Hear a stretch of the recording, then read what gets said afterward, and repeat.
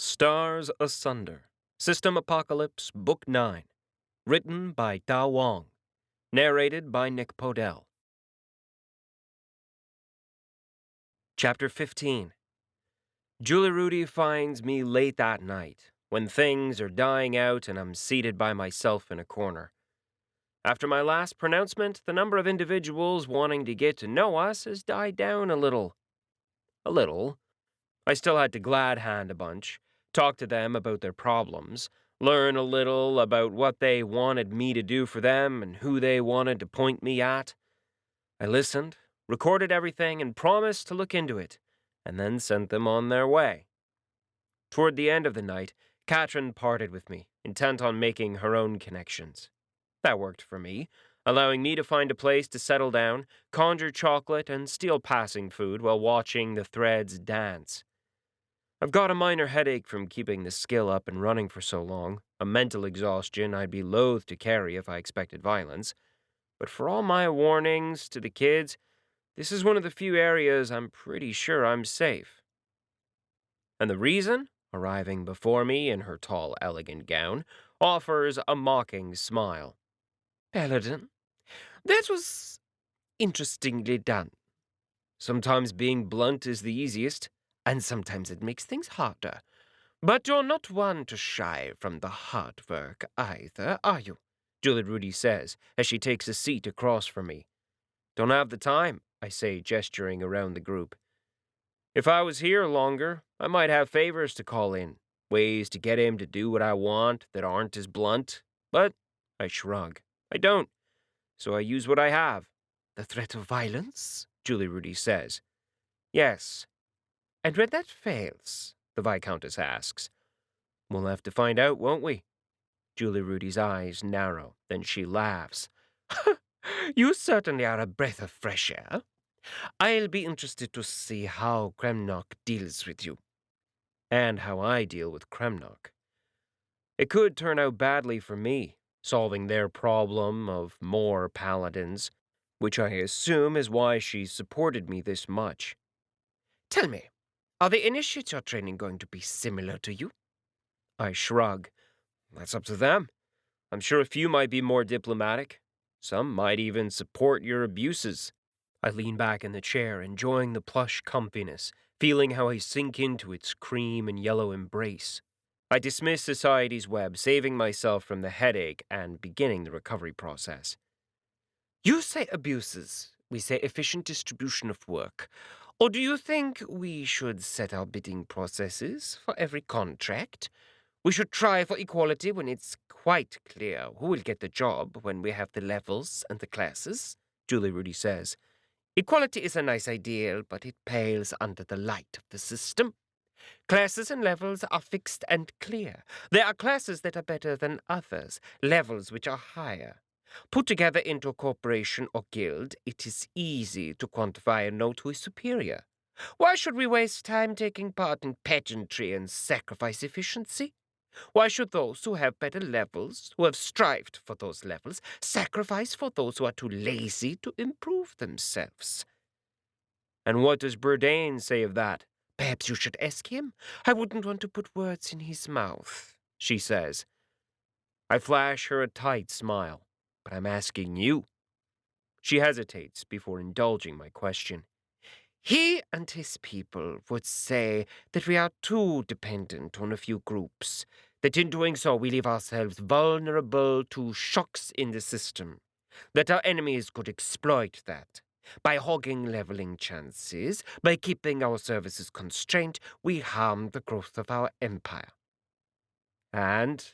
I raise an eyebrow, curious to hear her rebuttal.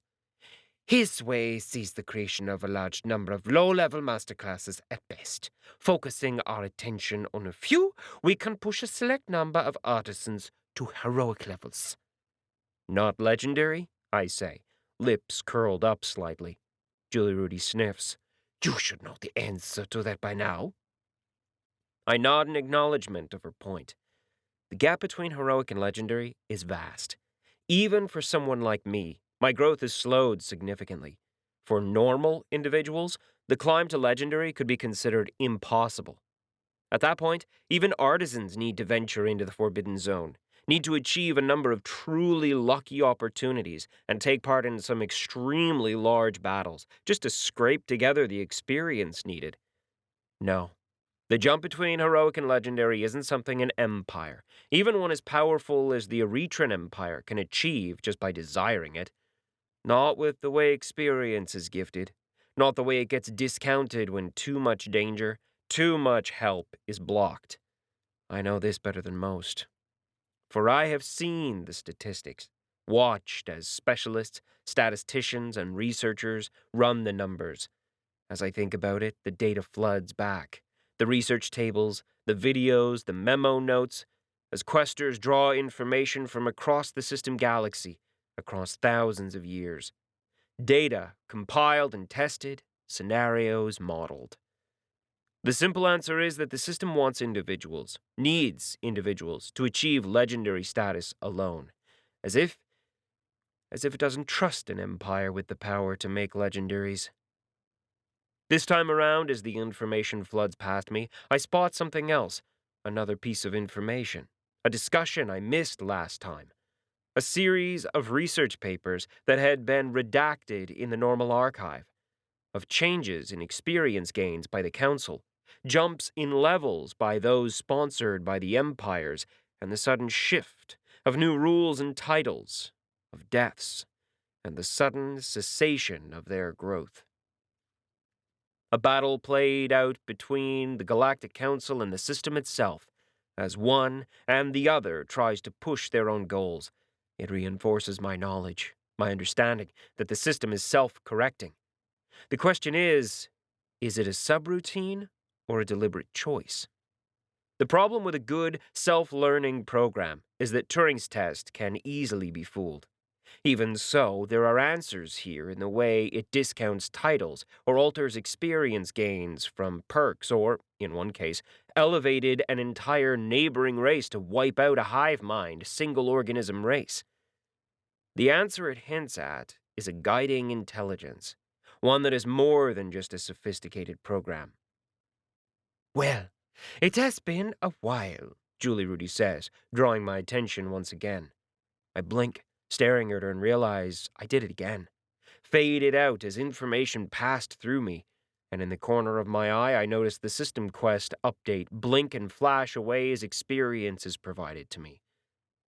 A while? Since I have been so thoroughly ignored, the Viscountess says. There's a slight smirk on her face, and a bit of a glare.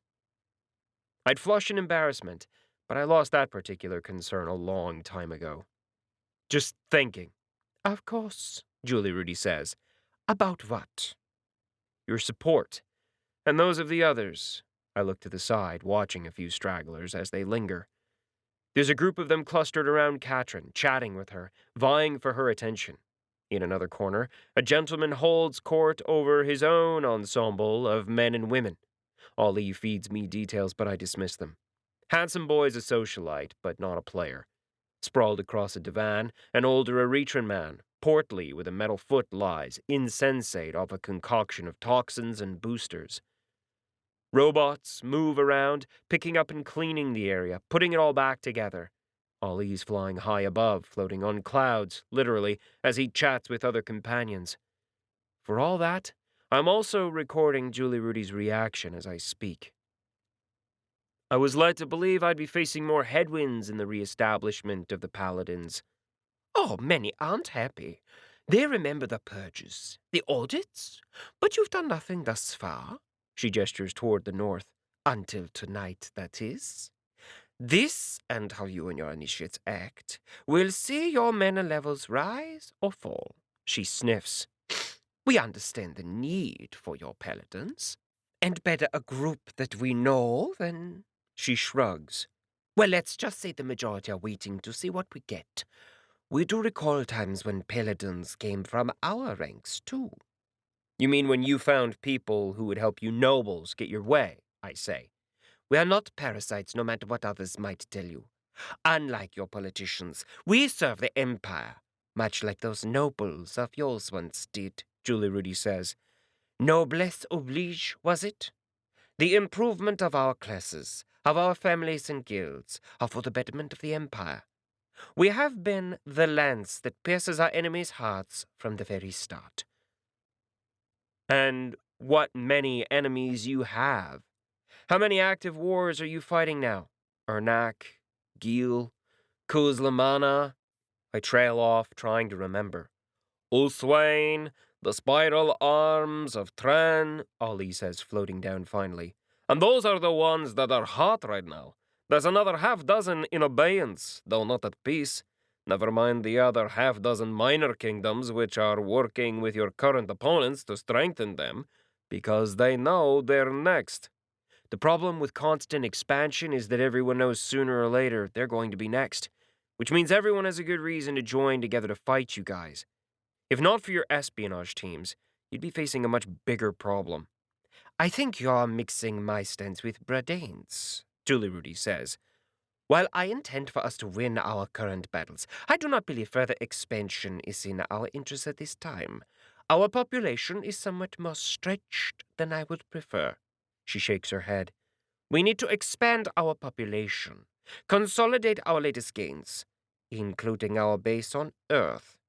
I flash her a half grin. That, too, is true.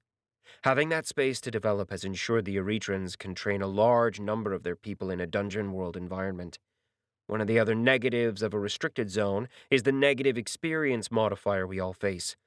It's due to the system breaking down, just like in a forbidden zone. And just like a forbidden zone, the experience is banked, but to a lesser degree. Not exactly true. You actually have a higher population density than ever, Ollie says. At least on the fringe worlds. Those undesirables? 𝗔𝐿𝐿 sniffs. They aren't the right kind.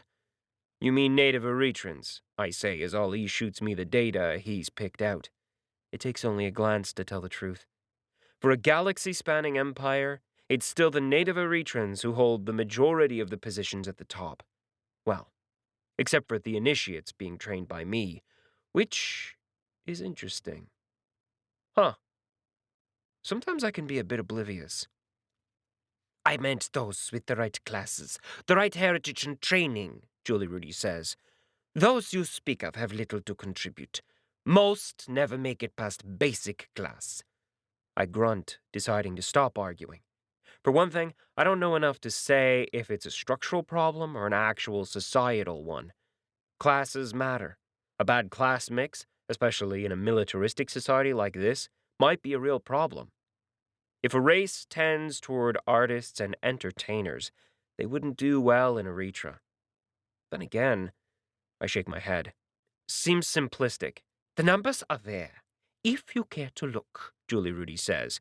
The military is open to everyone, whether they take the offer or not, that is up to them. And once they've served their time, they're welcome to move to other planets, to find opportunity elsewhere. I offer her a nod, acknowledging her point. I'm sure it's more complicated than that, but at least I have her stance. And I know what to expect, in part at least. She won't come after me or the initiates. Not yet. Not until I've shown myself to be her enemy. Or a problem. While I'm contemplating the future, 𝗔𝐿𝐿 stands, smoothing her dress down. I should continue circulating. There are a few others I'd love to speak with. I'll trust you and your men to do what is best for the Empire. You might not agree with our society, with what we've built, but it has lasted thousands of years, which is more than most can say. As I watch her leave, I can't help but reflect on her words.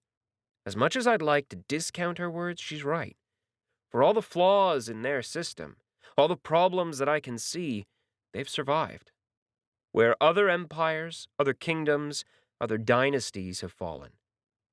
She glides off, already turning on the charm as she meets another of her wayward guests, and I contemplate the arrogance of wanting to change an entire empire as an outsider. Morning light peeks out from the horizon, slowly working its way up. I know the dawn will be on us quickly now that the sun has begun its rise. Daylight comes fast on this planet, at least this time of year. The planet's second moon hangs overhead, glittering with sunlight. After the ball, we'd used a public portal to hop back to Pahuri, just so that we could rest in peace. Even if the residence they've given me isn't mine, we've taken steps to fortify its security. Turning from the windows, which are already darkening at my behest, I stare at my companion. Her eyes are closed, her breathing deep and even. There's a smell coming from her body, flowery and light, with that hint of nutmeg that I've realized is all hers. I know it's a tech upgrade. Nanites working deep within to ensure her olfactory residue is pleasant for her companion. Have to admit, it works. But her hair is disarrayed, coral ears twisted, sheets carelessly discarded with a single foot out. So different from my other companions. 𝗪𝗀𝘁 would be out of bed already, on his neural link and notification screens, working hard as he stretched out muscles. Every moment, every second packed with work and leveling. Of course, he'd stop the moment he realized I was awake to join me for breakfast or a meal. But he'd always have that hint of impatience as he longed to get back to work. Impatient to get back to leveling, to rebuilding his prestige, his people that he'd once failed. Lana was a morning person too, but she loved lounging in bed. She'd work because she felt it was necessary, because people counted on us. But she'd do it in bed, hair disarrayed, that bountiful curly red mop of hers splayed around the pillows. If we had any. The gods know we spent more of our time moving from city to city, fighting monsters, than staying in a single bed. Our times together were rushed, intense, and often heartbreaking in their tenderness. As for 𝐞𝐞𝐵, it's lovely. She's athletic, skilled, and willing to give time and patience. Willing to let me set the tone of our relationship, while insisting on lazing around, sleeping in late. For all that, there's a distance between us, one I'm not sure either of us really wants to bridge. Our time together is lovely. It's professional, but it's not real. What we have, it lies between a one-night stand and a relationship. And if I was the kind of person who brooded about relationships, I'd be concerned about it. But, yeah, fine. I do, but only mildly. Too much of my mind, too much of my life is caught up in other pressures. Like the nosebleed I woke up to as my mind continued to process the library. I had to discard the pillow, store it away to hide the evidence. Morning. 𝗏𝐿 greets me with a smile and a quick kiss. It's minty and fresh, unlike my own. Nanites again. But she doesn't complain about my breath. Admiring? Or do you intend to do something about it? I briefly consider, but discard the idea. I have something else to ask her. What did you think? Of? Last night. Burdain and Julie Rudy. The nobles. I gesture around. All this. This being the initiates? When I nod, 𝗏𝐿 smiles. Are you really looking for my opinion? I have a feeling your opinion will be quite illuminating. I open my skill again, staring at the threads that dance across her form. Stare at the ones that reach into the palace and back into the city. The myriad numbers that fly into space. I let them fade a little from my notice, so that I can more easily see the changes as she speaks. 𝗏𝐿 regards me for a moment before she sits up, pulling the blanket along with her to cover her chest. With her other hand, she nudges displaced hair back into place. Kremnock is going to ignore you. In fact, he was working on a coalition to block your actions. I'd be surprised if he hasn't requested additional bodyguards from the guilds. A quick mental query to 𝗀𝐿𝐸 sets the spirit to searching. If you really are going to kill him, you also need to deal with his family. Her words surprise me, and I have to ask for clarification. A wife who loves him, a husband who hates him, and his 4 children. Of those, you can expect to have to kill the wife and the husband and 2 of his children. The youngest is probably too low level for you to worry about. 𝗏𝐿 flicks her fingers and notification windows bloom, providing me biographical information on those she speaks about. I glance through them quickly, realizing that most are in the low master or advanced class stages.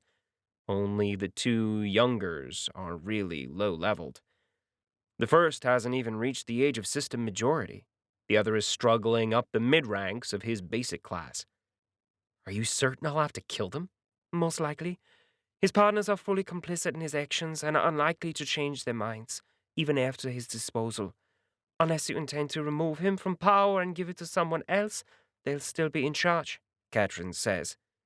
Even if you did hand over ownership, the new nobles would have to deal with the loyal retainers. Yeah, I wasn't exactly thinking of rebuilding the entire noble sector for them. It would probably be a more elegant solution, but I have other things to deal with. Never mind the fact that I have absolutely no idea who to give his peerage to. But what makes you think his family wouldn't stop after I killed 𝗏𝗏? Pride. You don't become and stay a noble for as long as they have and just give in to the first threat. And the kids? They might change, but they'd still have to confront you. You could never be safe with them out there. 𝗏𝗏 says this blithely, as if murdering people just because they're an inconvenience in the future is acceptable. And I guess it is. For them. I'd object about how callous this is, but I realize that for the Galactics, life is cheap. Any life but their own. The Viscountess won't take action until you do, but if you do kill him, she'll be forced to act. Because he's part of her standing? I ask. Yes. Whether or not she likes them, whether or not she agrees with his actions, she can't let you chip away at her affection and do nothing. I sigh.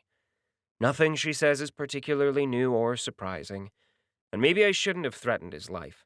Any action I take after this that doesn't involve me taking his head will make me look weak.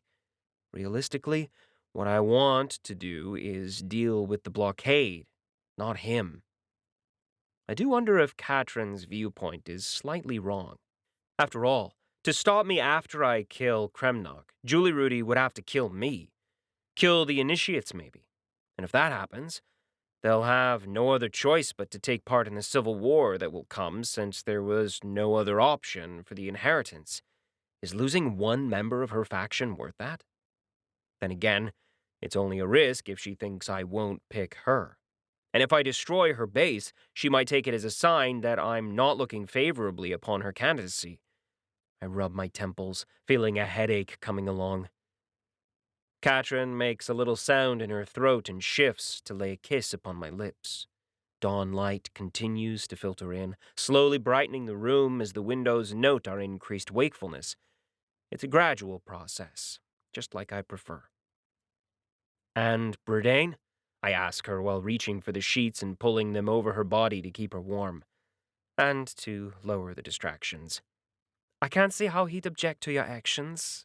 She shrugs, shifting the sheets and threatening her decorum again with each motion. He's never like the nobles. All his objections surround the recruits and what they might do. I finally give in to her distractions. I've gotten what I wanted as I watch the threads across her body pulse.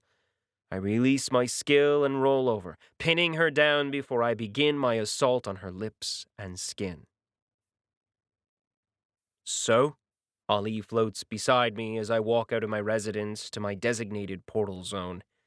Having been cleared to jump around on a limited basis has made my life so much easier.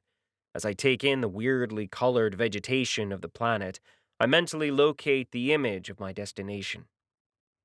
About what we thought, I say.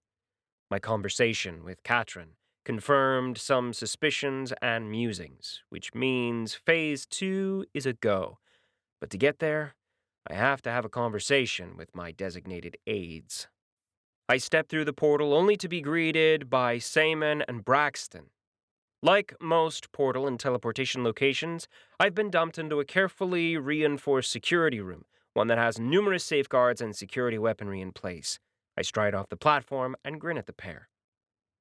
Did you get my list? I say. We did. The chief wants to know what is going on. It might behoove you to actually talk to him, Lord Braxton says. Just because we can doesn't make it right for us to take these units, especially when withdrawing them from a variety of armies. A variety? Ollie asks. We thought it better that we not draw down any single force, 𝗪𝗻 explains. It makes it more polite. Also, it doesn't allow them to accuse us of favoritism. But we have enough, right? I don't really care about the politics. Not yet, at least. I'm more concerned that we have what we need.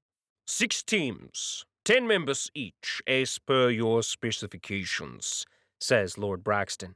In addition, they all have their designated assault shuttles and destroyers, ready for your use.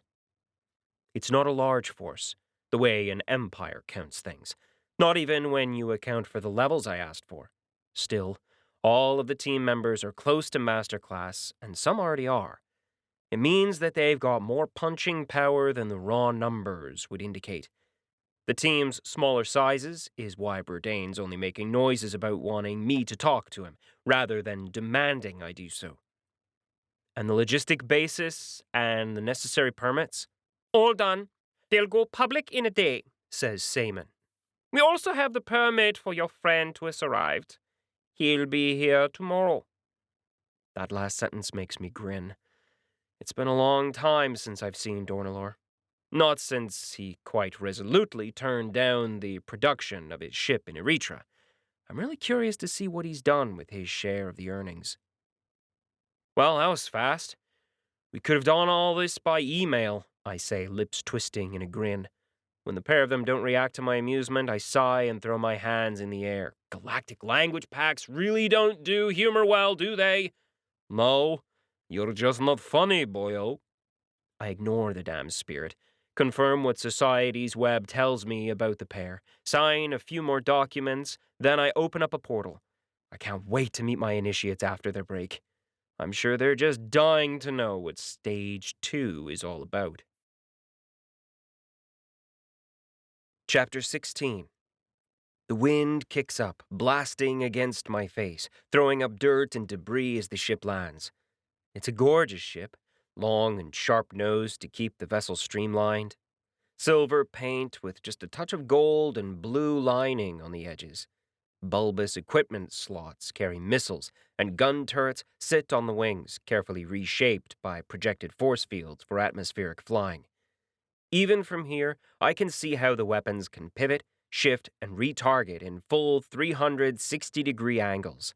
Multiple jets are arrayed along the wings, helping guide the ship and hurl it forward, aided by the main engines at the back.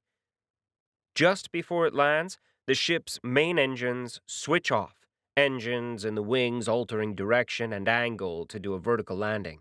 Landing struts emerge from the ship itself, and it lands with the gentlest of thumps. I eye the bird. Data about the ship scrolls past my eyes. Nothing's Heartbreak 2. Customized Cirrus Fast Destroyer, version 172.5. Core, Cirrus Fast Destroyer, version 172.5. Speed, 12.8 DOMs. Processing unit and software. Class A Xi'lic Core. Armor rating, Space, Tier 1. Stealth rating, Space, Tier 1. Hard points, 14, 9 used.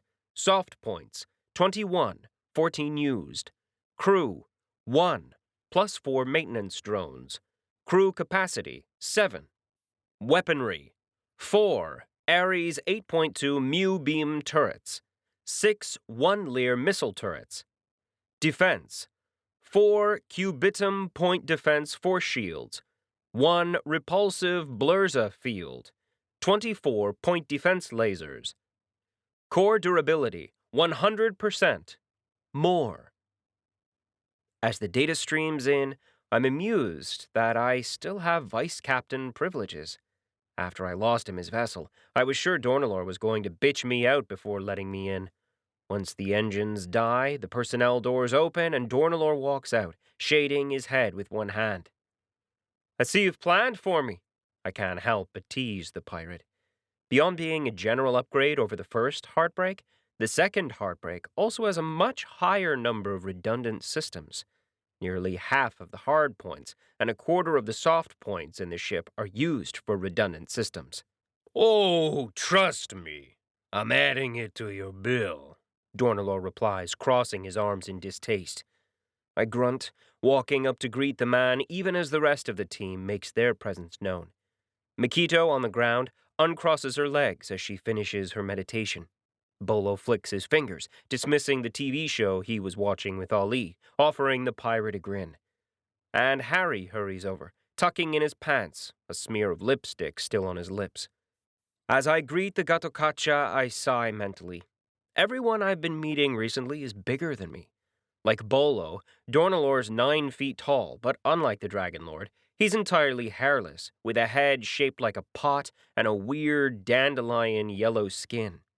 Dornalor 𝗪𝗓𝗪, Journeyman Trader, Master Merchant Captain, Level 3, Master. HP 420 of 420. MP 5,490 of 5,490. Conditions: shortened trade routes, shipboard awareness, hyperspace fold, in his place, mana drip. Level 3 Masterclass? I splutter when I notice his status. Even if it's mostly a lie, his skill isn't good enough to hide his base class tier. Weren't you just level 1 when I left? What the hell did you guys do? I shoot an accusatory glare at Mikito and Bolo.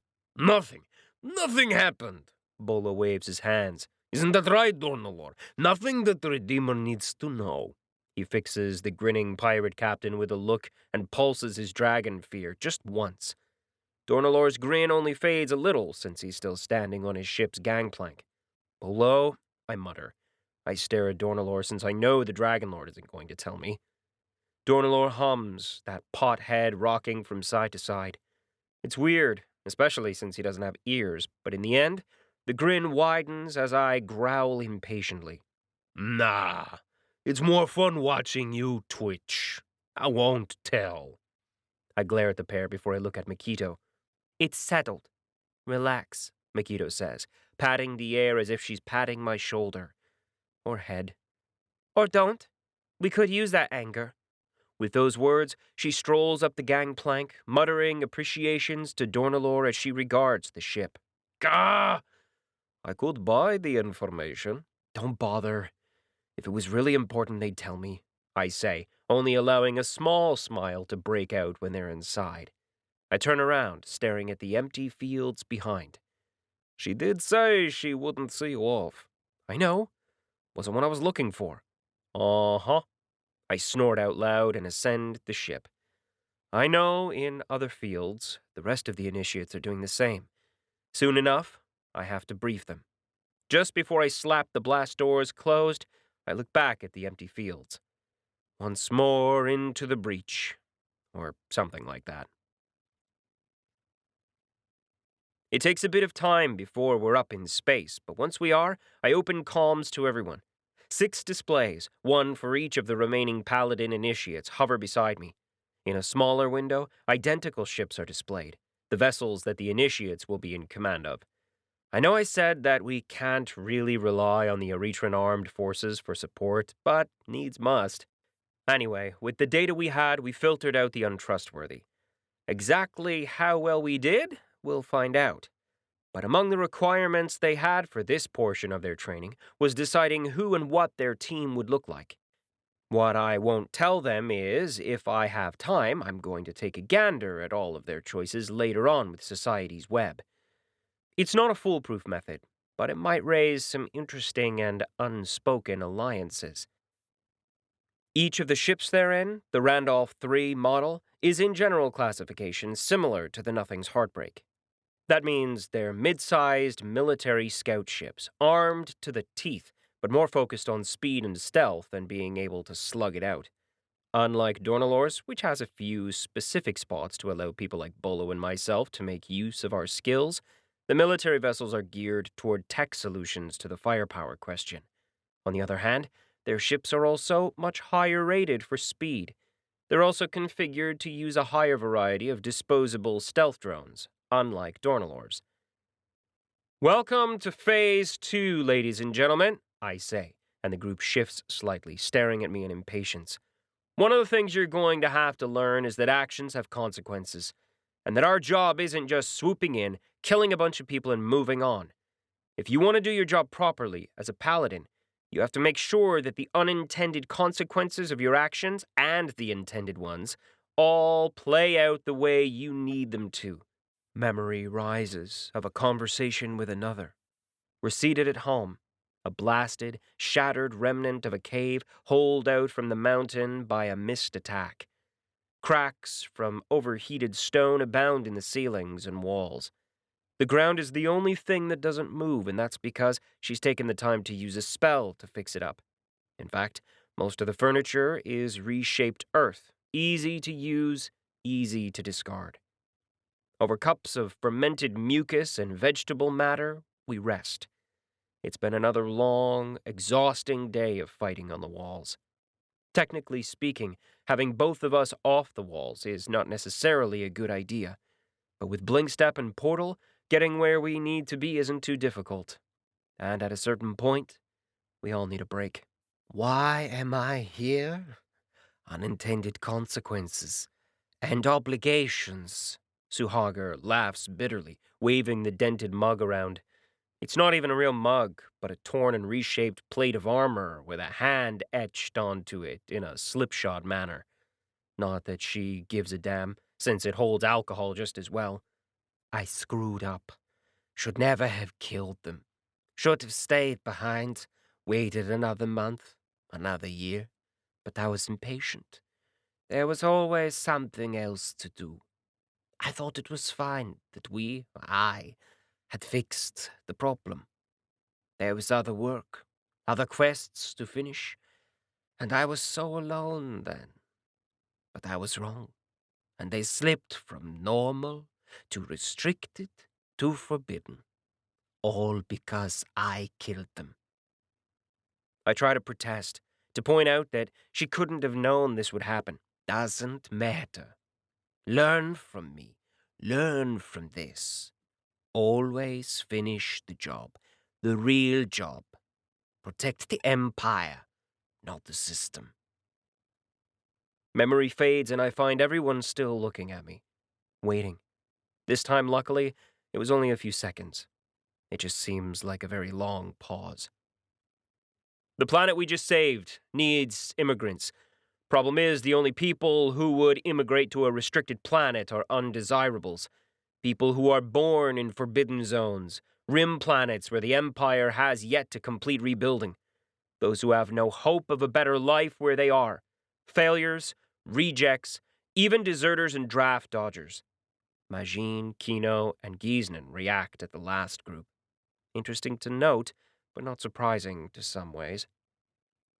Currently, they're being blocked from immigrating. A hand waves. A map appears. Conventional immigration routes, the routes our targets need to use, mostly flow through 𝗪𝗶𝘀𝐿's holdings. Most are turned back, delayed. Others are thrown into jail, forced to work in mines and other undesirable locations because they can be targeted. I shake my head. 𝗪𝗶𝘀𝐿 has been informed to stop that bullshit. He's refused. Your job is to show him the error of his ways. Silence lingers until Erethran speaks up. And how are we supposed to do that? With violence, of course, 𝗲rīf says. What kind? Erethran replies bitingly. First test. You tell me, I say, crossing my arms. I have ideas, but it will be interesting to see what they have to say. Kill him, Majin says. 𝗲rīf nods immediately. 𝗲𝐸𝐿, the little Puskin who has to hover in the air just so that he can reach the console, objects. No, even more unintended consequences. We'd have to deal with the succession. And if we let him get away with ignoring the Paladin, us, we create even more trouble in the future, Majin says, shaking his head. Better to kill him now and make it clear the kind of Paladins we are. We could hit his holdings. Take them all out, 𝗪𝗶 offers. All Seraphius nobles all hate losing their stuff. If we take them away, he'd get the point. And it'd make a much stronger point than just killing him. Death is a very strong point, 𝗲rīf says. Slow. Attacks on his holdings are slow, and we don't have the expertise to take away any illiquid assets, 𝗏𝐸 says. The immigrants are being targeted now. We need to fix that immediately. 𝗲𝐸𝐿's eyes go unfocused, his lips moving wordlessly. I stare at them for a second before realizing he's muttering in Puskin, which I've picked up a few words of here and there, but not enough to lip read. Erethran has caught sight of the little Puskin triggering his skills and shushes the group. She fails as Majin, 𝗪𝗶, and 𝗏𝐸 continue to argue their points. As for me, I stand there, hands behind my back as the ship heads out of the local gravity wells. We could open up hyperspace jumps close in, but it's a significant toll on the engines. Easier and better to do it outside the local gravity wells, when skills and tech don't have to strain as much. We're in no rush. After 5 minutes of increasingly angry conversations between the initiates, 𝗲𝐻𝐿 looks up. Watching them argue is interesting, since it's all very professional but heated. Well, except for 𝗪𝗶𝗁, but constant, inventive cursing is his way of speaking. When the 𝗶𝗆skeen first starts talking, no one listens. He has to let out a piercing, deep in the back of the throat shriek to shut them all up. It makes ears hurt, though the Erethrans seem more affected than the others. Check the paths of the pack. Killing by machine is bad. He dies. Killing by 𝗏 works, till he is killed later. Other paths are slow, uncertain of results. I smell blood. A lot of blood on all paths, 𝗲𝐻𝐿 says, ears turning down. There are no paths where success is guaranteed and quick. No, there aren't, I say. You're going up against an entire position, a powerful noble house, and they'll be bringing in more help from outside. Then let's negotiate, 𝗪𝗶𝗁 says. 𝗪𝗁 and 𝗏 nod reluctantly. I might not like the moon-cratered, postulant corpses, but they've likely got a good reason. Over and above their slime-infested credit accounts, reducing manpower on civilized planets for a restricted planet is a poor trade-off anyway. Not your decision, 𝗏𝐞𝐬 rumbles, crossing his arms. They have chosen. We have the right to choose. Goblin shit. The immigrants just don't know better. Better for us to send them where they won't die in a few months, 𝗪𝗁 says. I don't think we should let them defy us, but 𝗨𝗁𝘀𝐿 has a point in stopping them. Restricted zones aren't for the underleveled. They'll be happy when they understand what we're doing for them. Not your decision, 𝗏𝐞𝐬 rumbles again, even more angrily. Enough! You guys can argue about politics. Right now we have our marching orders. Nathan draws in a deep breath. What if we did it all? All? 𝗪𝗁 asks. Everything that's been suggested, Nathan says. 𝗲𝐻𝐿 is already going cross-eyed, running his skills. I interrupt, figuring I should clarify before things get out of hand. No killing the noble immediately. But it's still on the table, says 𝗏. Nothing is ever off the table. I give the initiates a wolfish grin. No need to get them too excited about the idea of killing, though. Not unless we really have to. Understood, 𝗲𝐻𝐿 says before he falls silent. I watch as he runs the math, using his skills to look at the future. I know of transcendent strategists who can take plans and do the same. Analysts who look for the most likely scenarios. I'm curious to see what he comes up with, what his skills tell him. The problem with skills like his is that they all look at an uncertain future, one that is constantly altered as others activate their own skills. As mortals, giving in to whims, alter their choices. And all of it under the shadow of beings who might as well be gods. Better. Less blood. There were fewer trails leading off, but still. Danger. Enemies all around. 𝗲𝐻𝐿 finally speaks up. Too many ending in his death. 𝗨𝗁𝘀𝗀𝗁. That sounds about right, I say. So you've got your marching orders. And a failing grade. Most you guys really need to start thinking outside of a single-point solution. I know you're used to taking orders, having a clear objective, but as paladins, you're going to be struggling with multiple objectives, unclear final results, and solutions that might not be perfect. Iterative fixes rather than a single solution will be your future. Remember that. Otherwise, you're just going to be back at the start, making the same damn mistakes all the time. It reminds me a lot of building websites for companies, throwing something, anything up to fix the client's needs. As good as you can, but only 80% rather than 100 of what they asked for. Then you move on. Because the budget is out, your time limit is over, and in the end they'll come back asking for another change, another alteration, because their business has changed, the environment has changed, or they just thought of something new, and that last 20% doesn't matter anymore. Iterative changes on an ongoing basis. It certainly kept the company in business, and me bored. "Were you always going to have us do this?" 𝗲 says. "Yep. Unless you guys came up with something brilliant," I admit quite readily. "Your marching orders should be downloaded into your ship's computers.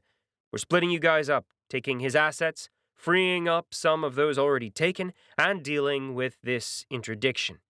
I stare at the more confident group, watching as they look happier with a clearer set of marching orders. Just because violence is the easiest option here doesn't mean you have to keep reaching for it. A lot of the time, you should be able to talk your way to a better solution. I recommend you do so. I fall silent for a time, waiting to see what they have to say, if they have anything else to say. They do, mostly to deal with the details of the orders. One thing that gets clarified is that they'll be swapping out regularly. Won't be much of a test if they all don't get a chance to experience the different aspects. Once the initiates' ships jump out, I turn around to see my team standing by, looking highly amused. "What?" "Just funny. Seeing you be responsible. Recommending they talk rather than beat people up," Harry explains. "I can hope they can be better than me, no?" I offer them a half-smile, thinking of the poor initiates. My trainees. Is this what it's like to have kids? If so, they're doomed. For we paint our children with the colors of our failures, then somehow expect them to be better than us. "And us?" Bolo says. "Doing what they can't." That's the problem with sending a bunch of advanced classers to do this. The targets they've been given, they're just about manageable for their level and team. But we're facing an entire solar system, and a bit of trouble. There are targets the initiates can't touch. Not alone. Good thing I've got a team of my own. We jump in just above the battleship. The thing is huge, a floating rectangular structure.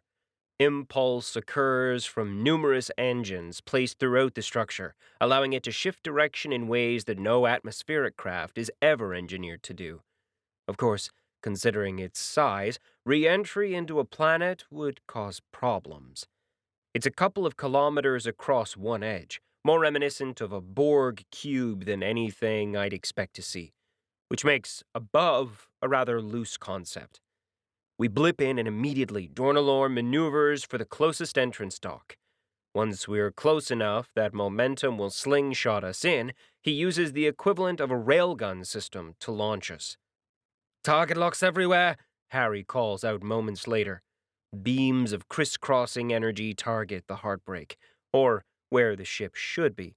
But skills, technology, and a little bit of subterfuge keep us safe for a few seconds, as we fool the sensors, allowing the Nothing's heartbreak to begin its jump protocols, while white death enlivens the area a short 100 meters away. If not for the auto-generated overlays in my helmet, there'd be no way to spot the lasers crisscrossing space. Not until they struck. The railguns and mass drivers, on the other hand, are much clearer to see, for variations of clear for things moving at thousands of kilometers a second. Point defense is mostly lasers, though, since by the time most missiles activate, the attacks or the enemies would be gone. I turn my attention to my own problems, even as chatter from Harry playing co-pilot fills the channels. 𝗲𝗏𝗏 replies with grunts, focused on flying the ship and keeping it hidden. My problems, in this case, are the second layer of defenses, close-in mines. These things aren't even that powerful. They're just numerous, locked into place by a mana field. They're so dense, there's no way for anything larger than a cat to float through without triggering them. By the time I notice, consider action, and dismiss most options, I'm already touching the mines. "That tickles," Bolo laughs as he plows feet first through the explosions. 𝐼𝐞𝐼's much more stoic when she goes through, but the mines are just an early warning signal. The retargeting of nearby point defense is the more important thing. I watch as lasers wash over me, lighting up my force shields, ticking down their durability. But I've got an idea, so I reach out. toward the fast-spreading energy from the explosions, toward the closest minds. And I tap into my affinity, my gift from Ali. It's not a skill. It's not even really part of the system. Much like spells or mana, it's categorized and subsumed to some portion, but it's not part of the system itself. It's something older, more innate. And it lets me adjust the level of energy, lower the resistances, and increase the sensitivity of materials around me. Mana Sense reaches out at the same time, almost unconsciously, and I find myself manipulating the mana-reinforced nature of the metal, the system-generated strength of the drones. I find myself tapping into the edges of the system, seeing the weird system glyphs as I do so, the way they affect things. I don't try to adjust them, but the mana around them. Explosions begin, but my mind and sense are racing ahead, moving faster than light itself as I hopscotch between minds. They go off, one after another, creating a daisy chain effect all across the side of the battleship at first, then crossing over to the other sides. My head pounds, but the defense system is overloading. Point defense lasers targeting non-existent enemies before the AI shuts it down and begins recalibrating its decision tree. My feet slam into the bulkhead, creating a minor crater. I trigger the abyssal chains, hooking myself down as magnetic boots fail to hold. I use the chains to drag myself to the docking bay doors, which Bolo and 𝗪𝗏𝗏, more focused on their landing, are already tearing apart. I do all this subconsciously, while my concentration focuses on spreading the explosions, focuses on the new mines being ejected outward, tracing them back and setting them off, shutting down point defense, creating problems as internal batteries light up. Ali floats alongside me, his face strained. What I'm doing is being aided by this spirit, his greater expertise and affinity multiplying my results. The battleship rumbles and bucks slightly, contained explosions as ammunition stores deep within the ship go off under our manipulation. Contained, but still dangerous. "We're in!" 𝗪𝗏𝗏 shouts across party chat, bringing my attention back fully. I spot Bolo ducking in even as fire targets him. 𝗪𝗏𝗏 follows seconds later. By the time I enter, the breach they created is half closed by flowing liquid metal. I tear through with my powered armor, shedding melted metal on my soul shield as I fall in, artificial gravity twisting me in the air. A second later, I refresh my soul shield as I search for my enemies. There's nothing left to do. The pair have torn apart the droids and sailors within.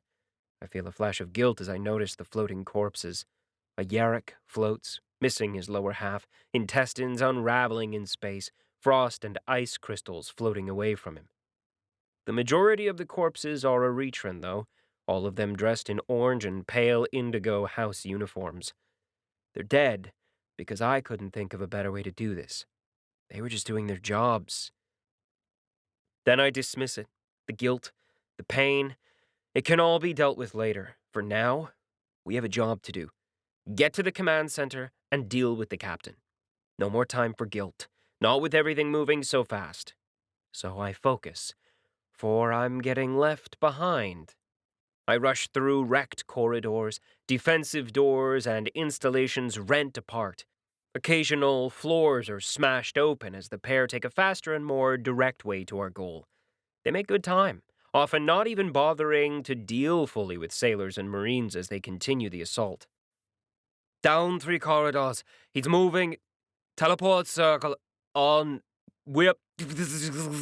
Jam him," Harry reports, his party chat flicking on and off as communication flickers in and out. "Payout better be good," Dornalor mutters. I sense it when they jump in again, staying close to where I've destroyed some of the point defense. A momentary pause, then the Heartbreak deploys jamming drones to stop our target from fleeing.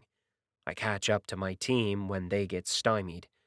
They're in an all-out brawl as they face off against a team of advanced classers and a masterclass bodyguard. 𝗪𝗏𝗏's on the masterclasser, polearm cutting and blocking beams as the man opens fire. 4 arms and another half-dozen metallic tentacles are in play, each of them firing at 𝗪𝗏𝗏 as she struggles forward, deflecting beam after beam. What he doesn't see is the ghostly horse she conjures behind him, charging forward. Bolo's busy fighting the team. Unlike other groups, they aren't trying to face him directly. Instead, they hit him with slowing spells, momentum-robbing skills, and gluing grenades, trying to stop him from moving. They take away his friction, quadruple his weight, debuff his strength. When that fails, their tank blocks him off with conjured shields. The Dragon Lords struggling to get to them as they dodge out of the way and kite him forward. "Go! We have them!" 𝐜𝐸𝐸 snaps when I slow down. In answer, I cut downward with my blade strike, tear a hole into the floor and drop, ignoring the blasts and spells that follow and ping off my resistances. They're powerful spells, but 𝗏𝗄's and my resistances to skills and spells are incredibly high, as is Bolo's, but they've had a lot more time to debuff him. "Goblin's nest! The hag-singing 𝗕cie is getting away!" I laugh softly to myself, barrel past the next group that gets in the way, and keep going. An elbow to the face of the only Marine dumb enough to not move aside brings him down. 𝗲𝐸 shoots ahead of me, turning the corner, and I watch beams and a couple of missiles impact the corner. Moments later, he lights up the waiting defensive point with lightning. In the corner of my vision, I spot the moving purple dot reach its destination. I pour on the speed, using haste, the aura of chivalry, and even 1,000 steps to clear the way and speed me along, blink-stepping every time there's an open space and the spatial lock falls below my ability to breach it, trading pain and health for speed. The last corridor shows up soon enough, and I trigger Vanguard of the Apocalypse. 𝗲𝐸's ahead of me, already engaged in battle. He's bleeding light as the mage and dimensional weaponry tear into his energy form, ripping him apart. No way to blink step closer, no way to portal. They've tripled the spatial lock here. So I swing my sword, sending blade strikes down the way, and toss my knives, watching as they cut through armor and defense, and pin the defenders to the bulkheads. Unlike many of those we faced before, they're all armed and armored in full power armor. It glitters yellow and pale blue, sleek and beautiful and meant for shipboard action. Faces covered in non-reflective helmets, personal force shields buzzing. All of them are dressed and ready to do war. Anti-masterclass beam cannons and defensive shields emplaced before them. It's not enough, even as the beams burn through the 𝗏𝗄's defensive shield. Not enough to slow me down. Not enough to stop me from closing in or destroying their defenses. Vanguard of the Apocalypse is built for charges like this, for that last-minute clash just before you hit an enemy line. It boosts my speed, my recover, adds itself to all the momentum generated from my other spells and skills. So when I hit the flickering vestiges of the force shields, I go through them like an arrow through a soap bubble. The metal barriers formed from the floor are like wet tissue paper, and the people behind are impaled on the blades of my 1,000-blade skill, thrown aside, disoriented. As for the actual doors, those are a little more difficult to break through. I find myself bouncing off them, the accumulated momentum wasted as the doors warp. I snarl, spin, and cut, watching as my conjured blades tear into them. My enemies don't stop. Some of them grappling with the lightning tentacles 𝗲𝐸 wields, others jumping in with daggers and shivs, trying to cut through 𝗏𝗏's armor. I trigger the next use of abyssal chains and lock them down rather than fight, and kick at the door again. Penetration is my main skill, my most powerful ability, and even a simple kick is enough to shatter the weakened doors. I stride in, smoke curling up around my armor, warning klaxons going off all around me. An underhand toss of a mana dispersal grenade disrupts the building teleport, shutting it down for a brief moment. "Paladin! You cannot do this!" The target screams, bald-faced, sweaty, eyeliner running slightly, her admiral's uniform wrinkled and torn, smoking slightly as the teleporter sparks, sending energy surging through her body and failing as the grenade eats away at the mana. Next to her, weapons drawn in heavy hands, the rest of her staff stand. I flick my hand sideways, sending the toothy daggers into the teleporter and saving up on mana. The teleporter blows up, the mana dispersal grenade and the added damage enough to override whatever safeties it might have. Watch me. Cleanup, after I capture the enemy admiral, takes a little longer. Bolo and 𝗪𝐞𝐸 have to make their way to the power cores before the crew eventually decides they can't afford to piss us off further.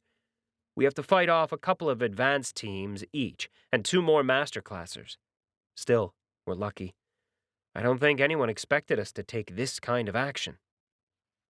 Once we're secure, we kick off every single crew member but the admiral and select staff. Mostly high-level advanced classers and the couple of masterclassers who survived. The rest of the crew are released into space. In escape shuttles and capsules. We're not monsters. 𝗏𝗏𝗏 is laughing his ass off as he slaves the giant battleship to his own and hyperjumps us in unison, seconds ahead of the retaliation. We jump 3 times, losing our tails as 𝗏𝗏𝗏 does his magic. Then we're back in Erethran Empire-controlled space, floating above the capital planet. Of course, Ayuri shouts at me for a bit. The Queen sniffs at me in a very brief conversation. But they take possession of the ship and the men, as per my orders. And then we turn around to do it all over again. Chapter 17. 6 battleships, including his flagship, the Titan of the 7 Nebulas, 2 space stations, half a dozen mining locations, 2 prison complexes, and 1 fortified palace in 1 month. Empress 𝗧HBO glowers at me over the communicator, projected larger than life into the cockpit of the Heartbreak as we float in the dead space between the stars. And somehow, her projection is still smaller than her presence, the pressure she's emitting. In the corner of my eyes, just below in the pilot and co-pilot's seats, 𝗏𝗏𝗏 and Harry are white-knuckling their chairs. They can barely breathe, her presence a physical weight upon our chests. Bolo's lounging out of sight, looking blasé about the whole situation, except for the strain in his eyes, the way he cracks his neck every once in a while. 𝗪𝗏𝗏's smarter, hiding in the engine room, taking care of the ship. Seems low, I say, doing my best to keep my face neutral. Doesn't it sound low? I turn to Ali, who is giving me wide-eyed looks of horror. Those are just your personal team's numbers, the Empress snaps. Are you trying to weaken my empire? Most of them are in one piece, I say. We'll be able to return them once this is over. And the damage the initiates are doing, that can't be helped. Doesn't really matter anyway. They just have secondary locations. Doesn't matter? Her nostrils flare, so small that they're almost imperceptible. She leans forward, growling out her next words. The aura she bends on me increases even further. I should have had 𝗏𝗏𝗏 jump us outside the Empire for this talk. That way her aura would be less severe. Are you trying to have me order your death? That's millions of credits and hundreds of lives. Advanced and basic classes we have built up over years. And the immigrants, the refugees and travelers he had taken? I reply irately. There were 2 masterclassers we found chained to their desks in those prisons. A dozen more advanced classers at the highest levels, all trapped, forced to work for him, for trespassing. I spit the word, shaking my head. Of course, the legal terms he'd used were more complex. Entry without permits, fines for non-payment of the permits, problems with their transportation that resulted in more fines, lack of permits for skills or spells for transportation. All of it just so they could capture those who traveled through. And, of course, it worked. Because anyone traveling by mundane means or via short-hop teleportation is doing so because they can't afford the more expensive, long-range teleportation. Duke Ukald grew their skills by selling their work and then buying more materials and making them work on it again and again, I snap, pressing down with my legs against the bulkhead floor to burn off some energy. He's been doing this for 2 decades and you did nothing about it. So, yeah, I have to break a few eggs. But he had it coming. Memory comes back. Recollection of the blood-soaked month. 35 days, as per their calendar. Our first attacks went well. Then his reinforcements poured in. Teleportations of his best people. Things had gotten hairy for a bit as we fought his guard, his eldest son, who I'd been forced to kill, and the reinforcements from other nobles and a couple of mercenary guilds. They'd even managed to track Dornalor down once.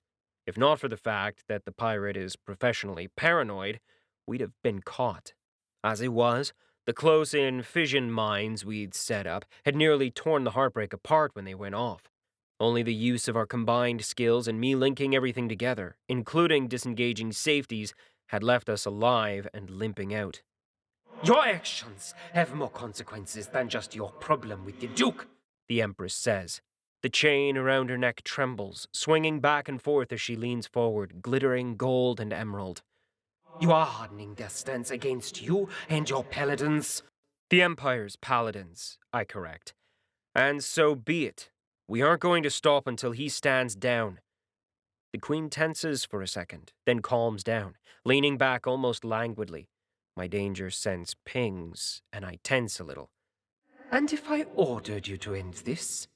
Then I'd say you've got the wrong person for the job, I say, because I'm finishing what I started. She nods, her eyes tracking upward to my status above my head. When her eyes move back down, they're as cold as her words. An Arctic wind blowing across a lake when it's -40 below. Then end it. Soon. I don't get to reply as she kills the connection. The pair before me let out exhalations of relief and conjunction, while even Bolo relaxes further. As for me, I wipe my forehead, finding it slightly damp. Damn, but that woman can pressure. Well, Ali says, floating back down through the ceiling from where he's been hiding. I guess we're done. I purse my lips, hating to be pushed. But she's not wrong. It's time to finish this. Call them back. It takes the initiates the better part of a day to arrive. The last ship to flash in is 𝗨𝗨's, and it does so in a dramatic fashion. The moment it materializes, alerts resound all across our notification windows. It's leaking fuel and radiation. Large rents torn across the starboard aft of the ship. It's lost all of its cloaking abilities. Even the shadow skills of the captain have been blasted away. 2/3 of its weaponry is down, its main engines barely spluttering along. Repair drones deploy immediately from ours and other ships nearby, burning fission materials as they near the damaged ship. 𝗨𝗨 comes online seconds later, his bearded face half shorn of hair, burnt off in his last scuffle. The bridge itself doesn't look much better. Nearly half of the console's wrecked, sparking electricity and releasing wafts of smoke. Good thing that for most ships, the physical controls are only built as a secondary failsafe. System-enabled controls are faster and more efficient. They're also more difficult to destroy, though sometimes it's easier to block, thus, secondaries.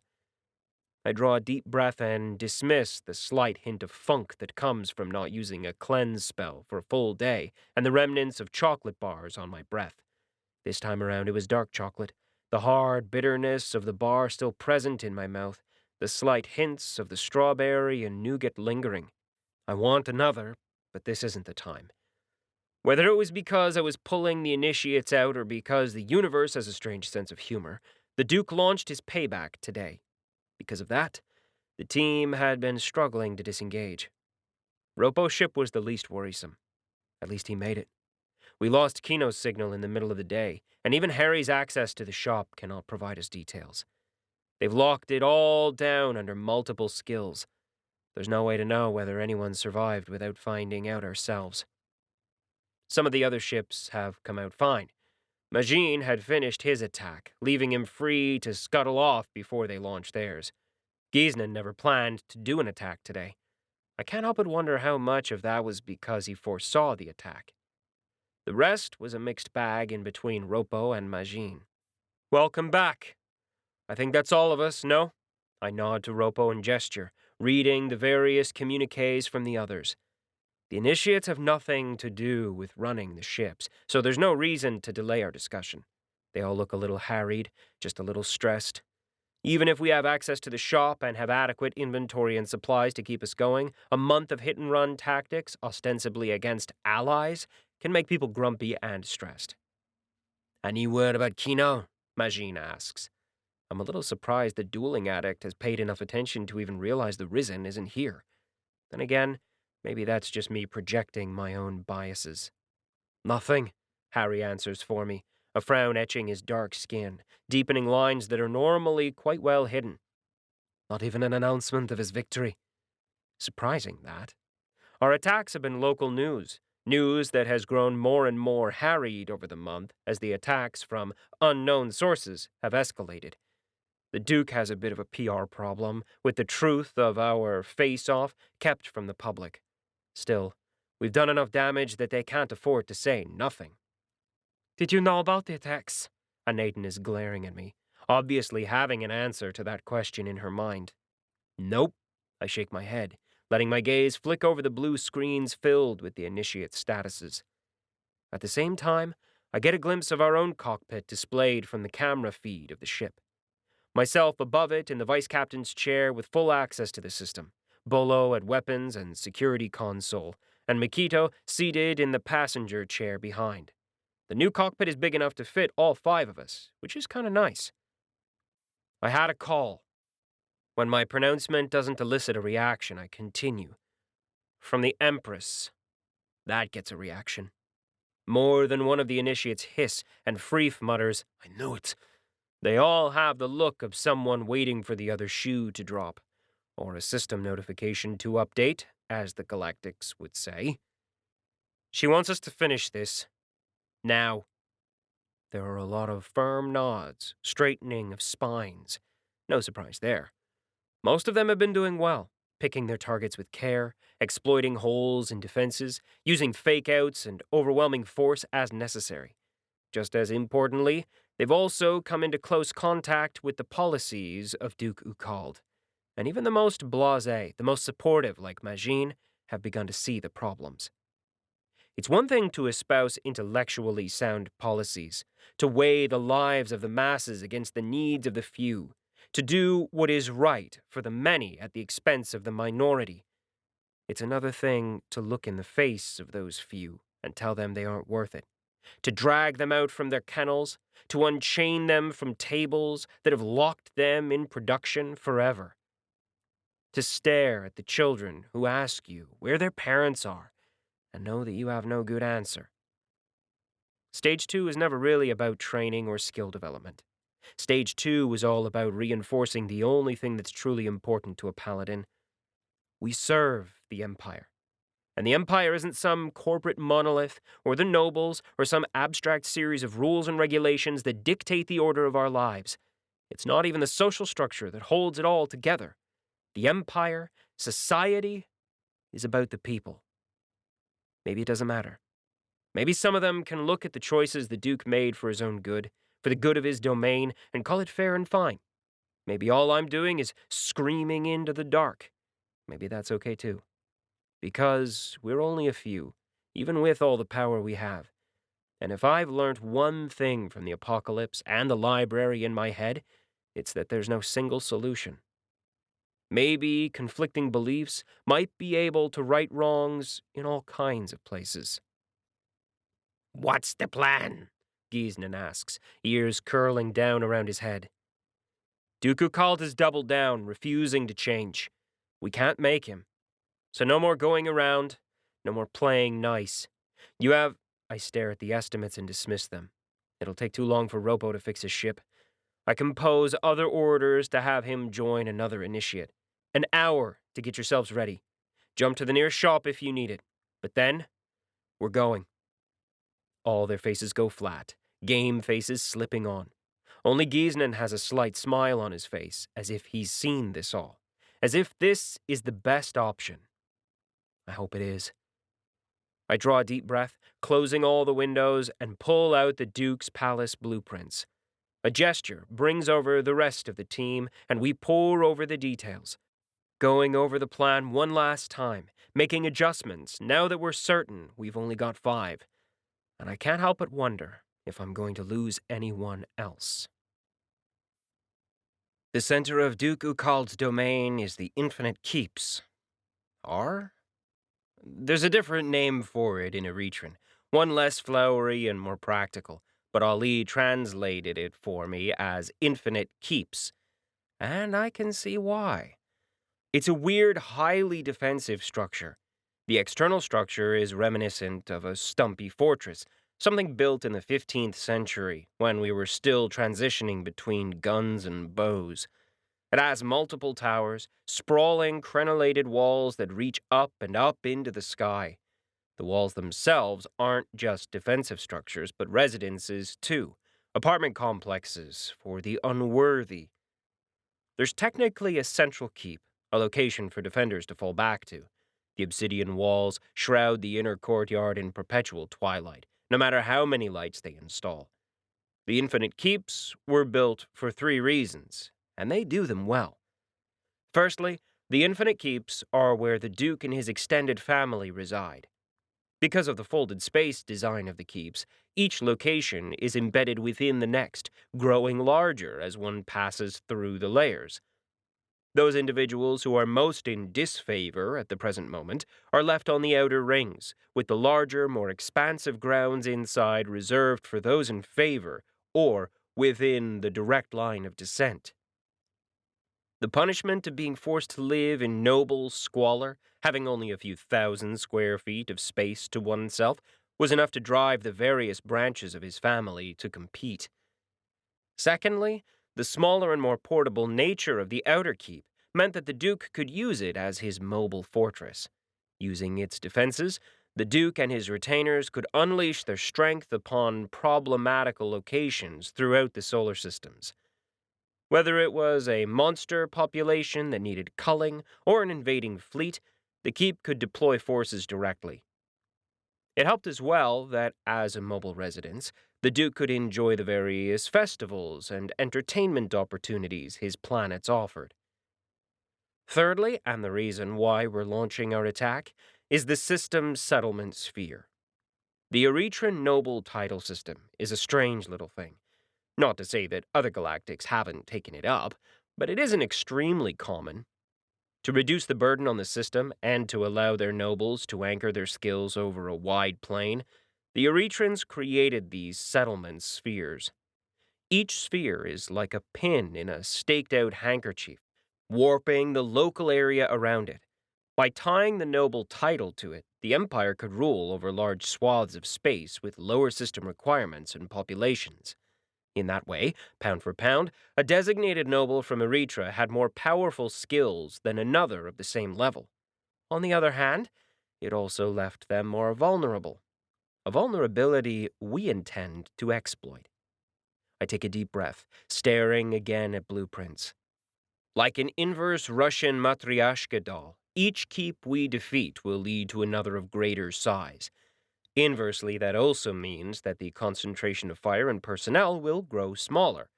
That doesn't mean less danger, though. After all, classes and levels, as much as politics, dictate who stays within. The deeper we delve, the more dangerous it will get. For that reason, I sent the initiates in first. "In 3, 𝗪𝗏 calls. I give my head a quick shake and focus on what's happening. Exactly on time, the ships with the initiates drop out of hyperspace. All 5 of them deploy drones and fire missiles at specified locations. These are custom-designed missiles, meant to punch holes in settlement shields rather than destroy them. They work, however briefly, before the shields regenerate. It took a little bit of wrangling to get those missiles from Jourdain. He hadn't wanted to let them go, especially because of how expensive they are to make. Each of them had components from master-class artisans, but they were the only way I could see to punch through in short order. Ahead of me, leaning forward over his console and guiding the ship using his fingers, 𝗪𝗏 controls the Nothing's Heartbreak as we fly along behind 𝐒𝐭𝐬𝐿𝐼𝐻𝑛's craft. We drop down toward the keep as well, but so much more quietly. Whereas the initiates are here to make noise and deal with the main defenses in the front lines, we're supposed to cut through and take out the main target. I eye the surroundings, taking in where we are as 𝗪𝗏 flies us in. Beside me, Ali is focused, turning aside lasers and electric beams with equal prejudice. When we dropped out of hyperspace, we were just outside the shields. With the settlement shield down, the apartment walls have opened up almost immediately with attacks, firing upon us as we swoop in. 𝗪𝗏𝘀 weaves us between fire, letting the lead ships soak up the attacks as we pass through where the shields should be. The moment we cross the threshold, artificial gravity takes hold, enforcing its arbitrary concept of down. The hunk of land that makes the keep look like a floating castle in space is what we target. The open ground, unrestricted, unlike the already cluttered space above the keep.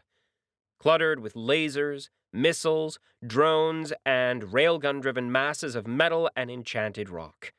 We get in low while the rest of the ships land, disgorging their occupants around the keep.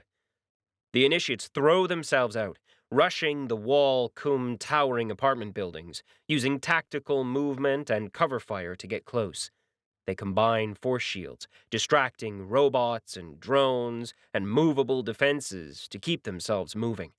All the while they return fire, using the ship's onboard weaponry and their own skills to tear at the walls and defensive weaponry. I can't help but wonder who else we're killing.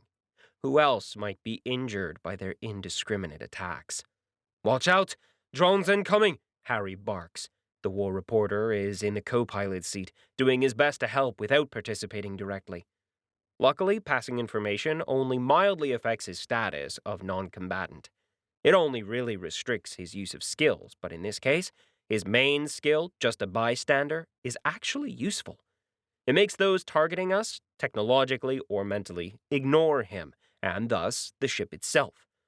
It doesn't stop stray shots from striking us, but by hovering off the ground and not firing anything, we're avoiding drawing attention for now.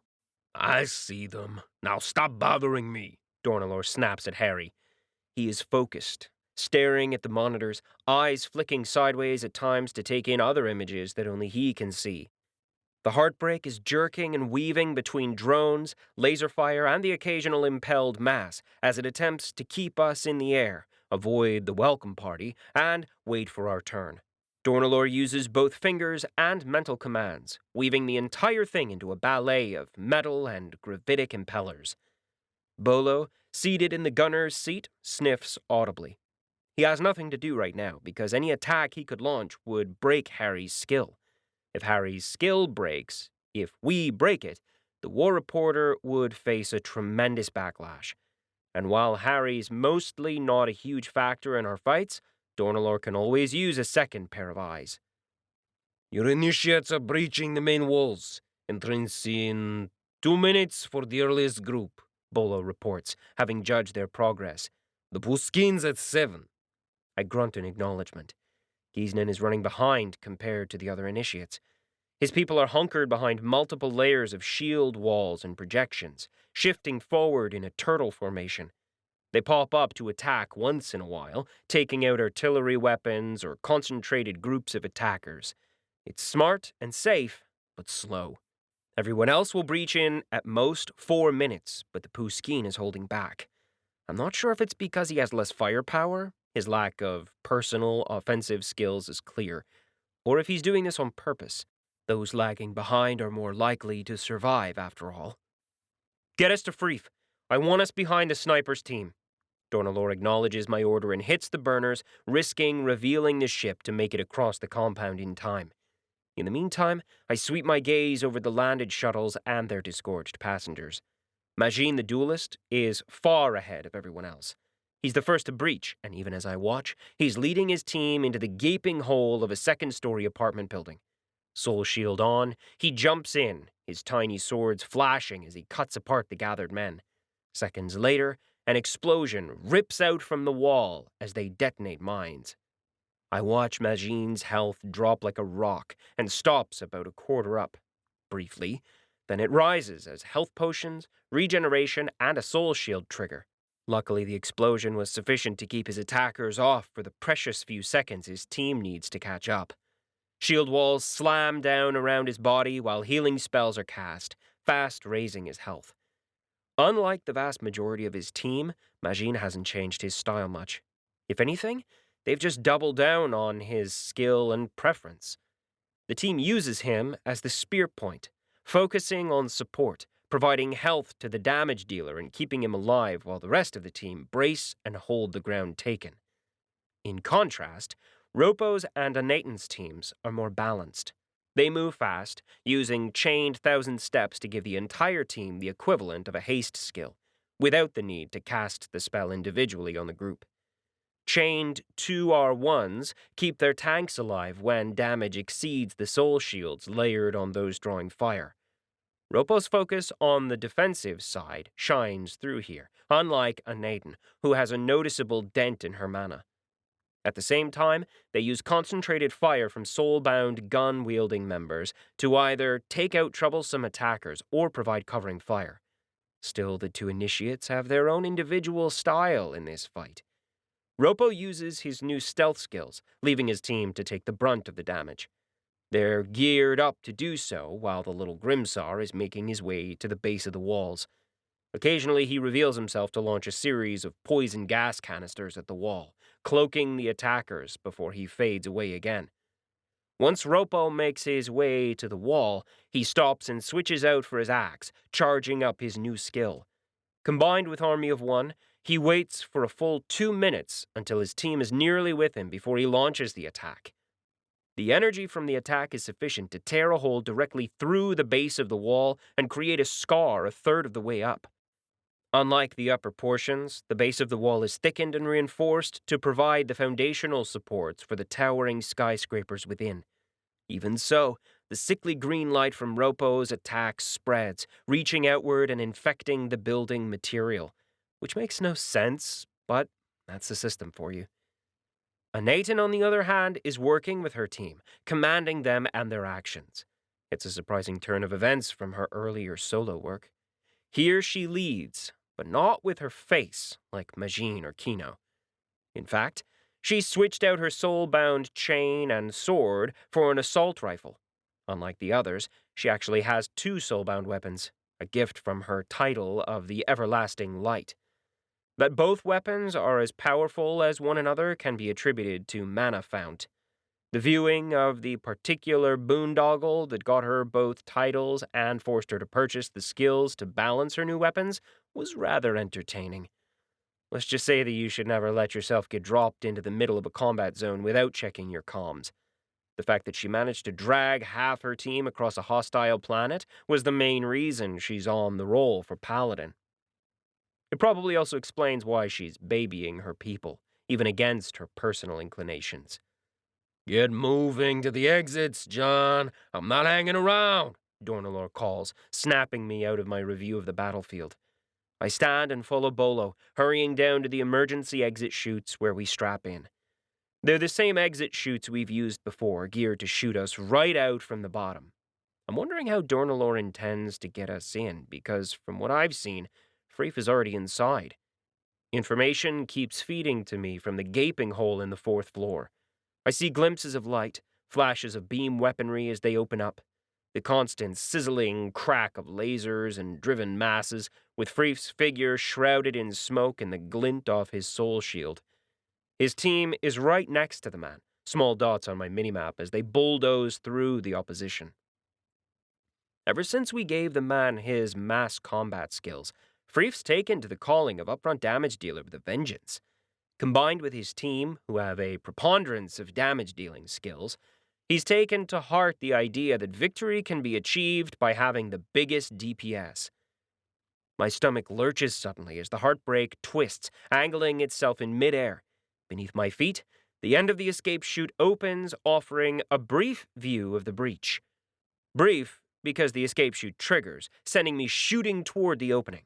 I accelerated hundreds of kilometers per second, the G-forces enough to slam my mouth shut, catching the tip of my tongue and filling it with the copper and salt taste of blood. Just as quickly, the damage is gone as the system heals me. I careen past the startled members of 𝗲𝗡's team, clipping one of 𝗲𝗡's hovering guns before my feet impact undamaged internal walls. They tear asunder as I bleed velocity and soul shield defenses. It takes multiple walls before I finally come to a stop. My soul shield flickers, detailing damage taken, even as the crash harness detaches and ignominiously drops me to the floor. "What happened to Subtle?" I shout over the party chat. 𝗏𝗏𝗀 drops down next to me, scanning the empty storage room, bits and pieces of reinforced metal cladding still raining down around us. Seeing no threats, The samurai strolls over and taps her arm. Tick-tock. I start, wondering where that polite samurai is gone. Once, a long time ago, she'd done the entire strong silent type very well. Of course, part of that had been her lack of English language skills. But now she's gotten used to me and is giving me shit just like the rest of them. Bolo interrupts my musings by jumping through and widening the hole we made. When I raise an eyebrow at his image in the party chat, the Dragon Lord grumbles, "Smashed into a supporting strut." My grin widens as Ali catches up, floating through the walls, cackling all the while. "So glad I recorded that. Now get moving, boyo, before the guards arrive. Dornalor got you into the third ring, but we're going to have to get moving to the keep itself." Mikito's already moving, running as fast as she can toward the nearest exit. The insides of the wall are utilitarian, burnished steel-gray metal, littered by pale yellow light every 20 feet. Occasionally, graffiti can be seen, gang signs and the occasional drawing of local entertainment shows. Some of the art is startling, graphic in its violence, 3D paint giving it all too realistic lifelike properties if glimpsed out of the corner of your eye. Others are risque, showing anatomically impossible scenes of athletic splendor with aliens of a wide variety. Beneath our feet, the floors are worn, scuff marks showing in even system-regenerated pathways. It says something about the amount of wear when the system is unable to complete regeneration. It's quite possible there are even worse areas, places that have broken down further. We race down corridors led by Ali and Mikito's summoned horse. It's not a real animal, the spirit horse. Recent level-ups have allowed her greater control, and now the creature rushes ahead, playing both scout and tank. Not that we need one. Not just yet. "No guards," I say. It's not a call for them to appear, or a raised flag, just an indicator of my concern. There should be guards. Should be personnel blocking us, and even if my minimap glows with dots, most of them are pale gray, marked by Ali as non-combatants, probably via a quick surface scan of their statuses. Mikito grunts, slowing her headlong rush. I note the sudden drop in her mana at the same time. "Barrier." "How many?" Bolo asks as he moves up. Rather than wait for Mikito to inform me, I borrow Ali's sight. Arrayed just before the exit from the wall is a good score of the missing guards, led by a pair of elite members, Erethran nobles with advanced classes. One's a trick shooter, the other a baronet. Beside them, the others of the group block the way, reinforcing the exit and creating a choke point. Almost as if a signal was given, additional dots appear, hemming us in. Between the layers of force fields, the personnel, and the in-place firepower, it'll take us a few moments to break through. I frown, glance at the map again to ascertain that this is the fastest way in. We could go through the walls, but these are reinforced, especially the exterior wall. "Bolo, Mikito, punch us through," I command them. "I'll be right along." Already my hands are filling with toys to slow our pursuers. My friends charge ahead, Mikito reconjuring her steed and jumping on it. She has to duck low so that she doesn't knock her head, but that's fine. She levels Hitoshi over the horse's ears, ready to use. Bolo just starts running, conjuring his hammer. I'm not worried that they'll be stopped. I do, however, have concerns about the initiates. Even out here, drawing the majority of fire, they all have their own targets. Unfortunately, the moment we entered the wall, communication between us and them dropped. I can only pray they don't die. Traps in place, the sounds of Bolo and Mikito meeting our enemies resounding through the corridors, I hurry after them. Not a moment too soon for a cluster of dots crossed the line of installed traps. The galactic equivalent of a bouncing Betty goes off, releasing enchanted shrapnel into the air. To my surprise, I get experience notifications almost immediately. And while I've filled the corridors behind us with equipment, drones, mines, and automated machine guns, I'm still surprised. Are these guys that weak?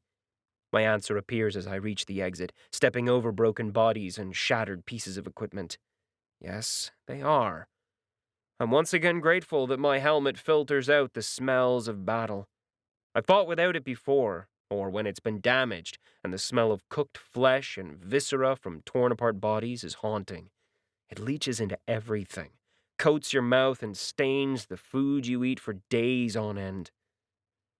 Once out of the internal wall corridors, the grounds open before us, a vista of pale green and purple grass and shrubbery. Even as we run, 𝐜𝐸𝐸 and Bolo are swinging their weapons, projecting energy at the emplaced artillery and defensive grid that breaks up the peaceful view. Temporal enchantments in the ground slow us down. Increased gravity weighs every action, draining stamina. None of the defenses or artillery last longer than a single swing, but they keep popping up. Even the weapons on the walls have swung around, aiming at us with the ships grounded. Even through our defenses, our health continues to drop as we enter the kill zone. My soul shield shatters, metal around Hod's outer layers boiling away. Rather than let it continue, I trigger the next skill in the armor. Mirror Shade lets me hide among my doppelgangers as we split off and run in different directions. Bolo and 𝗏𝐸𝐸 use their own skills and equipment to lighten the load, adding purchased automatic weaponry, a conjured summons, and movable shielding to the mix. Ali floats above, hands held apart. A semi-transparent dome forms around our small team, curving beam attacks, breaking apart mass projectiles and weakening the bonds between them. And all the while, we run. A rumble starts without warning, and the ground beneath 𝗏𝐸𝐸's horse gives way. A trench nearly 6 feet wide and 20 feet deep appears, dropping her into its depths. Bolo falls in a few inches before he kicks off against the crumbling ground, driving himself forward with a flip to land on stable dirt on the other side. I just keep running, triggering the hover options built into HOD. From within the depths, 𝗏𝐸𝐸 rides up the steep wall of the trench, flames chasing her, catching me as I run. Massive shields spring into existence, pushing Bolo back before he smashes them apart, and we keep running. Only our health is down to half, and our mana is still dropping. Previously destroyed defenses pop back into existence as the defenders spend credits like water. "Where are they?" I snarl, spinning around and tossing my knives at an emplacement. I slip Blade Strike into the daggers. Otherwise the tiny weapons would do nothing to the emplaced weaponry. But their ability to penetrate shields, added to my own penetration skill, gives me the oomph needed. There's no answer to my question. I growl again and eye our health. In the end, I give in and trigger the evolved portion of my penetration skill. Penetration's evolved ability flicks on, and I throw blade strikes with abandon, sliding more of them into my daggers as I cast them at oncoming shields without regard to effectiveness. It all piles on, making the evolved skill shield form around me, bolstering its hit points. "Let me be the Vanguard," I called to Bolo. At the same time, Vanguard of the Apocalypse and Eye of the Storm are used. Bolo glances back, only for his eyes to widen as the majority of the attacks switch to target me. The storm of fire lights me up, such that it's impossible to see my form within. But the penetration shield holds. In the meantime, with Bolo stopping his attacks on the defenses, I get a chance to replenish as I rush ahead and start cutting. "I need an evolved skill," Bolo mutters. I don't have time to listen to him, knowing I can't keep all these skills running forever. A few last automated emplacements, too dumb to be affected by my skill, target my friends, but for the most part, I am in the eye of the storm. "What took you so long?" Bolo grumbles as his health slowly creeps up. I don't like using things when we don't need to. And truth be told, I'd never really wanted to use it so soon, or have a reason to remember to use it. It's not as if I've often needed this skill. The secondary effect of my penetration skill has a duration of 85 minutes, and the cooldown of it is variable. Unfortunately, it seems cooldown for the skill is affected by several factors outside of my control, including system resources, ambient mana levels, and, I think, my own intelligence and willpower. What that really means is that once used, I often can't reuse the skill for at least a day or two, which is why I don't use it very often. And that means I forgot. Thankfully, there's no way for Bolo to know any of that, or my forgetfulness. Instead, the Dragon Lord stays a step behind, focusing his attention on emplacements while I forge ahead, tossing my knives out whenever they return and taking down shields. Even so, 3/4 of the way in, we slow to a crawl as the sheer number of automated defenses and shielding systems block our way. When I hesitate, 𝗏𝗨 snaps. "You want me to take it down?" "No," I shake my head, glancing at the plethora of hostiles showing on my map. Ali's shrunk down the size of his shield, the strain taking its toll on the spirit. Mikito's dismounted, using her steed and her weapon to play rearguard. Even as we gather, our enemies are tightening their encirclement. If things don't change soon, we're going to end up as just so much carrion. 𝗏𝗨 knows this, so my refusal makes his hands tighten on his hammer. But it's time for the kids to show us they have what it takes. "Now or never, children," I mutter into the open calms, hoping they can hear me. Silence greets my words as the air sizzles, the ground melts, and the acrid tang of ozone filters into my breathing. Silence. Chapter 18. "Redeemer!" 𝗏𝗨's voice is growing frantic. As more time passes, the greater the resistance grows against my taunt skill, allowing more and more targets to switch over to my friends. Add the fact that a good portion of the defenses are automated, and 𝗏𝗨's health is dropping again. Mikito's not doing much better. In fact, her health is even worse. "All right, on my mark," I snarl. Can't wait any longer then. I throw a returned dagger straight ahead, watch it plunge into the shield, and pop it, only for another to spring into place. That's the problem with cutting our way through right now. Each time we take down a shield, another one forms in its place. Yet not all of them are active, so we can't destroy them all at once. "I'll strike after you." "On 3, 𝗏𝗨 snaps. 1, 2, 3. Rather than move, the Dragon Lord freezes because the shields we were staring at have disappeared. We look around quickly, trying to spot additional trouble, but in short order, a quarter, then half of the emplaced weaponry stops firing. As we run again, the automatic fire grows even more sporadic, while the few living guards look confused. "About time!" 𝗏𝗨 snaps in exasperation. Hefting his hammer, he rushes forward, smashing aside the remaining guards. Without the majority of their defenses and artillery, the guards aren't as eager to do battle with us. They pull back, leaving us an open route to the keep's gates. Some of them aren't even bothering to fire their weapons, instead conserving mana and health. "Slow," Mikito complains as she rides past me, grabbing hold of my arm and pulling me along. "Well, they're still learning," I say. I can't help but agree, though. The initiates took way longer than I thought they should have to complete their objectives, and eyeing the shutdown weaponry, it looks as though they went for the smash and bash approach rather than taking them over. It'd make our lives easier, but I can settle for good enough. Pushing aside the thought, I return my attention to our headlong charge, through the main gates and into the main keep itself. The keep itself is a trick in a way. The portal to the next level stands within the main hall right after we enter, rather than deep within.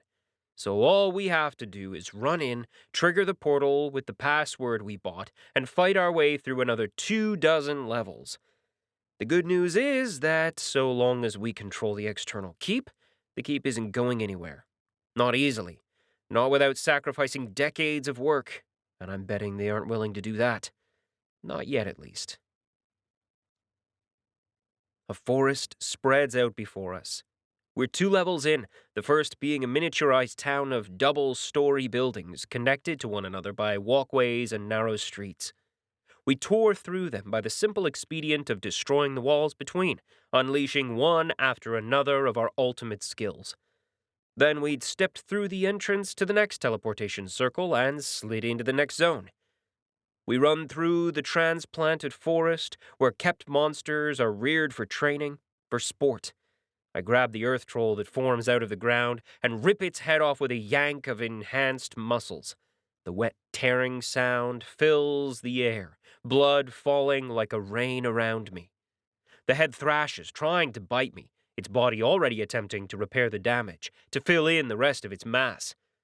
Earth rolls toward it, and flesh forms around the ragged mess of its neck. I drop the head and a plasma grenade at the same time, riding the explosion as I run. I'm the vanguard still, my evolved skill shield taking damage from the persistent acid in the atmosphere and the monsters and vegetation that try to stop us. Again and again, I unleash blade strikes and toss my knives, rotating through my attacks with abandon. I target everything, from vegetation to monsters, just to add damage notations to the shield. The ground doesn't count much, since it's the transfer of mana that is the true reason for my skill to activate. So tearing up the earth doesn't do much, which is why Beacon of the Angels isn't on rotation. Unless, of course, there's a clump of monsters. I feel my mana pulled from me, my skill triggered, and watch as Ali holds up his hands, shrouded in a halo of slowly growing light, a runic circle right above his head. He's cackling with glee as he calls down the equivalent of artillery fire on the monsters in our way. That he's invisible to most eyes makes the entire act seem even more disturbing. "How are they making even the jackalopes attack us?" 𝗪𝐞𝐸 mutters as she idly cuts one of the bouncing horned rabbits apart. "Forest keeper, druid, or maybe a game master," 𝗫𝗁 says. "This isn't a true forest, so it might even be a park ranger. If they extended their domain over this entire area..." "Stupid skills," I grumble. But we keep running, because we're on a timer. Not just for how long the initiates can stay alive, but for how long my penetration skill can last. Because once it's down, one of our major advantages disappears. We run, and hope we can make it in time. "Who lives in a damn maze?" I snarl, punching the wall. It cracks, but doesn't give way, which is saying something when you consider my penetration power is in play. I shake my head, letting my anger bleed out while waiting for Ali to report back. Between him and 𝗪𝐞𝐸's conjured horse and the half-dozen drones we've deployed, we're mapping out the maze as fast as we can. Problem is, the walls keep moving, and the drones keep getting shot down. The walls are breakable, but every time we do that, the maze goes into overdrive. Considering they could be changing where the damn teleport pad is located with each second, each creak and twist as the floor rotates, as walls disappear or rise, we're taking a more subtle approach. "They're running out the clock," 𝗫𝗁 states, eyeing the wall ahead of us again. I glare at him and the Dragon Lord shrugs. "Ali will get us through," I say, but truth be told, we're waiting on someone else. Someone a little more reliable. "Head left, straight through 2 crossroads. Take the crossing at 2 o'clock, then go up 3 levels, Harry mutters, his voice appearing on our party chat. A moment later, we're moving, following his orders. Even if they change the maze, Harry has learnt they can only alter it so often. The cost of shifting the walls and the center is quite high. And luckily, they'll eventually have to decide between draining the main mana batteries for the keep or letting us through. Already, their attempt at keeping us out of the first level has cost them. I'm hoping they'll make the mistake and drain the main batteries. It'll mean access afterward will be easier. I'll take annoyance now to unknown traps later, but in either case, they'll run out of tricks on this level soon enough. It doesn't help that every time we find a mana gathering point, I drop one of my mana dispersal grenades, letting it destroy the effectiveness of the environmental recharge levels. It'll speed up the rate that we get through the maze. It's a little wasteful, but between my altered storage space and a near unlimited budget, I can afford to be. In the meantime, as beam fire and smoke wafts in from the corridor we approach, we'll continue to cut down their men. At the very least, it's experience. "Thanks," I send, as I catch a chain on my arm, let it wrap around my shield, then yank, pulling the surprised Erethran into my fist. It's always good to have a ringer on the outside. Idyllic clouds floating through an artificial sky, blocking out the trio of captured, shrunken suns, while forest-covered mountains in the distance are blanketed with white, powdery goodness. I almost wish for a set of skis and a few hours alone to carve some trails. It reminds me of another mountain range, one where a dragon whose child might have been born lives. I certainly feel a flash of homesickness pulling at me. a reminder of what I left behind, the people I cared for. It clenches my stomach, tightens my throat before I push it all aside. Damn library, dragging my thoughts here and there. There's one additional feature here that isn't part of the Yukon, or at least hadn't been when I left. The giant floating platforms, like the ones under our feet as we hover in space. Wide, expansive gaps between them all, and no way across beyond jumping. What exactly is the point of this? I don't feel the cold, though a small reading in the corner of my eyes tells me that it's minus 63.3 Celsius. Frost rims our armor, coating Bolo's horns and the head of his hammer. Not that it seems to bother the Dragon Lord. Point? There's a big grin on Bolo's face as he regards the platforms, the gaps, and the numerous guns and other defensive emplacements that make it all the more challenging. Fun, of course! Don't you have obstacle courses in your world? Ours don't include lethal weaponry. Actually, Ali begins. Japanese game shows don't count, I snap. With her free hand, Mikito smacks me over the back of my head. Are we doing this? Do we have a choice? I shake my head, amused that the defensive emplacements haven't shot at us yet. I guess being a sport, firing upon non-participants is a foul. I figure a man who actually knows what the hell is going on should be ahead in this case. So I say to Bolo, do you want to lead? I haven't done this in 4 decades. Bolo's grin widens. Don't break the rules. He crouches, then launches himself at the nearest platform.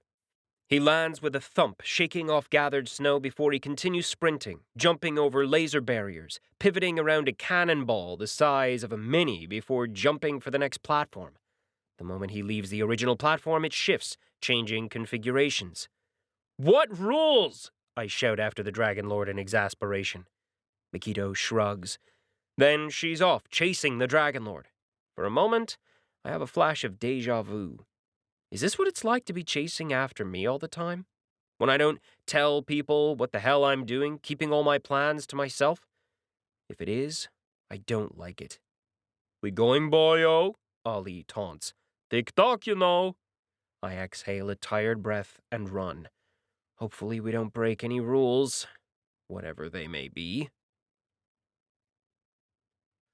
Fire burns above us. Magma flows beneath our feet.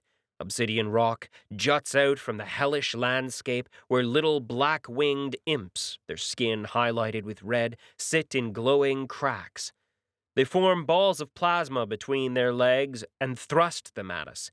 Each attack makes the temperature around us spike, and we're already taking environmental damage from the heat. The Hod is whining, its mana levels and durability dropping as it struggles to cleanse the air, feed cool liquid to my body, and repair surface damage. My penetration shield ticks down constantly, even as heat bleeds through to the armor beneath and is trapped. It's an interesting failure point, if it wasn't potentially going to kill me.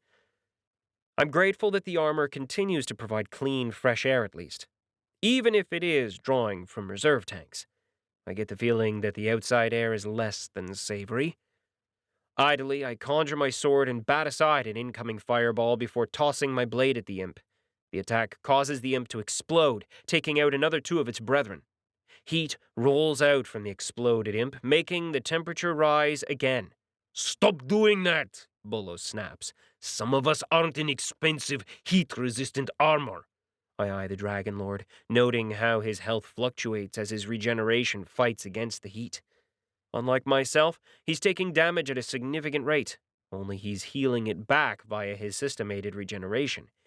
That is, it'll continue working to a certain point until the system stops regenerating him, considering the constant yo-yo a matter of torture. The supervision by your Galactic Council will impact our information-gathering abilities. You have to vote against it. The speaker is a tentacled, squid-like being with an aborted body that just kind of stops. All mouth and tentacles, without many other parts. I know from the library that the remainder of its body is semi-displaced in another portion of the universe. You will have to learn to live without it. The Council has learned of your tests. Some of the members strongly disapprove. You know they don't want you to do this, and then you had to take the boy's nephew. The speaker glares at Tentacles. Information flows, reminding me who they are. A quester, and an old, corrupt quester, now dead at the hands of an incensed heroic. And a legendary, a member of the council, one who still lives. He has a lot of names, a lot of titles, but is best known as the Weaver. Short, thin, all angular bodies once upon a time. Now, his bloated body is pushing the edges of his robes. 7 eyes spin constantly, watching the world from the corners of his face, while a pair of eyes on individual tentacles rise from his forehead, fixing on the quester. I didn't know. That's not good enough. The Weaver stares at the trembling creature before he flicks his hand sideways. Tentacles flinches, but nothing happens, and it relaxes. Only to tense again when Weaver speaks. Do not fail me again. This lesson should be sufficient. The memory ends, but further information streams in. Details about the Weaver, his abilities, his skills, and what happened to the corrupt quester. It wasn't him that the Weaver killed, but his family. All of them. 238 members, with the barest twitch of his hand and a single skill. The action was actually counterproductive, driving Tentacles mad. He'd stopped researching, trying to level, trying to find a way to beat the Weaver. He failed when a vengeful heroic found him, and along with his death, new data, new information had flowed into the quester's library. Scarily enough, I get the feeling that the Weaver is actually on my side. He wants to know what the system is about. Wants it so badly he'll do anything, kill anyone, destroy anything to find out. I shudder, coming back to find myself still floating down the lava river. I don't even understand the point of this particular keep, the creation of a hellscape like this. It's not even for fun. It's just pain and annoyances. Can you ride the Dragon Redeemer? I'm fine, I reply to Bolo, pushing aside the problem of the quest for now. Instead, I return to an earlier issue. Maybe if we were all on board about what the rules are, we'd all know what not to do. Are you still upset about that? Bolo says. Everyone knows not to have 2 contenders on the same platform. Obviously not everyone, I snap.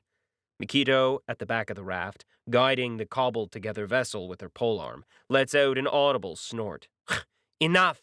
You two can bicker later. Let's get out of here fast.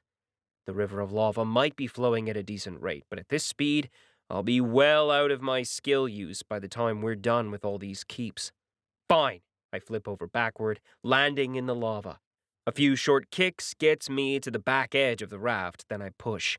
Flutter kicks, added with the HOD's own internal thrusters, move us at speed. My shield starts dropping, but I don't need to regenerate it anymore. It's going to die off soon anyway. Might as well make full use of it. As if our new emphasis on speed has pissed off the imps, they act out, throwing more fireballs. With 𝐿𝐸 playing lookout and guide, Bolo and 𝗏𝗏𝐻 take over defense. And me? I play human motor in a river of lava. Infinite keeps is a bit of a misnomer. There aren't an infinite number of levels or infinite number of structures we have to break through, but they do fold their defenses within one another again and again. Each level, each keep is larger than the other. Surprisingly, after a certain point, the resistances taper off. Automated defenses keep at it, but we stop seeing Erethran guards. Doesn't mean that the fight on top is getting any less intense. In fact, a glance at the notes 𝗁𝐸 has sent has filled me with grief. We'd lost more than I care for. More than I wanted, more than I estimated. But loss or not, we can only keep going. It's only when we emerge into the very last keep, an idyllic city in the distance, that we discover why. We appear on the outskirts of the city, towering skyscrapers before us, floating cars and wind turbines surrounding us. After everything we've gone through, I'd expected a castle with a forlorn princess within rather than a city. Small as these things go by galactic standards, but a city nonetheless. and right before us are the combined guards and defenses of the last few keeps. I'm a little intimidated looking at the sheer number. Ollie helpfully provides status data, showing that the vast majority of those facing us, all 143, are advanced classers. There are another 14 master classers in the group, but only 2 are combat classers. The others are there to provide buffs and deploy their manufactured equipment. There's a momentary pause when we appear, a brief second when everyone takes in their surroundings, the environment, and the situation. When their brains ask, "Are we really going to do this?" they answer dumbly, "Yes." And chaos and carnage begins. Mines go off. A rainbow assemblage of beam weapons and lasers target us, while sonic and mass disruptors thrum. Even mental and magical weapons are used, all to end our progress. The bubble and hiss, the sharp cough of weaponry is only dampened a little by my helmet. Gases, toxic and distorted, boil up from the ground even as it softens. Bolo steps forward, twisting his hand sideways. A shape forms around him, a watercolor sketch of a dragon. Legs explode from the crouch, hammer in hand as the dragon roars, screaming its defiance. We charge behind, 𝐼𝐞𝐸 on her ghostly companion equine, myself skimming across the soupy ground in my personal armor. We have just a few minutes before the dragon conjuration Bolo is using runs out of energy. Without a linked dragon of his own, the skill is much less powerful than it could be. On the other hand, when it does end, it'll explode. That'll save us time, but we still need to get to the settlement room. "Ollie, are we ready yet?" "Nearly there," the spirit says. His face is scrunched up, his body invisible to most. He's flying beside me, staying out of sight because most is not all, and he's got more important things to do than dodge mana missiles. I watch in the lee of the roaring, ripping energy dragon as the guards are thrown aside, their wall torn apart. The 2 master classers are attempting to stop Bolo, but the dragon fights alongside him, stymieing their efforts. It's only when the dragon turns a deep, dark purple that Ali shouts, "Go!" So I go, blink-stepping, leapfrogging my way out of the encirclement into the city itself. Behind me, 𝗵𝐞𝐸 triggers a last-minute skill, covering herself and Bolo in a protective bubble as the dragon explodes. The energy contained within Bolo's skill, absorbed from attacks, tosses apart earth and bodies, shattering equipment and force shields. I just hope they can hold out long enough for me to do what I need to do. I keep blink-stepping, heading deep within, dodging any attacks that chase me, thankful that Ali managed to figure out a workaround to the spatial locks. Given enough time and effort, any lock can be broken. If you're willing to take the pain, pay the cost. I expected master-class defenders in mass numbers, maybe even a couple of golems or a mecha ready to stop me as I blink-stepped past the outer walls of the final settlement structure onto its main grounds. Located in a tetrahedron of a building, I blinked toward the front door, past open ground, ready to punch my way in. I expected resistance. Instead, there's Bob. "This way, sir." The protocol droid bows, its rotund black and white body guiding me through the front doors and down the corridor to the settlement sphere. I look around warily, concerned that this is a trap. But nothing in my map, and nothing that Ollie can find, even darting through walls and ceilings, shows that there's anything else. "Where is everyone?" "Greeting the other guests, sir," the protocol droid chirps happily. We come to the main doors and they slide open without a problem. I glance at them, eyeing their thickness, their density, their enchantments, and mentally wince. Would have taken me at least a couple of minutes to break through, unless I triggered something like Army of One. "And Lord 𝐼𝐸𝐿d?" "The lot has left. A rather hasty departure," Bob informs me, spinning its head all the way around. Seeing no danger, I walk into the room, still expecting to be assaulted. Nothing. Carefully, I place my hand on the settlement sphere, beginning the countdown for takeover. I eye the entrance, wondering if they'll appear now. Instead, I get a call. "Baka, they stopped." 𝗵𝐞𝐸's voice is a little incredulous. "Who stopped?" "Stopped what?" I reply. "Attacking us. They're pulling back, all of them." I blink, then call up their information. Linked to her own armor and bolos, I can see the truth for myself. I also note that they're both a little bruised and worn, their health and mana only now recovering from the quarter level. Why? I don't know, but I'll take it, Bolo says, breathing a little heavily. This was more of a workout than I expected. Those masterclassers were pretty decent. I grunt, then turn my attention to the only thing that might have an answer. Lord 𝗏𝗏 left orders that if you were to reach the inner keep, to allow you to take the sphere. According to him, he did not want his city destroyed. Bob pauses, flickers, then a recording appears, video and audio of 𝗏𝗏𝗁𝗏. So, you have made it. I hope you didn't destroy too much of my keeps. If you did, I'll have to take it off your head, 𝗏𝗏𝗁𝗏 says. I snort while the man glares at me. Do not think this is over, Paladin.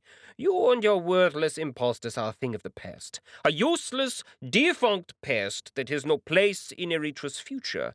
We will have your head, yours and your initiates. Blah, blah, blah, Ollie mutters, making himself fully visible. He waves at Bob, who shuts down the recording. Hey, I was listening to that, I protest. Really? Ollie raises an eyebrow. There might have been something useful in there, I say. After all, people who felt the need to monologue might give away something. Whatever. We can listen later. For now, maybe you should take the settlement, Ollie says, pointing out that I've got a waiting notification. I sigh, then mentally acknowledge the prompt. And just like that, I take away his seat of power and create a whole new set of problems. Chapter 19. Once I got back after dumping the lordship onto poor Seaman to deal with, I'd been literally jumped by the young lady. We'd had quite a vigorous welcoming party, so common after death and loss. Dark green hair leans against my chest, a fingernail tracing down my body. A glittering ring of dark gold with a small inset ruby gleams on it. I eye the ring and the individual the finger and hair belongs to. She's shifting slightly to get the corals around her head to settle better. We're both naked, and I feel the pleasant warmth of her body pressed against me as we lie in post-coital happiness. And you never found him? Katrin asks sleepily. Our conversation has been lazy, filled with small, intimate details at first, before moving on to my recent foray into the universe. No.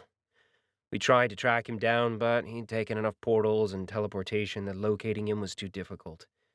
He's got a skill running so that even the shop's information dumps show him in one of 3 locations. I say, shaking my head. It's a pretty neat skill to be able to split information like that within the shop. Of course, we could still break it if we threw more money at it, but all 3 of those locations had significant political implications if we went in. So for now at least, we're going to let him stay. I might not care that much about politics, but starting a new war or restarting 2 cold wars is a bit much, even for me. Anyway, it's better to let Lord Braxton and Seaman try the diplomatic option first. And if that fails, when I do kick in the door and drag him out, it'll cause a lot less problems. You sound disappointed, Katrin says softly. I am. I try to shrug, realize I have her on me, and just kiss the top of her head. We killed a lot of people and still didn't get the guy on the top. I chuckle softly. Was easier when we were just bounty hunters. Katrin shifts, sliding along my body to put her chin on my chest and look back up at me with those slitted cat eyes. You don't like leaving things undone, do you? No, I don't. I smile, meeting her gaze. And you? What do you think of what I've done? Katrin laughs, hair spilling across her eyes as she shakes. What does an administrator know of these matters? We used to call secretaries the gatekeepers to those in power, so I'd say a lot, I say, tapping her on the nose. She opens her mouth to object, then, seeing how serious I am, rolls off me and sits up, pulling the blanket with her. You're a strange one, asking the thoughts of one like me. But when I wait, she brushes her hair out of her face. I think what you did was right. The nobles have taken to running their fiefs like their personal empires. The Empress, may the system guard her, is too busy holding the borders to divert our legions to deal with them. If she could, I raise an eyebrow, and she offers me a wry smile. The nobles produce the weapons and the equipment our armies rely on. If a general was to act against a single noble, he'd find himself cut off. She shrugs. And even with the shop and the system, the shipping delays, the additional cost, it would harm them. No general, not even Bradane, would upset the nobles for such a minor matter. Tens of thousands of immigrants, lives enslaved for decades. That's a minor matter, I say with some heat. To them who fight on the borders and lose as many soldiers in a year? Katrin asks rhetorically. I clamp my mouth shut, once again remembering how big the Empire really is. It'd be unwieldy without the system. Or maybe it is unwieldy even with the system. Not a fan of the wars? I cock my head, having heard something in her voice. She turns her head to the side and I watch the lines of society's web pulse and flash. Watch as she considers what to say. How to say it. Picking at truth and lies, or truth and partial truths. I understand the need. I understand why we do it. Katrin falls silent, then shakes her head. But I grew up on the border, near the forbidden zones. I knew we would one day be swallowed. We had monsters spawning all the time, and we could have used the armies there, fighting them. Instead, we had to rely on adventurers. The last word she says with some distaste. The guilds and the nobles who ran them, they were our best hopes, because any guard, any individual who had any talent, was snatched up. We, my family. When I make a noise, she shakes her head. Nothing to worry about. I have no older brother looking to protect my chastity. No family left to worry about me. I frown, then sit up and wrap my arms around her. She might make it sound light, but I hear the pain in her voice. The loss. It's an old loss, much like some of mine. But that kind of pain doesn't really go away. It's just forgotten. Until you remember it again, and it hits you like a truck. I hold her in silence until she pushes away. Are you going to continue then? Continue? Cleaning up the nobles, sorting out their mistakes. I pause, then shake my head. I catch the flash of disappointment in her eyes, the slight turning down of her lips. It's gone in a blink, but still remembered. Nah, I gotta get the kids going on to the next stage, and sort out the funerals. She sucks in a slight breath as I remind her why I'd been so passionate only a short while ago. Death and loss is a good reminder that life is worth living. A lesson the apocalypse taught me. One of many. The funeral is held in space.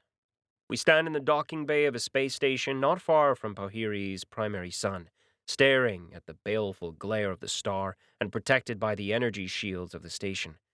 Solar collectors spread from the wings in a thin halo of monomolecular sails, absorbing energy to power the station, to be collected in batteries and beamed off to feed other stations. Within the docking bay we stand in lines, facing the pair of caskets. The remnants of the initiates I'd led to battle, or what we could find of them. On one side of the caskets, we stand, my team and me and the remaining initiates. On the other side, we have their families.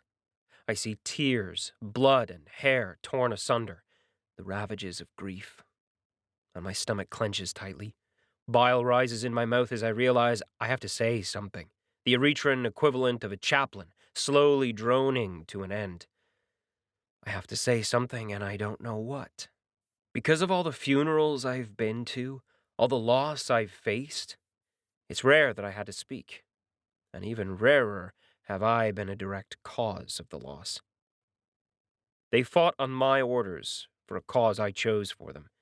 Not like on Earth, where we fought for our lives, for our own planet. These people, these deaths, they might have walked away. Might have refused if they had a choice, but I never gave them one. And now, they'll never have a chance to choose again. Maybe my understanding, my feelings on this isn't exactly logical. Loss, grief, guilt never is. If I'm also mourning the lives of the guards I killed, The people I murdered who were just doing their jobs, no one else needs to know. And to the system and the flame we consign the bodies. To the system and flame, echoes the voices of those in the building. Bolo and Harry do so without a problem, while 𝐼𝐞𝐸 and I are left stunned, catching up a second after everyone. At the chaplain's and everyone else's regard, I smooth out my grimace and take the place the chaplain has vacated. I let my gaze travel along the initiates for a second, stopping on 𝗠𝐞𝐬. We found him locked away in a cell, unharmed, if annoyed. Then I turn to look at the families as I speak. 𝗪𝗶𝗶𝗀𝗪 and 𝐼𝐸𝐮𝐸 of the Two Palms were good soldiers. Brave 𝗪𝐸𝐺𝑟 and 𝗪sciN. They fell finishing the tasks that I set out for them. Out of the corner of my eyes, I see Bolo grimace, even as the 𝗪𝐺𝑟 family of 𝗪𝗶 straighten.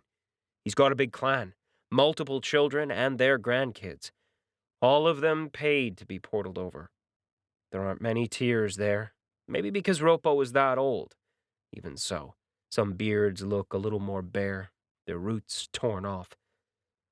On the 𝗪sciN side, there's a lot more wailing and gnashing of teeth, fur torn out, and long bloody scratches left on their skin. While I wanted his whole clan here, when I realized it literally numbered hundreds, I cut it down to immediate family only. Even then, they're double the size of 𝗪𝗶's group. My gaze is drawn to the small clutch of grandchildren who stare around mutely, eyes full of unshed tears as they're caught up in the emotions without truly understanding the cause. John? I shake my head slightly, dismissing the message from Ali. They were great soldiers, and would have made great paladins. A lie. I was about to fail 𝗲𝐸𝐻𝑛. He didn't have what it took to survive, not with his skills. Not really. I should have failed him before. That was my mistake. I would have been proud to fight alongside them. Truth. I know that they fell doing what paladins do, fighting for the Empire. For everyone in the Empire. My gaze falls on the families, shifting from adult to adult. Not just those who have the luck, the fortune to be born in the right place at the right time to the right parents, but for those who are crushed under the wheel of progress, who just want a chance for something better. I draw a deep breath, seeing the echo of understanding in their eyes. Because, and I know it's true, they understand. They've seen it, experienced it. And they succeeded. I turn slightly and gesture to the ceiling. Notification windows appear, visible for all to see. Videos of 𝗪𝗶 and 𝗲𝐸𝐻𝑛, taken from news feeds, from their suit cameras, or from above via the drones they used. So many videos, so many scenes. A prison cell thrown open, 𝗪𝗶 standing in the door as the individuals within shrink away in fear, then approach in wonder as he calls to them. Another of him standing on top of the smoking form of a mecha tank, enslaved miners staring at him with wide eyes, some falling to their knees. Grubby, emaciated, broken individuals seeing a glimmer of hope. 𝗲𝐸𝐻𝑛 gets much the same reaction in the half-dozen windows showcasing his own victories, ushering the captured out of the merchant ship, receiving thanks from a transport vessel's captain. A more savage video, as fangs bared, he tears out the throat of the medical scientist while the research subjects cheered. Freedom, hope, justice, vengeance, and punishment. They deliver it, as paladins were meant to do, and I let their families view their successes, what they managed to do. I let them stare, to remember, and if there are a few more tears, there are also straighter backs, grim smiles. They die doing what a paladin should do, and for that, they have my gratitude, and that of 1,000 others. I pause. They have my gratitude and my promise. I will have Lord 𝐿𝐼𝐻𝐿's head.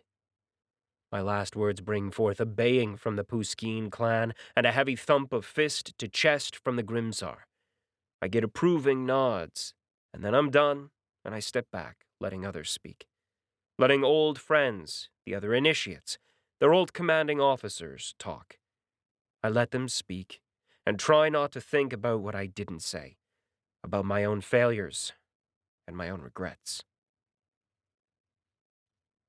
In the distance, the coffins float to the sun in a slow and stately progression.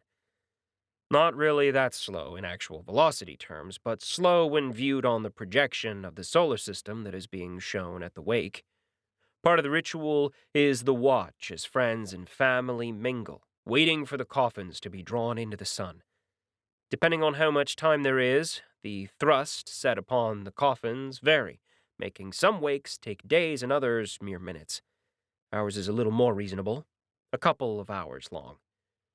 We're hosting it in one of the viewing galleries at the top of the station, the stars displayed in clear glass windows. Of course, much of the site is dominated by the sun, taking up a large portion of the starscape, but there are sufficient windows to glimpse other non-gaseous views. Floating between the attendees are droids, plying both station personnel and funeral attendees with the galactic equivalents of alcohol. There's a wide variety of drugs and poisons on hand, all of which will bypass system regeneration. It helps that the entire viewing gallery is blanketed by a debuff, lowering poison and toxin resistances of those within by 50%. From the second floor of the gallery, hiding in the shadows, I watched the group below as I nursed my drink. I did my duty, spoke with others for the first hour, shaking hands and offering words of consolation. But now I glower at them all, wondering if I should have overruled Bolo's recommendation of a few hours and gotten this over with. "Not much for parties, are you?" Nathan asks as she walks over and leans against the railing beside me. She's got a glass in hand, the drink reminding me of a lava lamp more than something I'd consume. I could try to figure it out, but I'm not that curious. I do note that, rather than needing to drink it, the grip in the center allows the liquid to slowly absorb through her skin itself. "This isn't a party," I say. "True?" Nathan pauses. "Your speech wasn't horrible." "Not good either." The initiate shrugs in reply. "So are you here to tell me you're out?" That catches the woman by surprise, making her look at me head on. "Why would you ask that?" "I can't think of another reason to speak to me. Debriefing is later, after all." Nathan lets out a huff, her nostrils expanding. I hear the exhalation, smell the hint of myrrh on her breath. "You really aren't very good at this social thing, are you?" I shrug. "I came by to check on you." My eyes narrow, then I chuckle. "Drew the short straw?" There's a moment of puzzlement before she nods. "Yes, I got the lowest man a clip. We all noticed your distraction." "Smooth," I say at her choice of words. "But I'm fine. I've lost others before." "To your orders?" "Yes," I say. And that too is true. Just not in the way she thinks. "They chose, you know. Just like we all did. Just like Smoke Anna did. To try to be paladins. And it's not our first excursion. We've fought. We've killed for worse reasons," Nathan says. This opportunity you offer? It's perhaps the first time we'll have a chance to do what we think is right." I shake my head in negation of her words. Their choice. My orders. "Our lives? For our honor?" Nathan shakes her head, something dark passing through her eyes. "A victory at twice the price." I consider the young lady for a moment, then glance at the attendees below. I watch them walk around, cluster and break apart, chat and laugh, with that tinge of despair and grief that rises and fades around the edges. They're a militaristic society. They're used to loss, so there are no giant outbursts of anger or raging. But the grief is still there, because loss is loss. In the end, I pluck a memory of her from her reports and speak. "The Diamant attack." Nathan flinches. "That's your reason, isn't it? For becoming a paladin?" Nathan looks away, refusing to meet my eyes, but her hands clench and she shrinks a little into herself. I can be patient, so I stay silent, waiting. Eventually, my patience is rewarded. "We were seconded to the 𝗨𝗏𝗁𝗏 𝗪. It was supposed to be a regular assignment. Guard him, make sure he survived his trip, come back. We didn't know where he was going. We didn't know what he would do when he got there. And when they came for him, braying for his head..." Nathan shudders. She tries to say more, to explain. She tries and fails. I put a hand on her shoulder, squeezing it. I know the rest of the story, the things she didn't say. He massacred the town, not because of anything important, but because his ex-lover's family had come from it. He couldn't touch her, not anymore, not since she got together with his sister, received her protection. But he could destroy his lover's village. When the others came for him, he let the honor guard do their job, follow their orders, made them choose between orders and what was right. They chose their orders, because that's how they're taught. It's what soldiers do. It's not what paladins do, I say out loud, finishing my own thoughts. As if she managed to follow along, Anayton nods, and then she walks away as if she can't stand to be near me anymore. Maybe it's herself she can't stand to be near. Self-loathing is a pernicious poison, hard to get rid of, no matter how hard you scrub, no matter how much you drink. In the silence of the second floor, as the hubbub of those below caresses my senses, as I sip on the drink in my hand and grip the lava lamp Anayton left behind, a figure emerges from the shadows. I don't jump. I don't even startle. Hard to miss someone when you've got a big glowing thread leading right to them. I didn't want to bother you, Katrin says as she sways over. She leans against the railing, brushing her shoulder against my chest as she does so, putting a little weight into my body and passing on the heat of her body. It looked serious.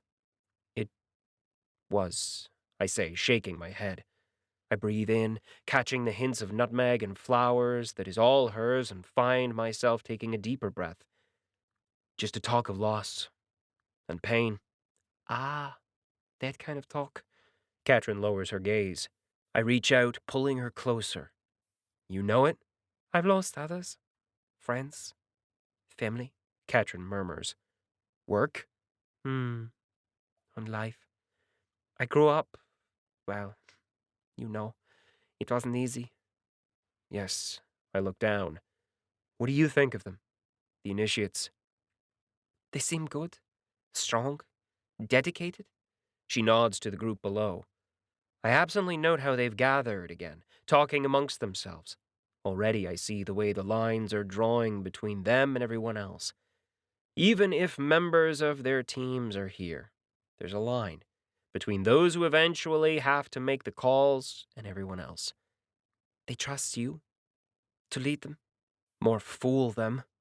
And you? I say. Do you trust me?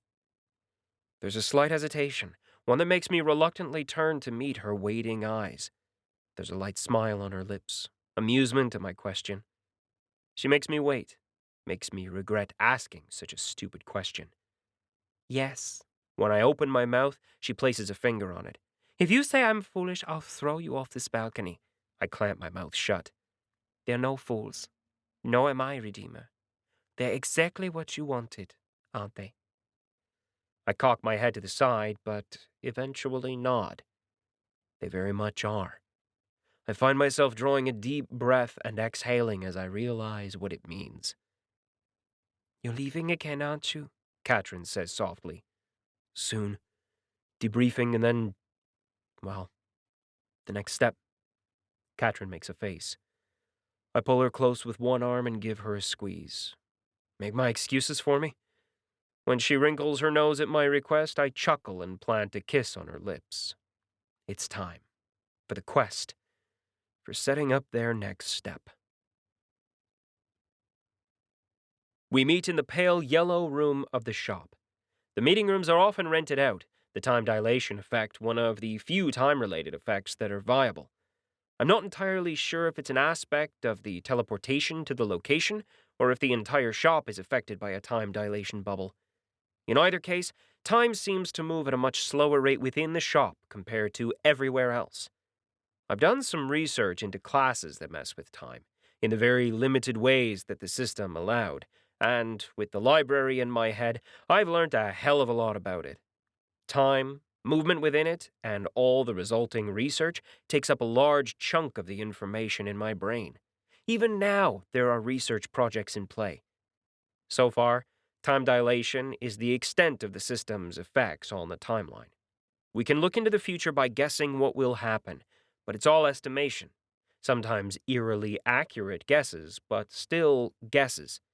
You can look into the past by using various skills to shift light, to draw on spiritual energies, to read the vibrations of quantum entanglements, but you can't go back in time or forward into the future. That doesn't stop us from trying. Magic, unconstrained by the limitations of the system, is the go-to option. Numerous mages have attempted to manipulate mana, trying to pierce the veil of time itself.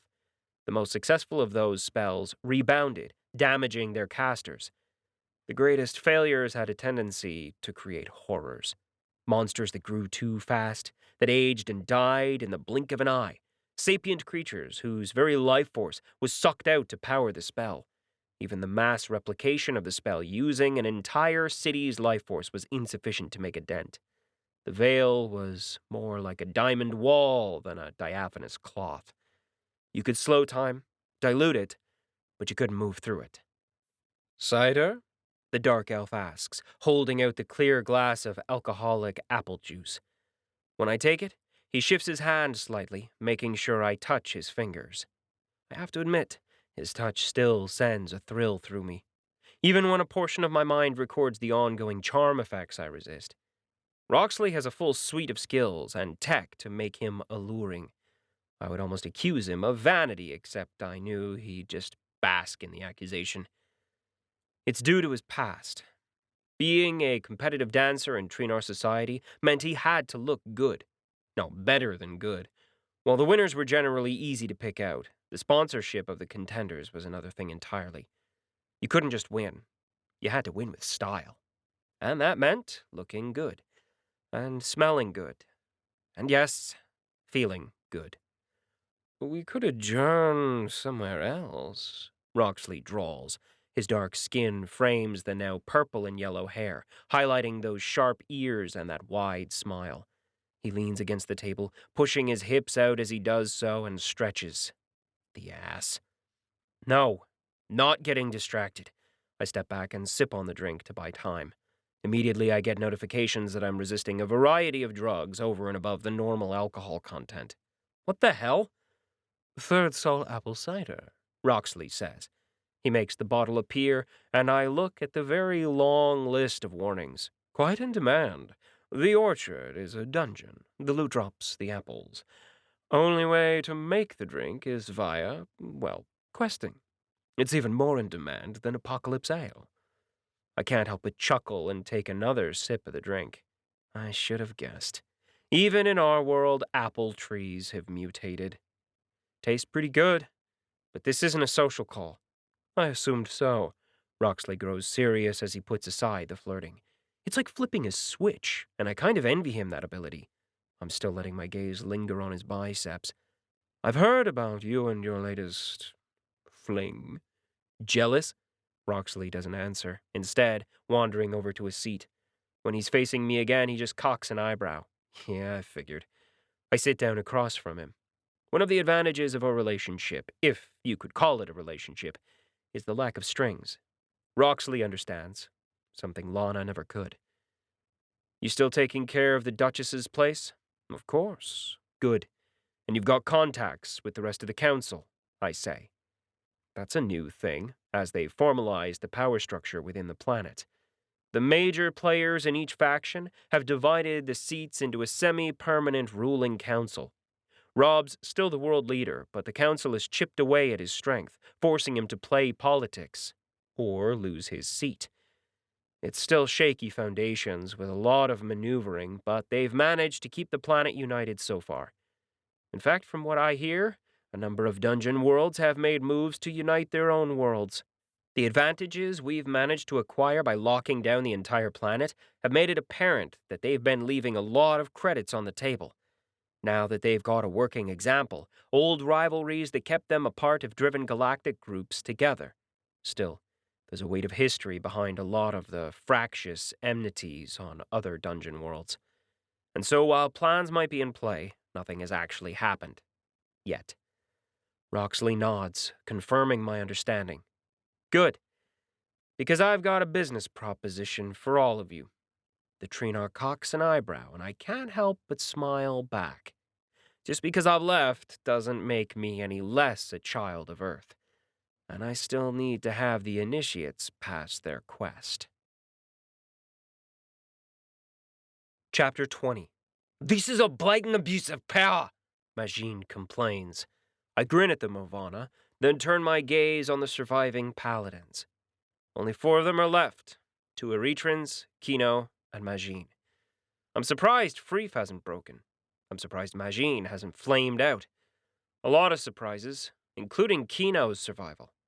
But considering I started with 7, having 4 left is a pretty decent number, I figure. If only I could have gotten to this stage by kicking them out and not losing them. Yes, it very much is, I grin. We're in a briefing room back on palace grounds where we've been training for the last week. There's a little more polishing left to do for the initiates to learn how to work with their team, to fix problems we focused on in the debrief. They weren't happy after that meeting, not at all. Between Bolo, 𝗪𝐞𝐸, myself, and 3 guest lecturers from the armed forces we'd invited, we spent the better part of the day tearing apart every single mistake they did. Everything they could have done better. Everything they could have done so that their friends hadn't died. We go through the recordings, sparse as they are. We pull out the video of the main fights, and when the cameras are destroyed, we go through the reams of reports they and their people provide. Lines and lines of data, of people explaining where they were, why they went there, why they were separated. More than enough for all of us to dig in. Because that was the underlying point. If they had pulled enough aggro, done enough damage, freed up enough of the weaponry, turned off the safeties on the mobile drones, or taken over the first level fast enough, then maybe instead of 4, maybe 5 or 6 members would be here. We drove the point home again and again.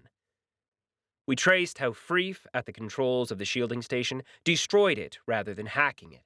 Not because he didn't have the personnel who could, but because he got a little too gun-happy.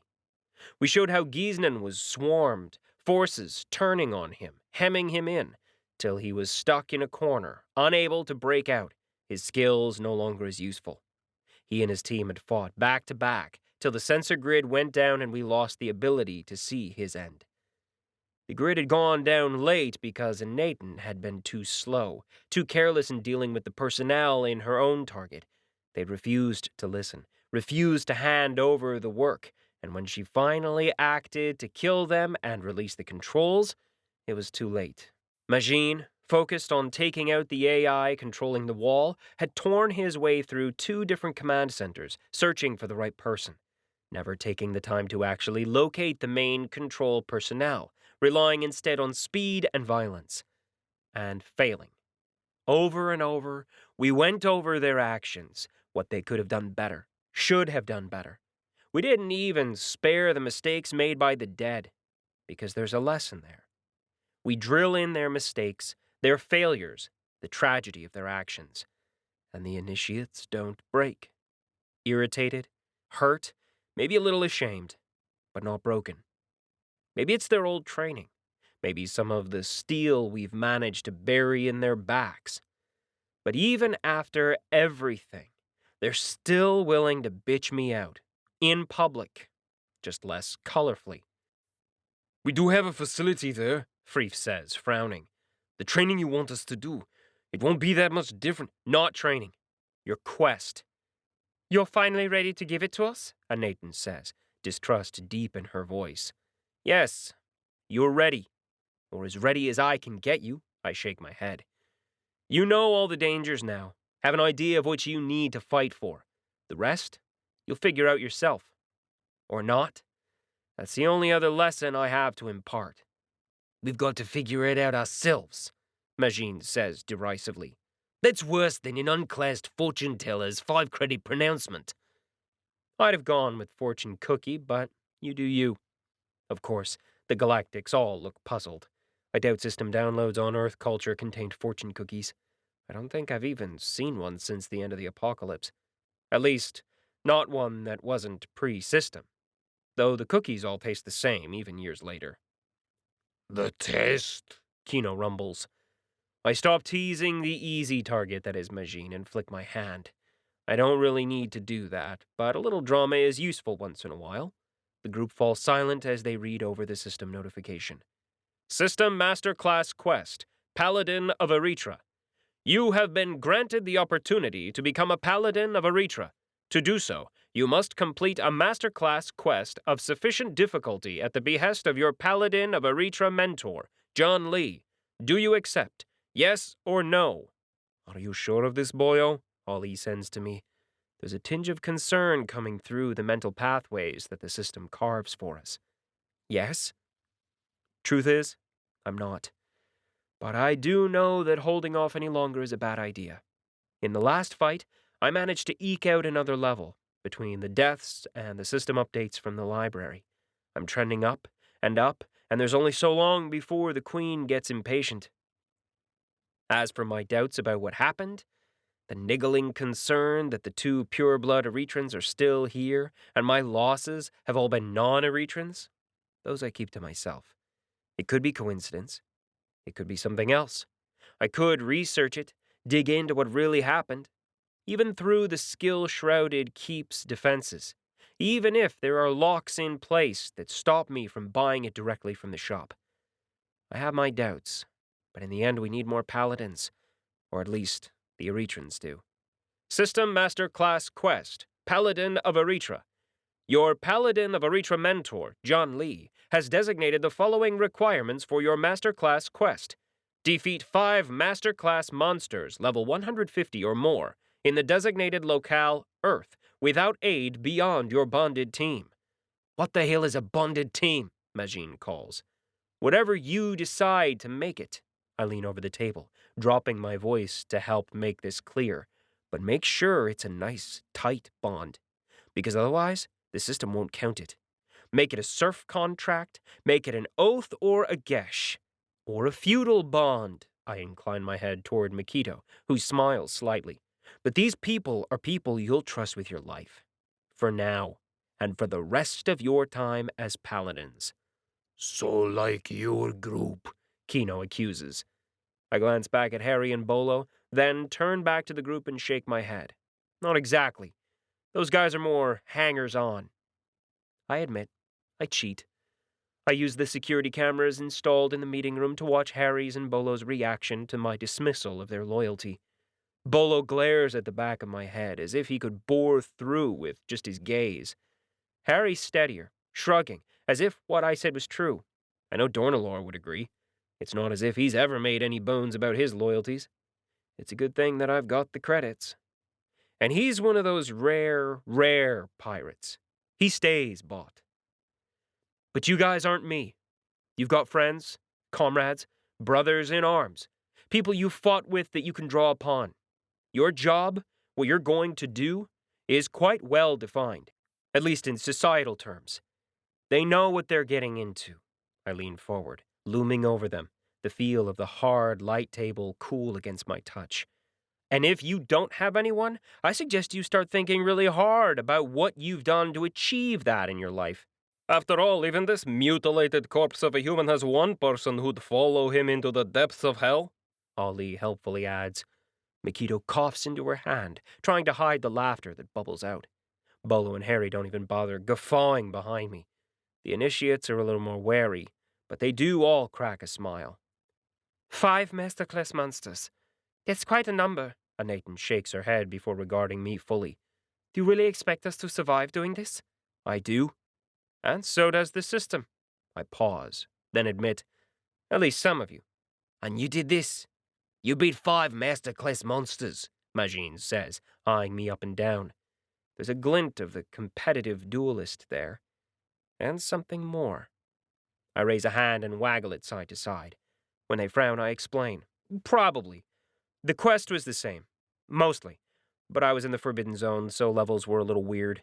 I mostly just killed the biggest, baddest city stompers I could find and hoped that it was enough. We couldn't even check that often. You and your team, 𝗏𝐸 says. The other initiates are already shaking their heads, remembering details, but I answer him anyway. No team. The champion tossed me in alone. Those words bring a long silence.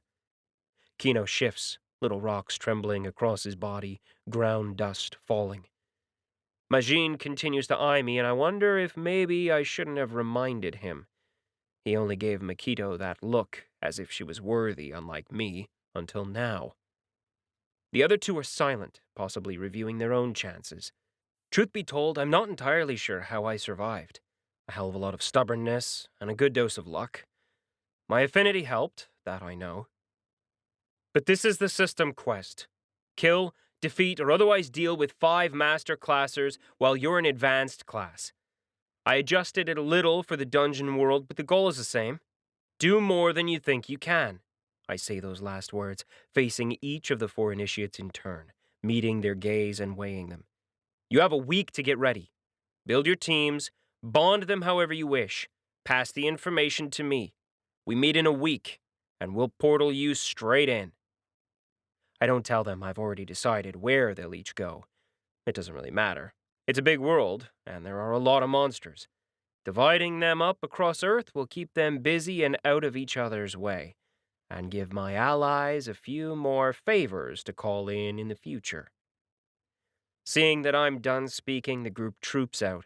Ollie's already deposited the basic information they need, but for the rest of it, they'll have to do their own research. No hand-holding this time. As the last of them trundles out, leaving rock dust in his wake, I feel a weight leave my shoulders. I've done everything I can for them. Now, it's time for me to deal with the rest of my obligations. 𝗪𝐸 finds me lounging on a deck chair beside the pool in my residence. I've had to reconfigure the building a little, replace the basement with the deck chair and diving pool. Finding pool water was an interesting experience, especially when the building offered 1,000,001 different variations, from seawater from different atolls and planets to different kinds of spring water, specially curated and oxidized H2O and more.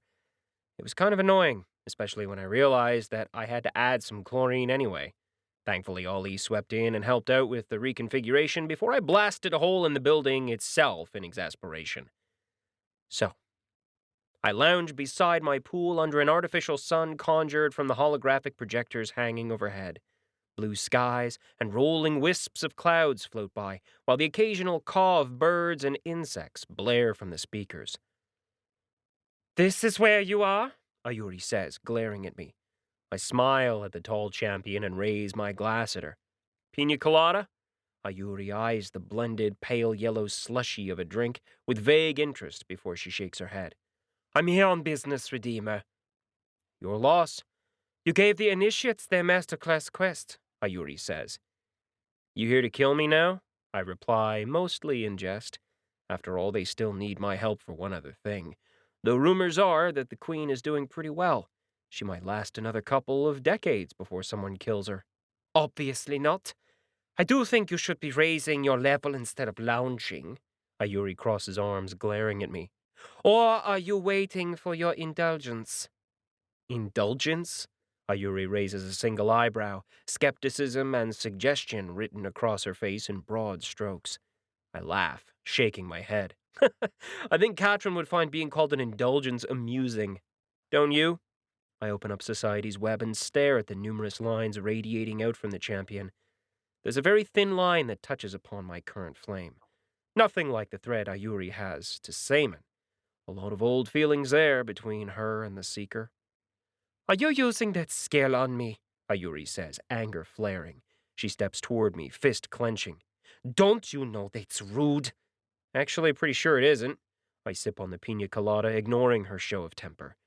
This isn't the time or the place for a fight, nor is she gonna commit. "So what are you doing here, if not getting drunk?" 𝗪𝐸 stares at me for a second more, then snorts and flops down. Seconds before she hits the ground, a floating, cloudy chair forms, catching her in its pillowy goodness. She twists her hands, making a drink from the side table float over before she pours herself a glass.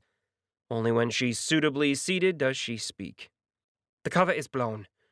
Aired your axe against the nobles and, well, you're in danger." "Heck, as if they weren't pushing it already," I say, chuckling a little. Mana mourns. I've had to fate the 2 major contenders. Then there are the half-dozen other wannabes who have made their way over. watching our training, offering suggestions, credits, and other less subtle bribes. Spurian has been much more subtle, sending members of his congregation to meet me, to talk to us quietly whenever they have a chance. Just small ways, messengers and other documentation, to show that his people, his way can work too. I'm not looking forward to the hard press, but I need to speak with them all more. See the other options, learn a little more of their world. I've only seen a half dozen worlds so far, after all. There's more to learn, more to fight. You need that level, 𝗪𝗈 says rather firmly. On top of that, Unilo has something to talk to you about too. About time she asked for her favor. I wonder what she needs from a poor, benighted soul like me. Anything I should know? You know, she is my teammate, 𝗪𝗈 says. That a no? I watch as 𝗪𝗈 fights herself. Loyalty to the Empire warring with loyalty to her friend. In the end, the Empire wins out. It always will with someone named the Champion. She's a noble, as you know, but the family has been in disgrace for years. What she might ask will benefit her family more than herself. No hints on that? I continue to prod. No. There's a little doubt, a little concern in 𝗪𝗈's voice. I wonder if she even knows. She tilts her glass back, draining it, then pours herself another. What is this astringent taste? And why is it so enticing? Pineapple. I go into the building menu. A second later, a pineapple pops into existence, teleported here by the system. I wince at the extravagant cost. I catch it and hand the whole fruit to her. This one's unmutated, which, by the way, makes it a premium product these days. 𝗪𝗈 dubiously eyes the spiked, bright pale yellow fruit. Eventually, she puts it into her inventory. And then she downs another glass. Let her know I'll see her tomorrow. And get my yaya to come so that he can port me over directly. I stand, leaving my glass behind. As I walk over to the water, I add, You know, your pet paladins might not be what you think they are. There's only silence from behind me as I approach the edge of the pool. I stare at the pale blue waters, rippling from the artificial breeze I have blowing through the room. But that's the thing about people, isn't it? They can always surprise you. I don't let her answer before I dive in, letting the cold wrap me, letting the fear of the water clutch at me as old wounds, old memories rise up. But this is a fear I've learned to deal with. I've learned to live with. It clutches at my chest, stutters my heart, and makes it beat faster. It consumes my mind.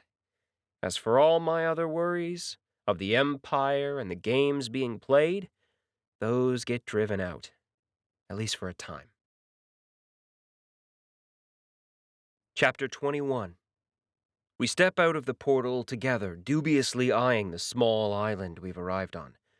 Already, Ali, who had gone ahead, is updating my minimap, giving me location data and information about the surroundings.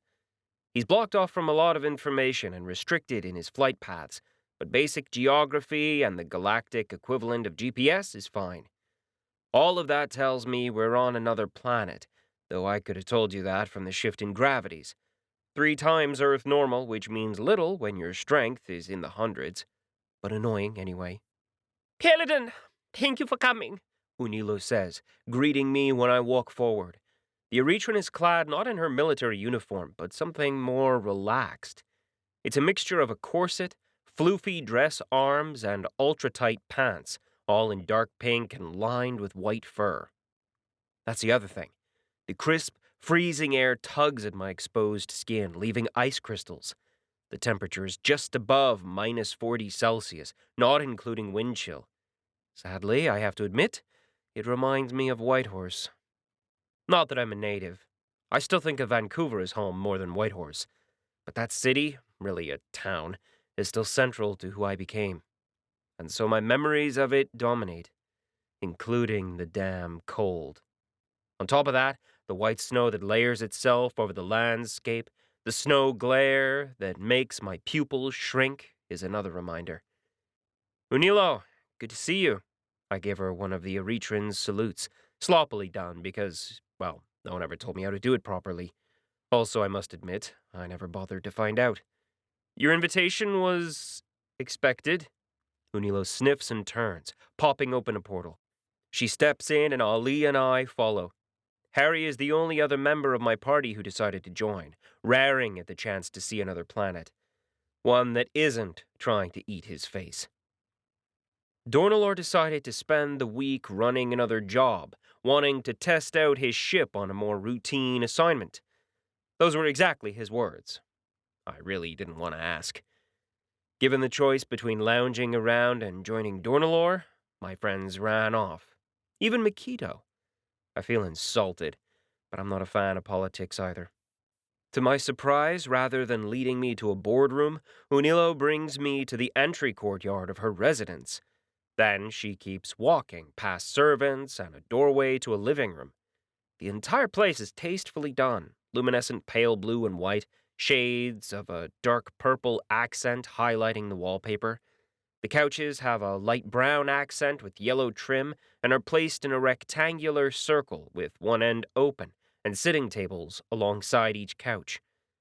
𝗀𝐆𝐆 takes a seat on one of the chases, and I take a more traditional couch diagonally opposite hers. Harry, on the other hand, is taken by the arm and guided out by a waiting servant to be shown around the estate. The moment he walks out, both spatial locks and privacy locks appear. Surprisingly, there are 3 in place. One for the room, one for the residence, and one for the planet. Powerful enough to stop me from jumping out if I need to, and to keep the vast majority of our conversation hidden. So, what is this about? 1 second. We're waiting for one more person, says 𝗀𝐆𝐆. She turns her head, and a man saunters in. He's older, lines on his face, his neck, and his hands. He has tattoos all across his face, branching swirls reaching from his neck and up to his face, highlighting the coral on his ears. And his hair is shorn short, unlike the common flowing locks I've seen sported by most Erethran nobles. He's also sporting an assortment of mana enchantments, multiple rings, bracers, anklets, something around his chest region, more attached to his belt. And they're not low-level enchantments either. At least 3 are masterclass level.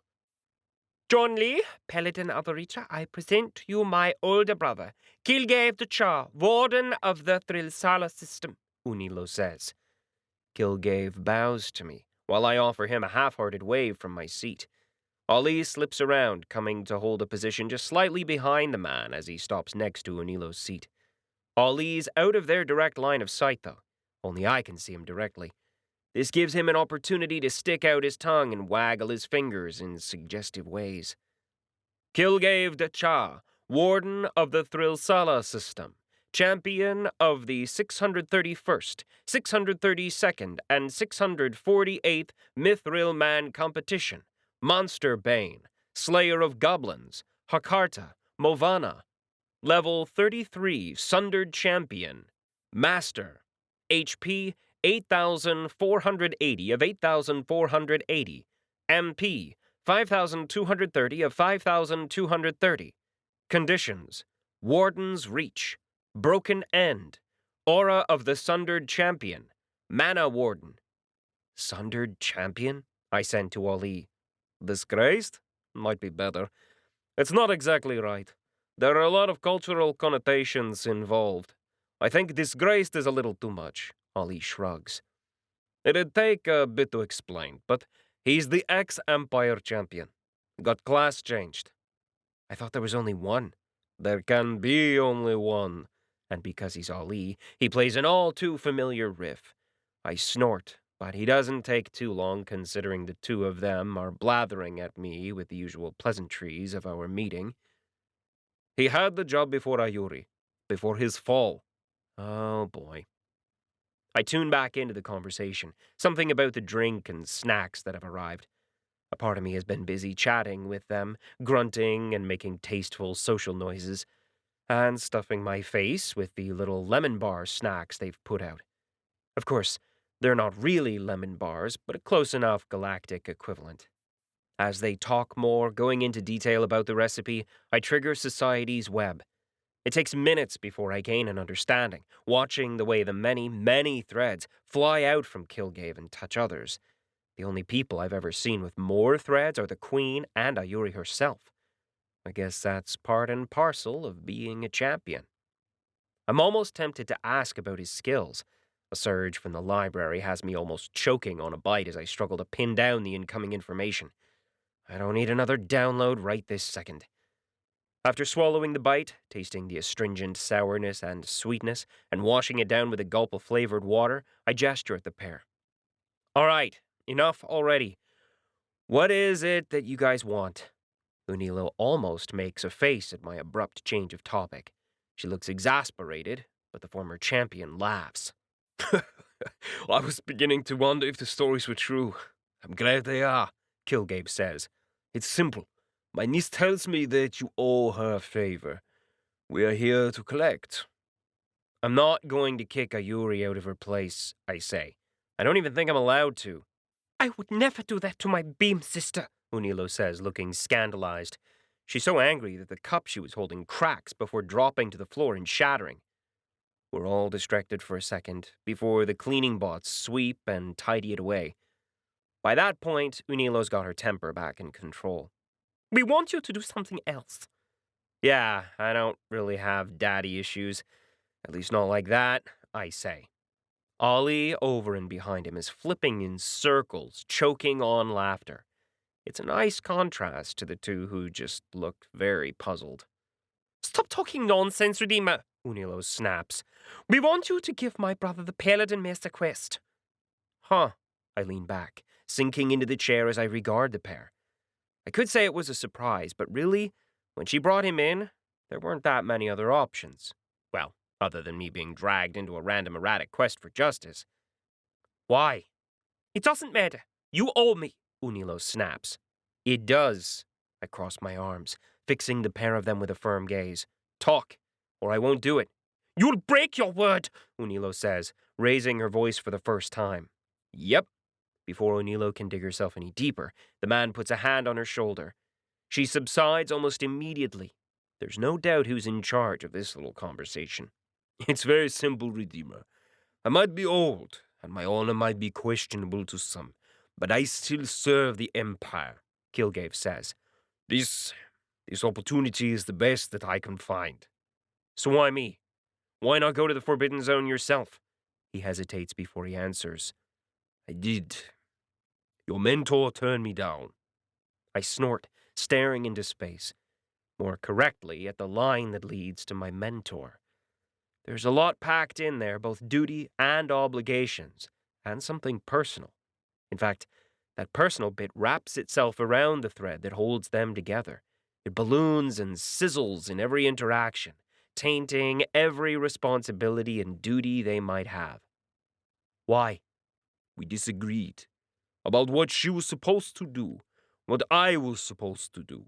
We disagreed about the king and her duties, and by the time I realized she was right, it was too late. Regret flashes across 𝗏𝐸𝐵's face, and I start piecing together their history. You were the champion for the Mad King, I state. He wasn't mad.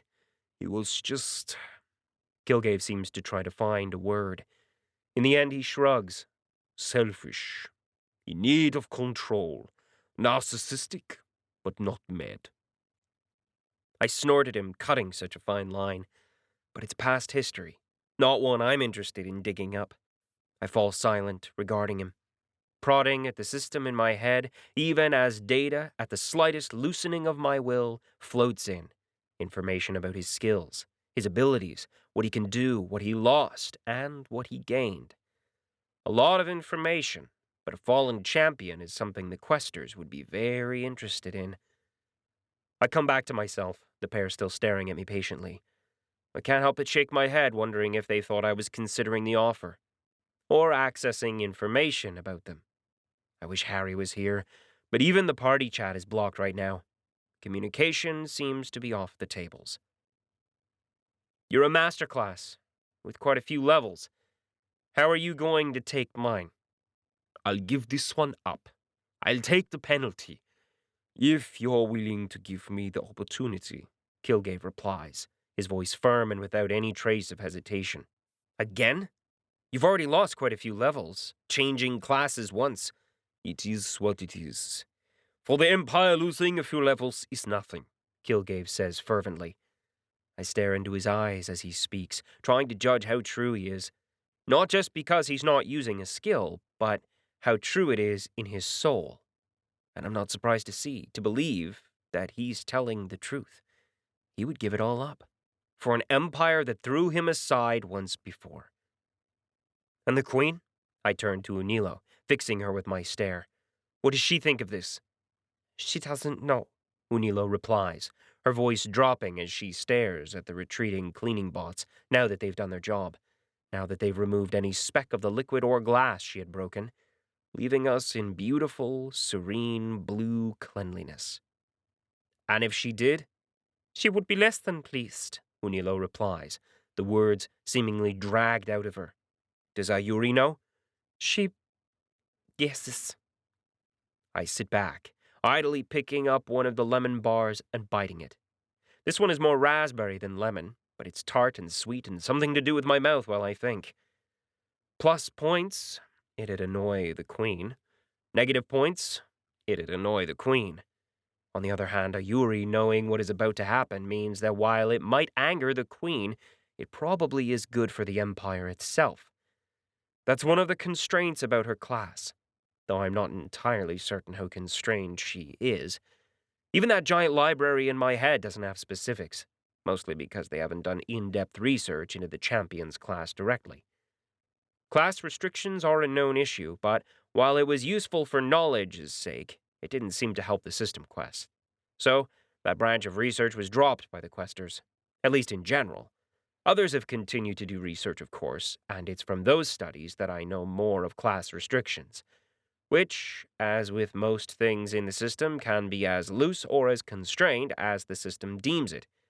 The trade-offs in power are significant, though, which is why many continue to explore the intricacies. Why do you want to be a paladin? I say. It's almost a rhetorical question now because I think I know. There are only a few kinds of people who become champions. To serve the Empire. The real Empire, 𝐿 says. When my silent and steady gaze demands more, he sighs. I failed. The first time. Thinking I served the Empire, but what I served was a man. Now I want to make it right. You know, I put the initiates through a lot of training, which I do not need, 𝐿 says, sounding almost affronted. I can't help but chuckle, seeing the spark of arrogance in his eyes. I have fought more and harder monsters than those you sent them for, and I learnt my lessons, the lessons you tried to impart decades ago, at greater cost than I would wish on anyone. One last question, then. Tell me this story. What story? Unilo says, but 𝐿 knows and squeezes that hand on her shoulder. She looks at him and he offers her a pained half-smile. It is not an easy thing to tell of your failures, 𝐿 begins, before he launches into the tale. It's one of mistakes, of indecisions, of lives taken and lost, and in the end, of a man who chose to stand aside when it was necessary, to fail his own class, to save an empire. When that somber tale is over, I ask, and what? You've been chilling at the family estates since then? I've been doing what I can to aid the Empire. Even a fallen champion is a powerful force, 𝐿 says. But I'm limited in what I can do internally, by those who believe what I did was wrong, by my former position, by my present class. He gestures upward.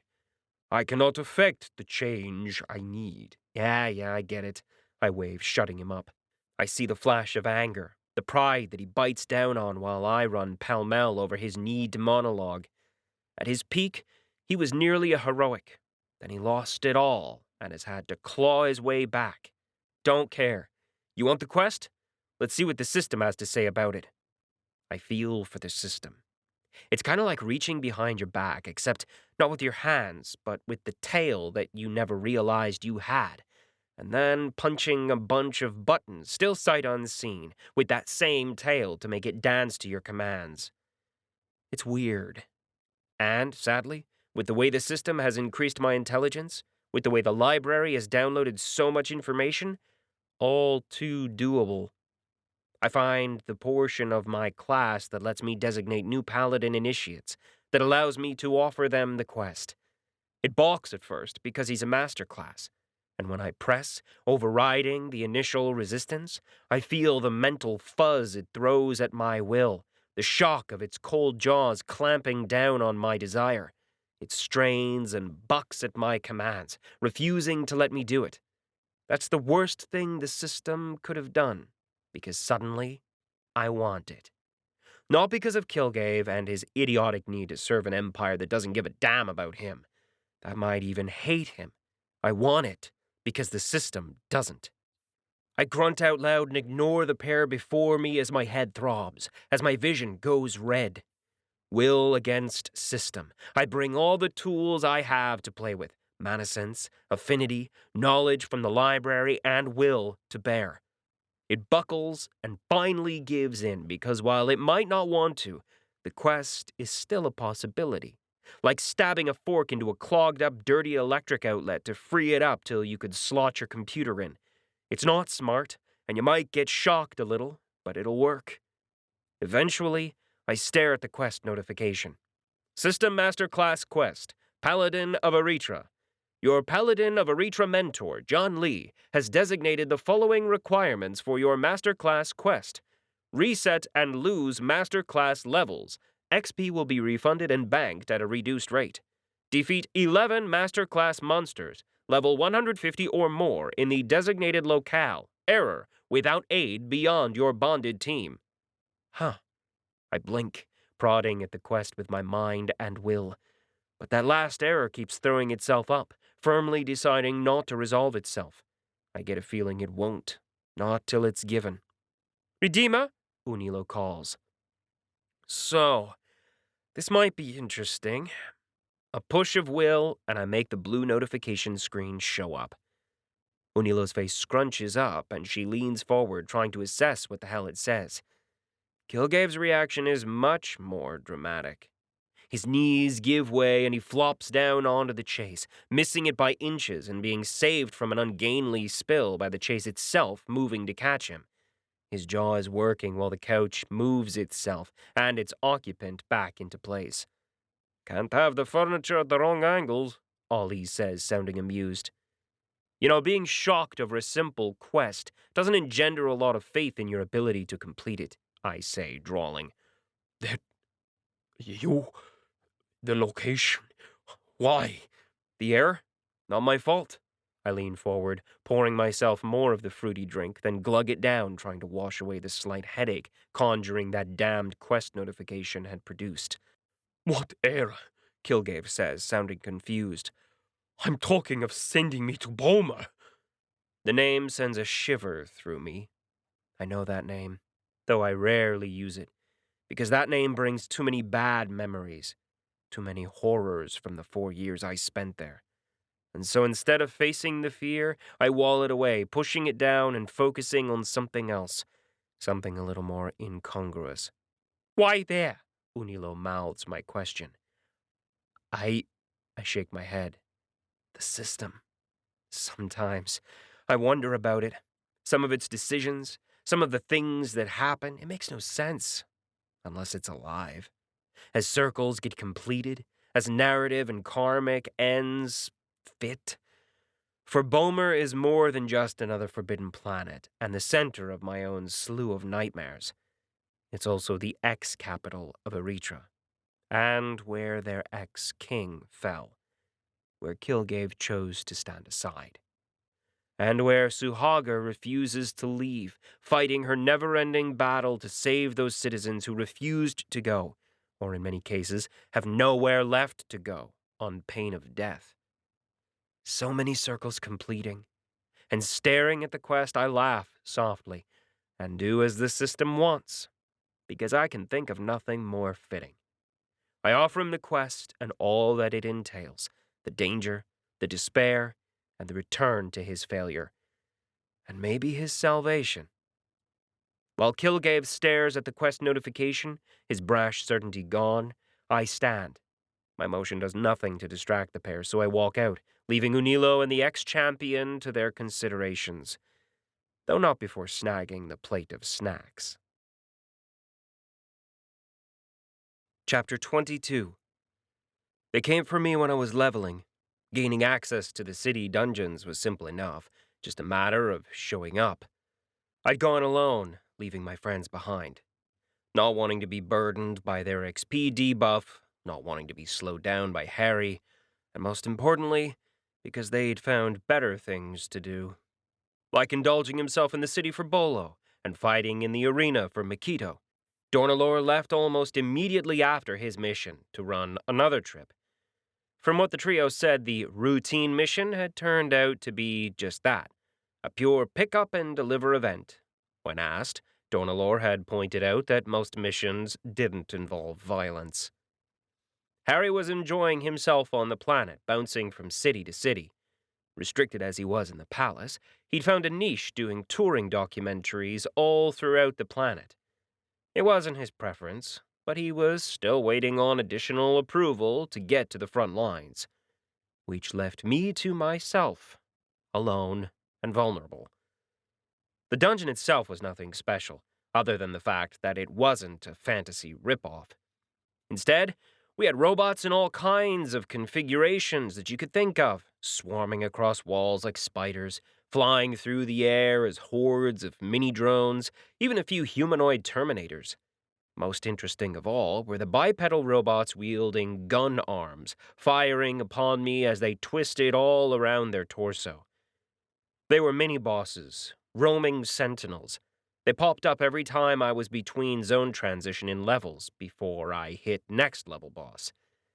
The city dungeon itself is 12 levels deep, and I'm down in level 9 when they come. I'd started at the top, working my way down in quick order before slowing down at the last couple of levels, partly to keep my mana levels high, partly because things are beginning to get interesting. I skip along the pale gray walls, armored feet tearing into the metal as I run along it, mass impacts ringing throughout the rectangular room we're fighting in. For the creativity shown in building out the robots, in developing the variety of androids, the actual environment is a letdown. Other than the occasional blockade of metal, most of the rooms and corridors are smooth surfaces, leaving open lines of sight and few places to hide. Good thing I'd recently been fighting in a space station with almost the exact same problem. An exertion of will, and the spell finishes. The formula for the mana escaping my mind as I release it, creating a small hill on the floor. Not a large hill, but more than adequate to throw off the aim of the sentinels as they fire. The small hill grows, metal warping and bulging, and the sentinels stagger, trying to right their balance. I'm grinning, ready to destroy the staggering sentinels, when a pair of 2-foot-long blades fly through the air. These attackers are new and definitely not a dungeon feature as they make their presence known. The first 2 blades sink into my back, punching right through my active soul shield and Hod's armor before digging into muscle and bone. I fall off the wall, the weapons embedded in my back as I tumble to the ground. Notifications flash, too fast to keep track of all, but I get glimpses. Successful dual backstab, plus 1,787 damage inflicted. You have been poisoned, 54% resisted, plus 214 damage per second. Additional effects. You are disoriented. Duration, 6.3 seconds. The blades fly out seconds later as my emergency shield ring kicks in, throwing the weapons away from me. Hod's secondary defensive shields turn on as well with a quick exertion of will. I roll on the ground, coming to my feet, but the others are already attacking. Mana that I hadn't noticed building up is unleashed. No fancy elements here, no special projection, just raw, harnessed mana slamming into the shields. I tumble through white light, trying to balance out the damage the moment it pierces my shielding. It doesn't do much, especially when I bounce off the floor. Instinctively, I reach for the mana with my elemental affinity, hoping to see it off a little. And, of course, fail. Mana has no electromagnetic force, no physical aspect for my ability to grasp. Whatever it is, it's not one of the fundamental physical aspects of the universe.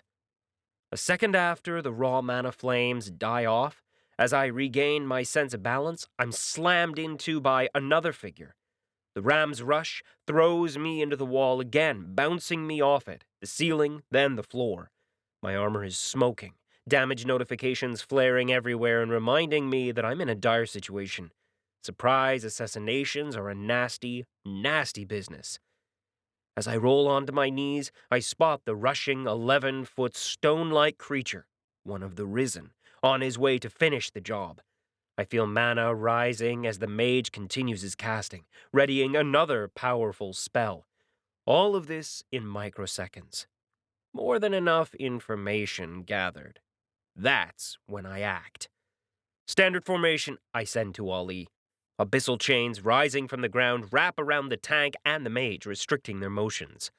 I wish I could get the rogue, but he's gone, a ghost in the system. That's fine because I keep moving, throwing my daggers at the tank, layering another soul shield onto my defense. Hod's force shield flickers back on after a second, regeneration kicking in as the mana engine goes to work. If the rogue wants to backstab, he'll have to get into position, and I'm not looking to make it easy. Even so, uncertain if there might be more waiting, I keep angling around the tank as he breaks free. A second team, perhaps, waiting for me to waste my mana on these guys. So rather than do that, I use my knives, the inbuilt beam weaponry on Hod's armor, and my blades to trim down the Risen. Risen tank, Erethran Vanguard level 47, advanced. HP 2138 of 4840, MP 983 of 1780. Conditions: structural integrity, wrath of the masses, the sacrifice of one, earthen density, lightfoot, greater health regeneration, greater mana regeneration. A quick stutter in his health when it drops after an attack and starts rising makes me grit my teeth. The poison coursing through my blood is painful, fogging my thoughts, eating at my nerves and slowing down my reactions. That's why it took me so long to realize it. An exertion of will, and threads appear. I dismiss the minor ones, then I dismiss those that lead to family, to those he loves. His crazed obsession with the champion and another legendary artiste. Within seconds, the details of their team are all too apparent. I feel someone slide into my mind, share my senses for a second, then Ali pops out. 3 o'clock, 3 feet behind that crushed mass. I can only grunt my reply as I block the swings of the Risen. He sends me skittering 7 feet in the wrong direction. I wince, my hands throbbing, my blades all scattered by the sheer force of his attack. The Risen winds up again, getting ready to throw another gauntleted punch with a power punch combined. But I'm already murmuring, both hands up, my sword dropped to the ground. Power floods into my hands as the spell ignites. I can't help but grin as I mutter, fastball special coming right up. Electricity, lightning drawn from the very air around us, erupts from my hands. I reach out with my elemental affinity, even as I note how Ali swoops down to join the stream. He's adding his gifts, but seeing the battered, shattered remnants of the monsters we've been fighting has given me another idea. I reach for the energy sources of these creatures, touch upon the mana batteries. I can't control mana, but the engines, the converters, are using enough electricity for me to manipulate. I make them go into overdrive, using a combination of mana and elemental affinity. It's easier than it ever has been, partly because of the library, I think. The ground before me erupts as lightning, flowing from my hands into the tank, strikes the ground and the shattered corpses of the robots, going into overdrive and jumping right out with even more of a charge. It skips, low to the ground, into the air, directed by Ali and me, creating a chain of destruction through the entire dungeon floor. My eyes squint and water even as Hod filters out the light. The smell of ozone permeates the air, sinking in through the armor. Its environmental seals cracked under the onslaught it had faced. I pick out over the crackle of lightning and the muted screams of the tank, the screams of the mage and hidden healer as they're caught in the web of electricity. "That's right! Eat lightning!" Ali cackles, his invisibility faded as he directs the flow like a conductor at a symphony. I bring lightning to the world, and I don't stop channeling mana into my attack until the robot's batteries are drained, until the corpses are smoking husks. I stare at the crispy figures of what used to be sapient creatures. Their bodies, their equipment are so damaged, it's impossible to tell what most of them once were. Only the Risen is still vaguely recognizable, a melted slag of rock and metal. And all I can really think of is that I'm rather disappointed. I was expecting more of a challenge. 4. I shake my head. A normal team would be 5 strong. The threat I noticed showed a 5th, but it was frayed, broken. This was a team, there's no doubt, but recently restructured. A team of 4 advanced classers sent to assassinate me. The plan was good, but I guess they hadn't thought of my elemental affinity, and what I could do with it here. Then again, it's hard to blame them. I hadn't thought about it until just now. Looks like you ranked up again on your affinity, boyo. Ollie's eyeing me slightly dubiously, having flown back after collecting the corpses. What? Never seen someone get so used to playing with mana and their affinity so fast before, Ollie says. I open my mouth to counter the spirit, then pause. I remember my struggles, the way I fought to learn even a basic spell modification in space, how hard it was. And this was simple. Just a matter of creative thought, focus, and desire. And poof, I was suddenly generating multiple nexus points of energy, drawing from mana batteries and transforming it. It was weird. Oh shit. Any idea why? I say as I wait for the Hod to begin its healing process, and for my mana and health to recover. Thankfully, the poison had timed out at some point in my little bout of madness, which leaves me a lot clearer-headed. Only thing that changed was you being poisoned, and the you-know-what, Ollie says flatly. I freeze, and for a second, I feel my heart speeding up. I draw a breath, inhaling and exhaling to steady myself, and I wonder once more, what exactly did 𝗲𝗏 do to me? Finding 𝐸man was a matter of a few calls. Finding him and a secure location where we could have the necessary discussion was a little harder. Not that there aren't secure locations scattered throughout the city, but finding one that's secure for our purposes was a little more complicated, which is why we end up in a private room of the galactic equivalent of a strip club. You have to give it to sapient creatures. Privacy when you've got weird kinks. And Erethran kinks are really weird considering how open they are about sexuality in general, is a common theme. Considering how powerful certain skills are, and the need for this level of privacy, the highest quality clubs are highly guarded. Which, amusingly, sets up almost a sideline of non-sexual meetings. After all, getting caught arriving at such a location can be a lot less embarrassing. Safer, too, than being suspected of plotting treason or the sale of state secrets. It's still not agreeable, but it's better than nothing. And so, when I make the request from them for a private room, one with a large enough area and a sterile environment, they don't even blink. Those really aren't the kind of bodies I want to look at when I come to a place like this, Bolo complains. The Dragon Lord is why I located this place on such short notice. He's also invited himself along. Mikito's still stuck fighting her tournament, but has promised to arrive soon. Not asking, I reply to Bolo once more. What is it with a certain type of person who feels the need to tell you all about his exploits? I don't want to know. I don't care, so please stop talking. I have to agree with the Dragon Lord, 𝗲man replies.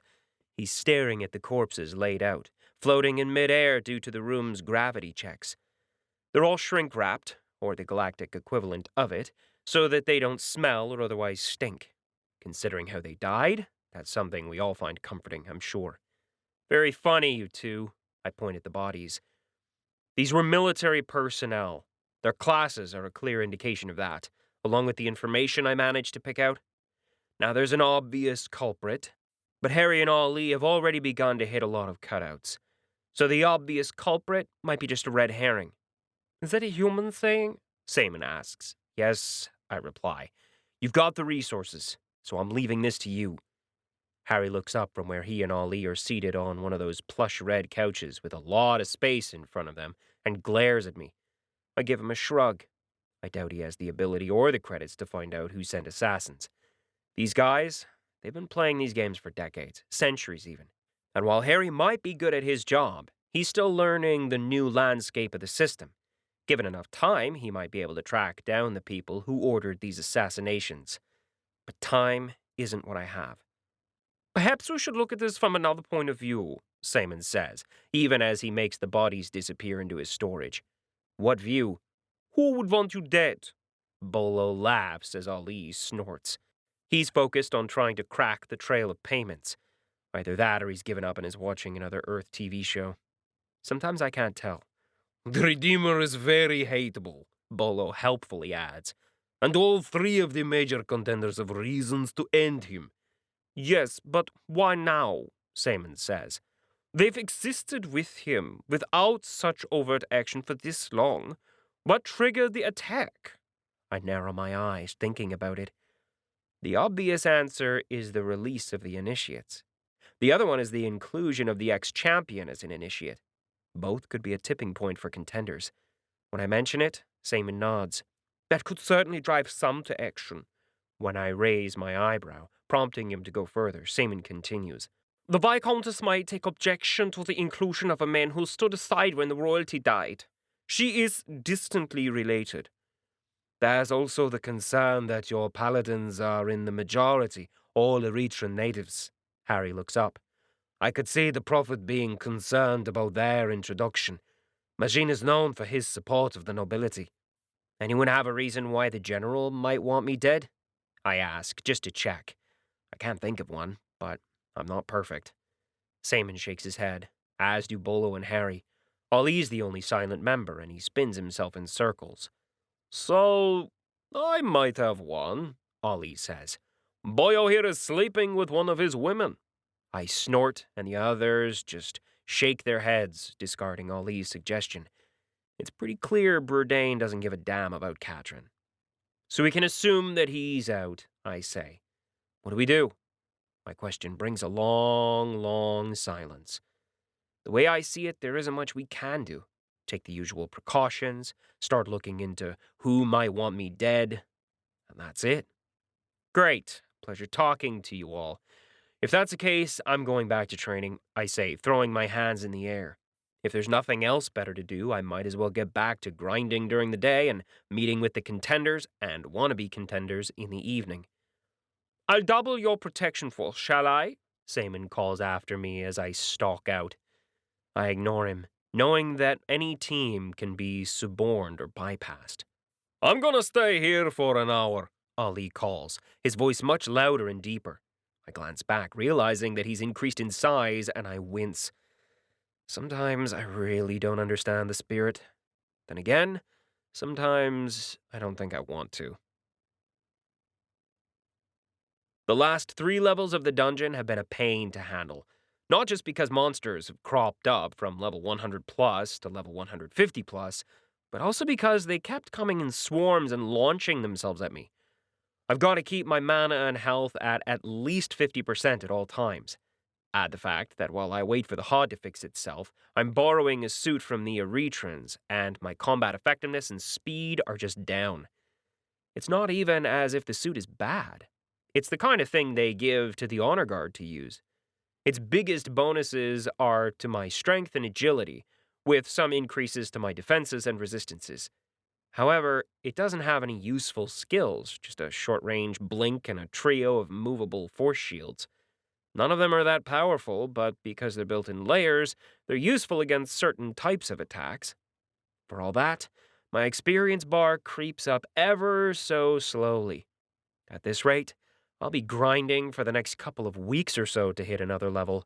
Even with the high-level monsters involved, the experience requirements I have are just getting ridiculous. But that's for tomorrow. Right now, Ali and I have something much larger to handle. Medita's Dungeon Boss, level 176, final boss. HP 17,613 of 17,613. MP 283 of 283. Conditions: coalesced. Movable parts. All for one.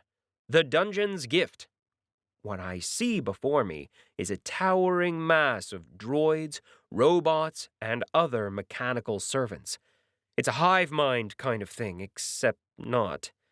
Each of the droids is a portion of its body, each individually run, but also beings managed by a central processing unit somewhere deep within the creature's body.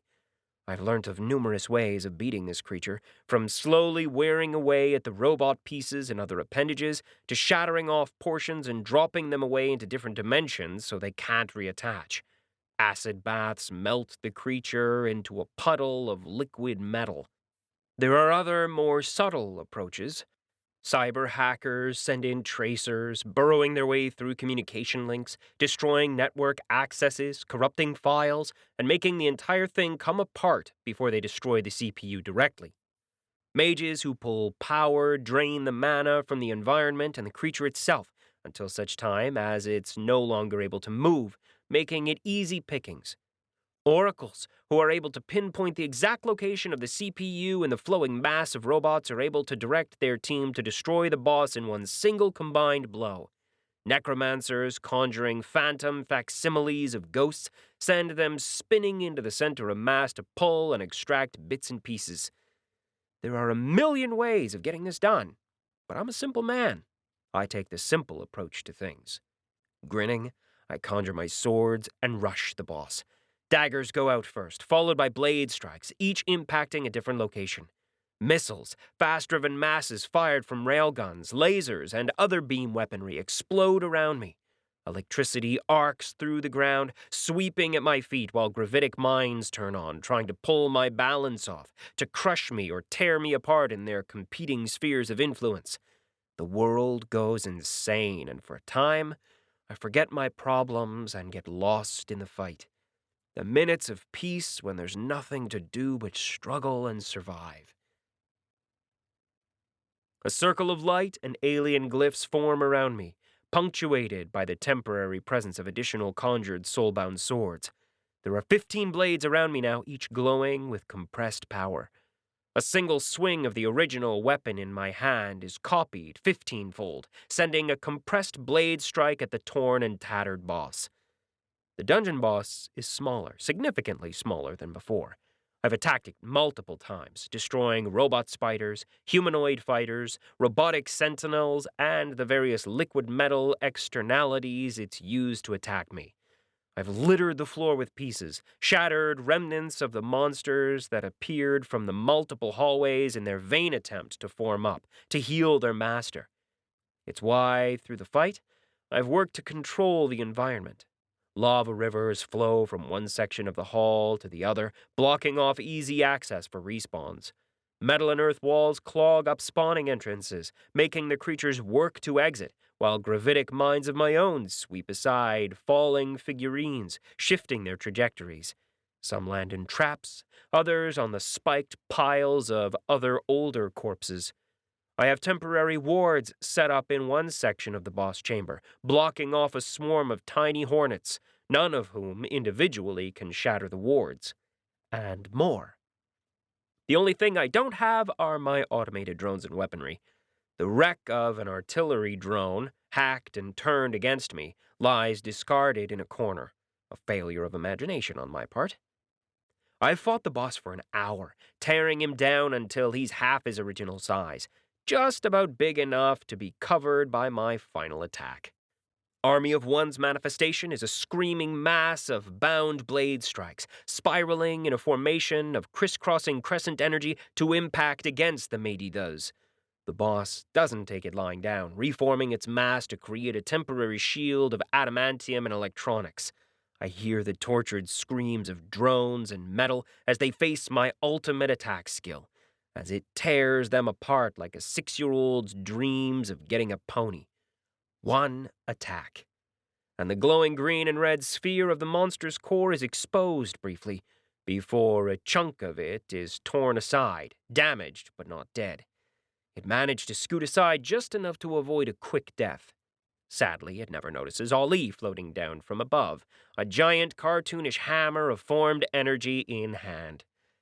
He swings with all his might, all the while sporting bunny ears and crowing, "Gotcha, Doc!" "Oi!" I shout at 𝗁𝐸. "No playing around!" 𝗁𝐸 sniffs, but the energy hammer he formed from the remnant energy expended by Army of One and the sizzling corpses is more than sufficient to end the boss.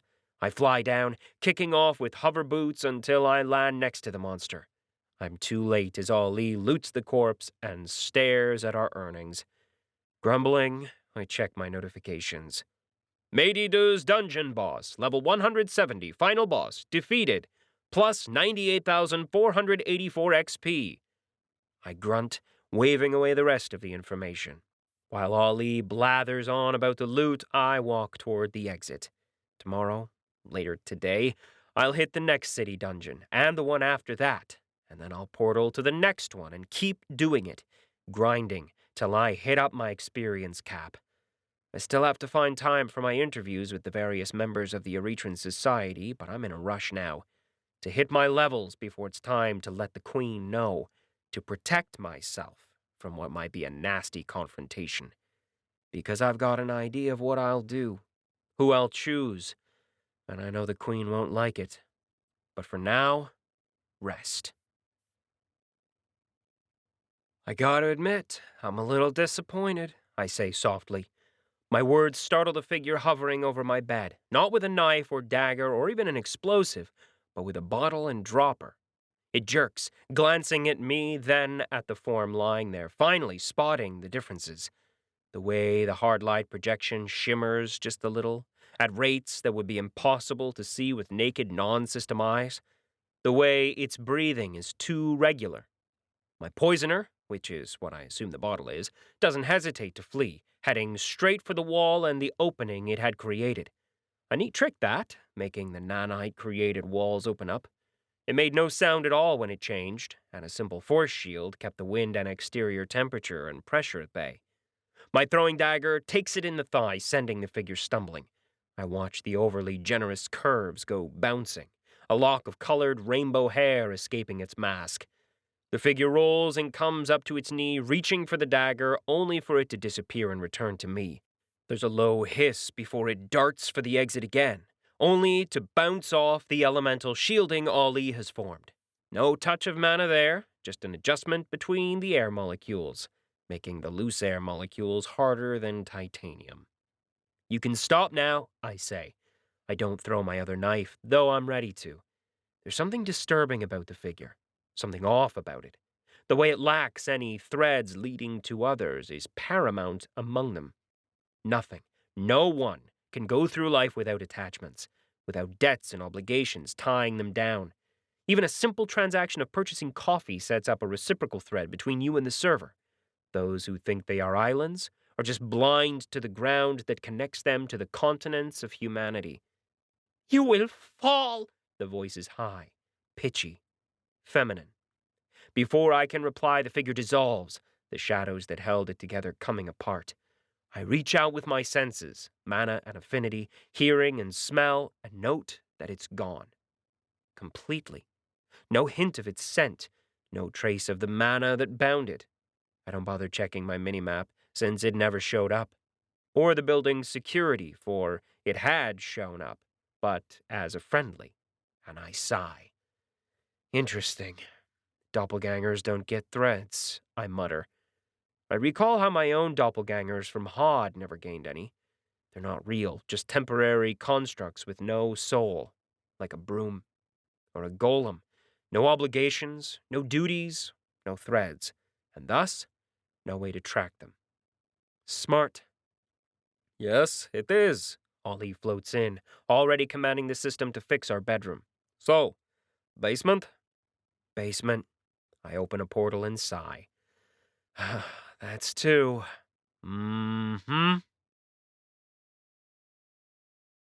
Chapter 23. 𝐜𝐞, I say to the Risen. I met one of your relatives recently. My physical sight is no longer of this earth. Was it the girl who made? 𝐜𝐞 says, rumbling over the table in the shop. Around the conference room, the other paladin initiates are seated, some of them taking the few minutes in the shop to look around, quite impressed by the surroundings.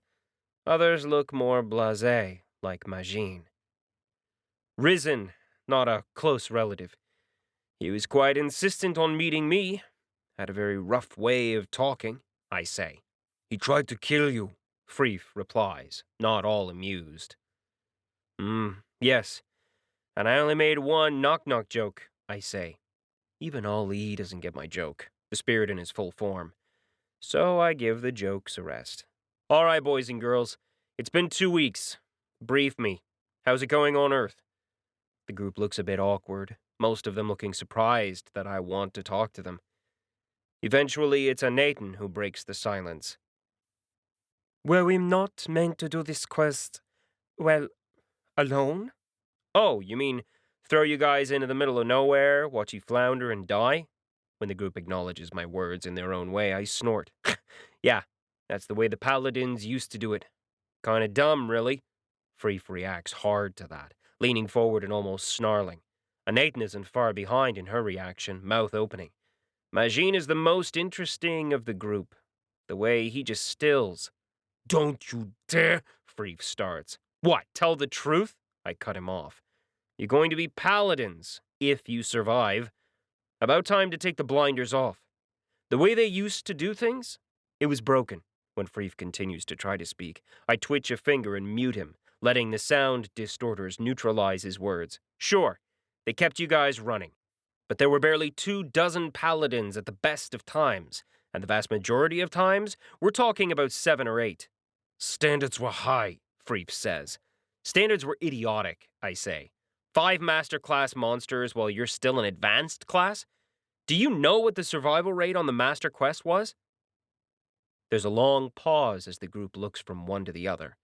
It's Nathan who answers. 7%. We checked.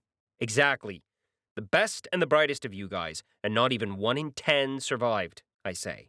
And so, you bled people, again and again. And the ones who survived, they weren't even the best people who could uphold what it was to be a paladin, just the best killers. Yes, that's what paladins are. The best of the best, 𝗪𝐺ine says. Well, with one obvious exception. Bullshit. I turned to 𝐤𝐞𝐿, who stirred at 𝗪𝐺ine's answer. You have something to say? Paladins are the pillars of justice, the levers of equality. They fix what must be fixed when no one else will do so, 𝐤𝐞𝐿 says. They should never be just killers. Exactly, I say, pointing at the rock man. Frith is almost shouting now, or maybe he is, but he's struggling and I realize I've still got him muted.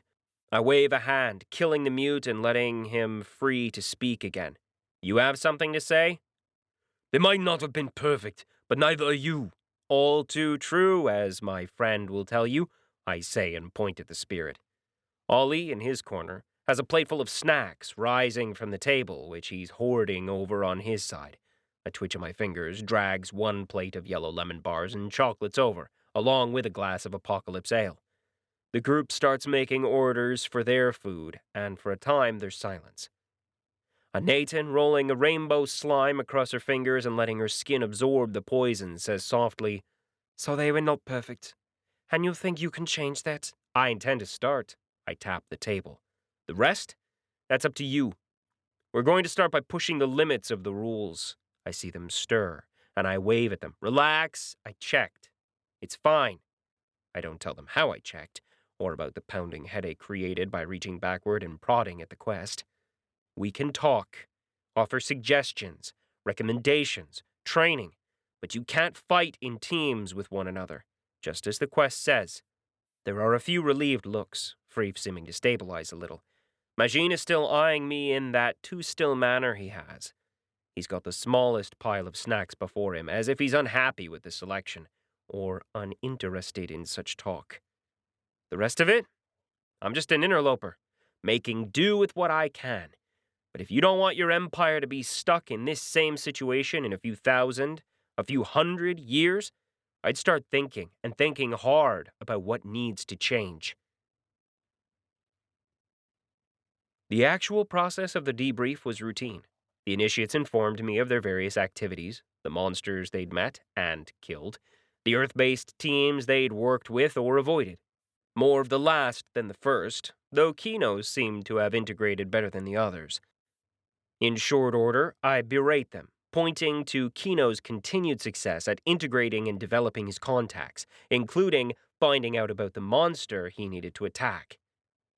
The guilds might not be as prominent in Eretria, But they've grown very important on a dungeon world like Earth, I say. You need to make friends. Work with them. Just because you're supposed to fight the final boss alone doesn't mean you can't simplify your way there. Most of them live in treacherous, dangerous locations. Use the resources available. Use the environment available. That's the only way you're going to win. Is that how you did it? 𝗲 asks. For the most part. I sometimes ran away, sometimes got the monsters to fight one another. Other times I trapped them, injured them, slowly bled them out. Piled on damage inches at a time until they couldn't handle it any further. I shake my head, remembering. Sometimes, rarely, I did what you guys were going to do. I faced them straight on without concern for my life. I fought them to a standstill and I won. In other words, I was an idiot. That last sentence brings a round of laughter, but I continue. Sometimes being an idiot is all the choice you have. Sometimes there isn't a better option. But let's at least try for something more than the depths of idiocy, shall we? I work with them, helping them figure out some initial plans, some goals of what they can and should do. And then we set up the next meeting. They disperse soon afterward, chatting among themselves, a slowly developing team. As I stand up after they've left, Anaten pops her head back in. I do have a message for you, Anaten says. From a Lana? I gesture her in, frowning at the question mark in her statement. What's with the hesitation? A woman's intuition? That you might not want to hear it, Anaten says. I glare at the initiate before gesturing for her to hurry up and speak. When she's done, I find myself shaking my head. It's nice of Lana to send the message, to let me know of how things are going. It's kind and thoughtful, just like the woman. I sigh, loudly and deeply. That bad? No, not really. I consider for a second, then flick my hand sideways. Pictures. A slew of them. Little children. Lana's own eldest and a slew of older kids, nieces and nephews, all playing with a triplicate of babies. Just a reminder of what could have been. Oh. Anaten looks at the pictures, letting her gaze roam over the laughing children. There's a bit of longing in her voice, squashed soon after. They're quite cute. Strong. Though this red hair, is it a mutation? It seems to be a quite prevalent one. Over half of these children have it. You could say that. Harmless for the most part, I say. And you? Do you have any regrets? Anaten looks surprised. She hesitates a second and glances at the photos again. In the end, she shrugs. I've had opportunities, but nothing ever felt right. Being in the Honor Guard, being a paladin, that's what I want to do. Serving the Empire, doing the best I can. And children? Children get in the way, I say. She nods, looking a little uncomfortable with that thought. I should get going. The others are already browsing the shop. You said we didn't have that long? 45 more minutes. That's what I've bought for you, I say. The guest passes will run out soon, though 𝗲cie might decide later to extend a permanent invitation, if they survive. After all, Paladin Master classes are rather rare. I watch as she scurries out, ready to go shopping, curious to see the kind of things there might be, leaving me alone, with pictures of red-headed children and memories of what could have been. You're quiet tonight, Katrin says, leaning against the table. We're at another restaurant, another mildly expensive indulgence. Now that I'm grinding levels again, I've decided to put most of these meals on my personal tab. All things considered, the cost is insignificant, not when compared to the amounts I'm earning from the dungeons every day. One of the advantages of the altered space skill is being able to drag along expensive corpses when they're left behind. And at worst, extra loot. This restaurant is a variation on a deep-sea vessel, one used to explore the world beneath the oceans. Sloping ceilings, braced metal plating, projected images of creatures in the deep approaching our windows. They swim from the inky blackness, highlighted by floodlights, to stare at us as we eat before they swim away again. Occasionally, the entire room shakes as a particularly large and enthusiastic projection prods the ship. It's highly thematic and immersive, going well with the seafood menu. The food itself is delivered to us on polished coral, seashells, and giant mollusk platings. The restaurant has even gone so far as to hire semi-aquatic waiters, who move toward us with gills and flippers flaring as they serve. The meal not to your liking? Katrin mouthed the words, not wanting to start rumors, considerate of the restaurant. She enjoys coming to these restaurants, letting her presence be known. It's a chance to see old friends, to glad-hand nobles and businessmen, establish connections, and potential relationships later. For her, it's work and enjoyment. I admit her running commentary on 𝗪𝗍 has added to my understanding of Erethran society, of how it works, and those who control it at the highest levels. Nothing like that. Just thinking. I shake my head, then fix her with a gaze. Past regrets. You know the kind, don't you? Dresses not bought, shoes not purchased, a limited line of grenades passed by. Katrin chuckles lightly. Oh yes, I have many. I was thinking more paths not taken, choices not made, because we wouldn't let things go. The things we gave up in pursuit of duty, or our dreams. Katrin grows serious, eyeing me. She sees how I speak, what I've revealed, and she matches my somber mood. The truth I've alluded to. Yes, to all that. To many dreams given up in pursuit of duty, of what has to be done, rather than what I would want. You could change. Make a new path. You're still young, I offer, seeing the regret in her eyes. She laughs, but this one is not filled with mirth, but a tinge of bitterness. Sometimes the choices we make, they are permanent, because others won't let you change. Sometimes we find what we are good at, and it might not be what we'd want to do, to be, but it is what is necessary. I stare at her, seeing the truths in her eyes, the strong sense of duty, the refusal to bend, even when she probably should. And once more I turn on society's web. I see the threads that lead between her and those she's known, between her and those she serves. And for once, I see how the thread wraps her close, holds her tightly in her place. Sometimes the threads we bind ourselves with are all the stronger because they were our choice. I see the hidden pain, the way she struggles in her own way, and I squeeze her hand because I don't have an answer.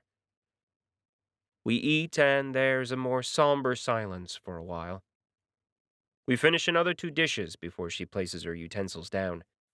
I'm done. Shall we just go? I acknowledge her request and lead her out. It's only a minor effort to send a notification and payment to the waiter, making sure they know it's nothing to do with them. When we are outside, waiting for the shuttle car, she speaks again. You know, you could change too. Pick a new path. I laugh and pull her close as the air shuttle drops, blasting air around it, catching at her skirts. It throws her hair around, bringing a whiff of her perfume, that hint of nutmeg that is hers, and the burnt ozone smell of electric use. I hold her tightly till the doors slide open and I usher her in. Memory. Too much memory pulls at me, threatening to sweep me away, threatening to drown me in a whirlpool of regret and sacrifice. My memories of a red-headed man, fallen and lying bleeding, his sister holding him tight in dark caves illuminated by the glow of steady yellow mana lights. Another of a woman with sun-kissed skin, a friend, a sword, driven through her body on white steel decks. A failure, when I should have acted, when I could have. And memories not my own, of experiments, of screaming men, women, and Yarrick. Mana stripping the very flesh and bones as classes are removed, of a heroic, the Hakarta's limbs removed, trying to grow them back and failing. His body, his system, failing as the ship records his destruction as it leaves system space, until eventually the mana levels fall too far and the recordings stop. Decades later. Atrocities and losses. Questions answered, and still one question left. I get in, never answering her, because some paths, some questions, need an answer, an ending, or all else that came before would be wasted. They come for me again when I portal in the next day, not in single numbers, not even in small groups, but as a horde, I almost conjure my weapon, staring at the group awaiting my arrival, and I can't help but curse because the law forces me to use only specific locations, unless there's a need. I could have broken the law, done what I wanted, but I was trying to be polite. Must be the old Canadian in me. I'm sorry, Paladin. They were insistent on waiting for you. The captain of the guard is at least brave enough to speak with me directly. I step off the teleportation platform, getting out of the way, staring at the hungry masses of servants and minor nobles, all of them bearing invitations. Some, I'm sure, are just here to curry favor. Others want to progress the campaign of their chosen leader. It seems, along with the attack by the assassins, other social norms, including the quiet dismissal of my presence, have faded away. Now they're all bent on making their cases, all bent on making sure I know what is best, truly best, for the Empire. 𝗪man, I make the call, bugging the man directly. 𝗪man answers my call almost immediately, making me smile. I do like competent minions. Lord Braxton is on his way, Paladin. Just wait a few minutes. He will handle this. A couple minutes later, Lord Braxton appears, fading in next to me from the teleportation platform. He takes one look at the group, grunts, and turns to the people he brought along. You may begin. To the increasingly frazzled captain of the guard's relief, Lord Braxton puts the minor horde of functionaries into order within minutes, each of them providing business cards, contact information, and details. A brief conversation with Braxton confirms that I'll have to meet with them, but for now, I can grind in peace. He only asks that I inform him when I intend to exit the dungeon. I admit I hesitate at that, realizing how much of a potential opening that might offer. But then, staring at the crowd, I realize I'm much more of a target as I am. Some changes to my routine will have to be made. Chapter 24. Paladin, I'm sorry for the late introduction. No one told me you were coming. The manager hurries up to me, wringing his hands. I stare at him, then dismiss him from notice. Instead, I turn back to the factory floor beneath my feet, where the artisans are hard at work. Lines and lines of them, each of them at their own workstation, attaching, building, creating drones, putting together the expendable equipment for war that drives the Eretrans onward. Dirty, gray steel robots move between stations, picking up finished drones, marking them off, and moving to the next, delivering the finished work for inspection. A few inspectors check over the work, scanning the status of each item before they're packed away in appropriate bins. In the meantime, the artisans work unceasingly, garnering small amounts of XP as they grind away at their job. Small amounts, for the lack of innovation, the lack of development, means that most classes get nearly nothing from this process. Just credits, paid by the factory owners. It's why there's such uniformity between levels for those below. Why so many peak and hold steady, whether they're 20-year-olds or 70-year-old artisans. The only real continuity among those below is the diversity of races and the lack of levels. Even clothing, or lack of it, is different, except for the lack of enchanted material. There's no need for uniforms, and dress styles are wide and varied. Fashion, on a galactic scale, is so varied and yet can often be local. Paladin? The manager calls again hesitantly. Is there anything I can do for you? Tell me about the factory, I say. This is the fourth such location I've visited in the last 3 days, popping in between my grinds when it's unexpected or when I'm done. Unsurprisingly, these factories work all hours, churning out drones, ammunition, even repurposing monster parts. Oh, well, we make the Deus line of sentry drones here. They range from the Mark IV to Mark VII prototypes. Once made, we classify the results. A wave of his hand encompasses the QA trio. Pack and ship them. All those below are independent contractors. They purchase the rights to use the respective blueprints, then manufacture them to the best of their ability. Completed works are then paid to them direct via the system. Interesting system, I say non-committally. It certainly is. Ever since we've instituted the commission rate system, we've seen a tripling of our output, the manager says proudly. I grunt, staring down below. What he doesn't say, what Harry found out when Spurian's people sent us the note, was they'd also managed to keep their payroll cost from ballooning by reducing payouts. The people below are producing more for less pay. Unfortunately, credit loans for the purchase of the blueprints lock the workers in, forcing them to work themselves to the bone.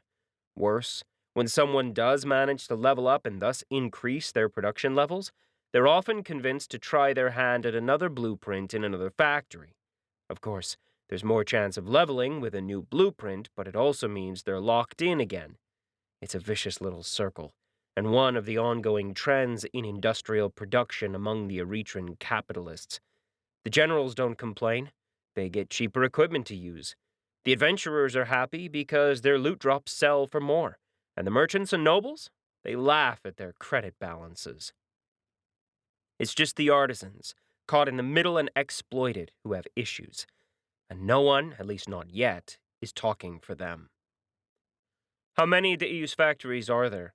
In this sector, the manager appears to mentally count. 11 of this size, another 2 larger, and another 40 subsidiaries. And you've implemented this in all the factories? Yes, Paladin. I don't bother asking further questions, opening a portal and walking through it. This one takes me to the nearest planetary teleportation point. I'm done with the dungeon on this world, so it's time to move on. Paladin, thank you. If you hadn't arrived... No thanks needed. It was the right thing to do. I offer a smile to General 𝗪, letting my gaze flick across to the battle plot next to him. I'm surprised, though, that you got caught out like that. It's rare that planetary invasions are done before the space battles are complete, the general admits, shaking his head. I never expected the 𝗬𝘀 to be so bold, or that they'd let their assassin come. I grunt. That had been a painful beating. If I hadn't been able to get 𝐒𝐞𝐿 and Bolo to come with me, fighting off the equivalent of a mini-heroic champion of the 𝗬𝘀 Confederacy would have been impossible. It had taken all 3 of us pounding away at him, and the 4 masterclassers on the planet to make him run. If we hadn't managed to displace the majority of the fight out of the city, and over what used to be the local newbie hunting ground, the damage would have been a lot more extensive. Why did they? I say, frowning. Harry tells me that they've never let him leave his empire before. Ah, well, what can one say? The 𝗬𝘀 are difficult to understand, 𝗪 says, waving in dismissal. I'd think you'd want to understand your enemy, I say, letting my voice cool. Bah, 𝐾𝐬s are too animalistic to really understand, 𝗪 sniffs. Really? My voice grows flatter as I stare at the general. Information from Ali, from Harry, scrolls up at a thought. I'd set the reporter on it the moment we learnt of the attack, and what he managed to dig up, from tapping into non-Erethran news sources, was enlightening. So you really have no idea why the 𝗪𝘳 might show up? I don't try to understand the thoughts of such enemies, 𝗪 repeats. Fair enough. I'll be sure to let Burdane know, I say. Let him know what? 𝗪's voice goes higher. I smile grimly. About your lack of imagination. Understanding that attacking the 𝐏𝐬𝗪 and accidentally killing a generation of their pups seems like a simple conclusion to draw, even for a non-military man like me. I lean forward, glaring at 𝗪. I expect the chief will have his own words on the matter. To my surprise, 𝗪 relaxes a little. My eyes narrow, and a quick query to Ali brings up the information, and the respective family trees. A quick check with Society's web confirms my feeling, and I internally debate the matter. Throw him out of the airlock and leave the fleet without a commanding officer? Weakening this sector of space? Or let him pull the strings he thinks he can pull to keep his position? I'm reminded once more that the army he controls holds loyalty to him, not Burdane or the Queen. We all have much to do, Paladin, in lodging our respective reports, 𝗧 says, his voice cool, too. "If you don't mind." Yeah, I get it. I walk to the exit of the command deck. Already, I'm composing a message to Burdain and the Minister of War. Let's see how they handle this. And if not, well, I can always space 𝗧 later. Or let one of the other paladins do it. My fist hammers into the prison and it cracks. Seconds later, the prison reforms. I growl, kicking at the prison again, watching it reform and feeling a little of the shock from my attack rebound. I can feel the prison of light and mana they used moving, the assassins taking me to another location. Smart. They couldn't kill me, not here, not in the middle of the city. But move me to a different location? Maybe torture, mind smash me into submission while getting their person in play? That's doable. Especially since a half dozen mages are forming this ritual prison. I could try breaking it with army of one, but the secondary rebound effect on the prison would kill me if I failed to break through. I can't help but wonder if the cracks I see are there on purpose to make me overconfident. Ah, hell. Let's try this, I mutter, and pull out a grenade. Not a chaos grenade. I'm not that desperate yet. Just a ghost-light mana dispersal grenade. 4 dropped at my feet, and 3 minutes later it's sufficient to make the poor prison falter. The mages who've been holding it aloft, drained and unable to continue feeding the prison mana. Cleanup after that is simple. I even leave most of it to the local police force, after beating the mages to the ground and locking away their escape methods. Idiot mage teams seem to have forgotten to bring non-mana-based backup. Afterward, while I watch them get carted away, Lord Braxton makes an appearance. The Houndmaster is looking a little harried, and that's no surprise. This is like the 10th or 11th attack I've had to deal with, not counting whatever my guard personnel have stopped. "Paladin, you need to tell us where you're going beforehand," Braxton complains. "At the least we can alert local constabulary." And let my enemies know what I plan to do? I shake my head. No thanks. "Do you think what you're doing is working?" Braxton gestures around. "You're only heading off the least prepared. A good path analysis later, they know where you're going." So why aren't you doing that? I say, cocking an eyebrow at Braxton. "We are!" Braxton snaps. "But we're on your side. There's no reason for us to be wasting credits and time, guessing at what you're going to do." I pause, considering if I should point out that this is more an Empire problem than mine. Oh, come on. This is at least giving the new staff a good workout, right? I nod toward the group of administrators, public interfaces, and investigators who are talking to the local police force. There's even a growing argument between the investigators and the force on the disposition of the prisoners. Any idea who hired these guys? I ask my now routine question. To my surprise, Braxton has an actual answer this time. "We do. We lucked out this time. The second last cutout was someone already under investigation, so we had a tap on him. Your title came up on our routine search when you called it in." Braxton shakes his head. "We're still refining the automatic AI searches on the data. It doesn't help that you've got so many titles." I snort, but can sort of understand it. When there are a million ways to describe me, setting up an automatic search on general data trawled through the 1,000,001 information sources they have must be a pain. So? "So what?" Who is it? "Oh, Lord 𝗪, minor house noble. He's the second cousin of Lord Quas, I sigh. And they still think that idiot has a chance? Not with you talking about it publicly," Braxton growls. I shrug unrepentantly. I wouldn't trust him to find the throne with a GPS, a seeing eye dog, a Boy Scout, Delta Force Rangers, and the system all aiding him. Never mind rule anything more complicated than a Lego playhouse. Braxton shakes his head. "If you're trying to confuse me, you can stop. Your spirit introduced me to a proper culture pack download. I now even know of MASH." I shoot a look over to where Ollie is busy watching the growing argument between our men and the police force, a bucket of popcorn in hand. The spirit's sense of humor can get arcane at times. MASH is a little before my time, but I decide not to pop Braxton's bubble. "So, you got a good scent for 𝗪, I say. Able to track him down?" "We'll catch him, don't worry about that," Braxton says, shaking his head.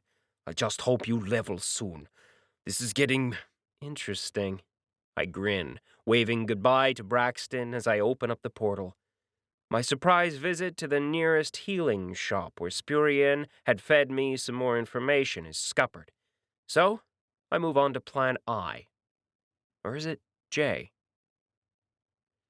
The gas giant beneath reminds me of Jupiter, both in coloration and size. Giant swirling brown clouds pass beneath my feet as the ship continues its routine patrol. I'm crouched next to the nervous recruit, hooked on to the open strut and feeling the barest tug of increasing velocity as the ship continues to gain thrust. "So this is routine maintenance?" I say. Yes, Paladin," the recruit says, nervousness evident in every word. He's got a welding torch in one hand, a fistful of crafted metal horn hybrid wire in the other. I see the overlaid glyphs his helmet is displaying on the strut, where he's carefully attaching the wire in exacting detail. "We have to replace the glyphs every month, but with the size of the Ktrum, Paladin, it's—" I get it. Never-ending work. And not enough of you guys, right? There's always more than enough people with guns, but people with actual skills. The private looks up and shyly offers me a nod. It's a shared smile, as if I get it. And I do, in a sense. "Random recruit whose name you've already forgotten. Erethran Space Cadet, level 17, basic. HP 130 of 130. MP 210 of 210. Conditions: mana sense." Seriously, Ollie? You're telling me you remembered it? That's not the point.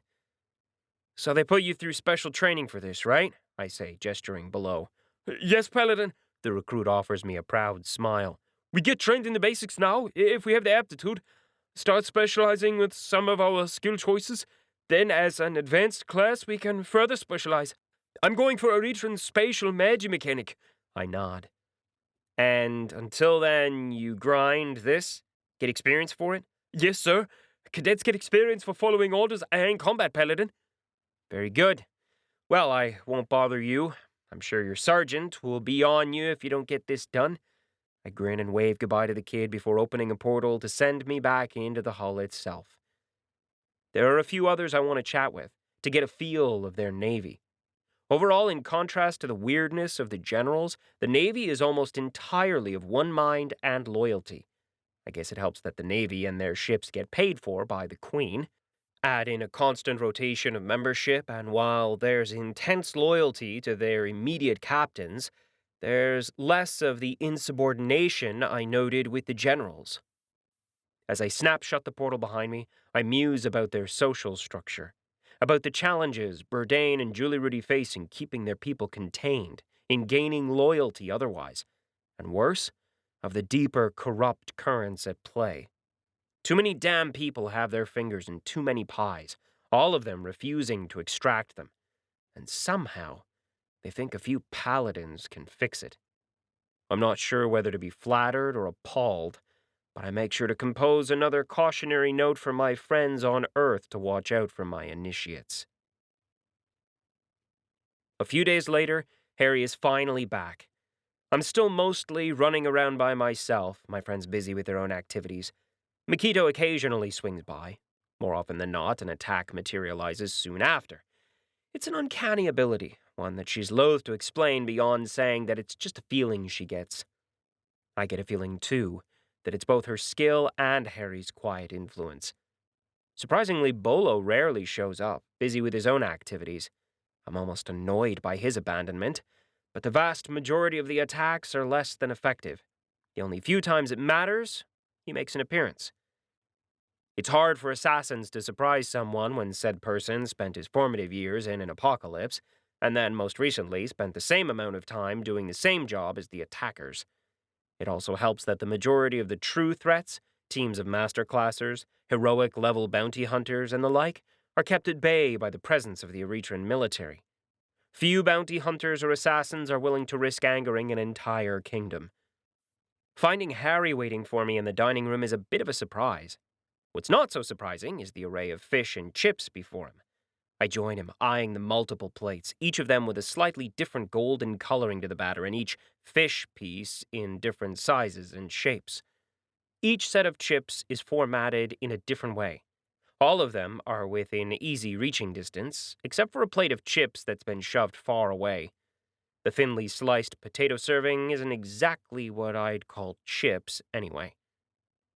Harry, what exactly are you doing? I say. New job.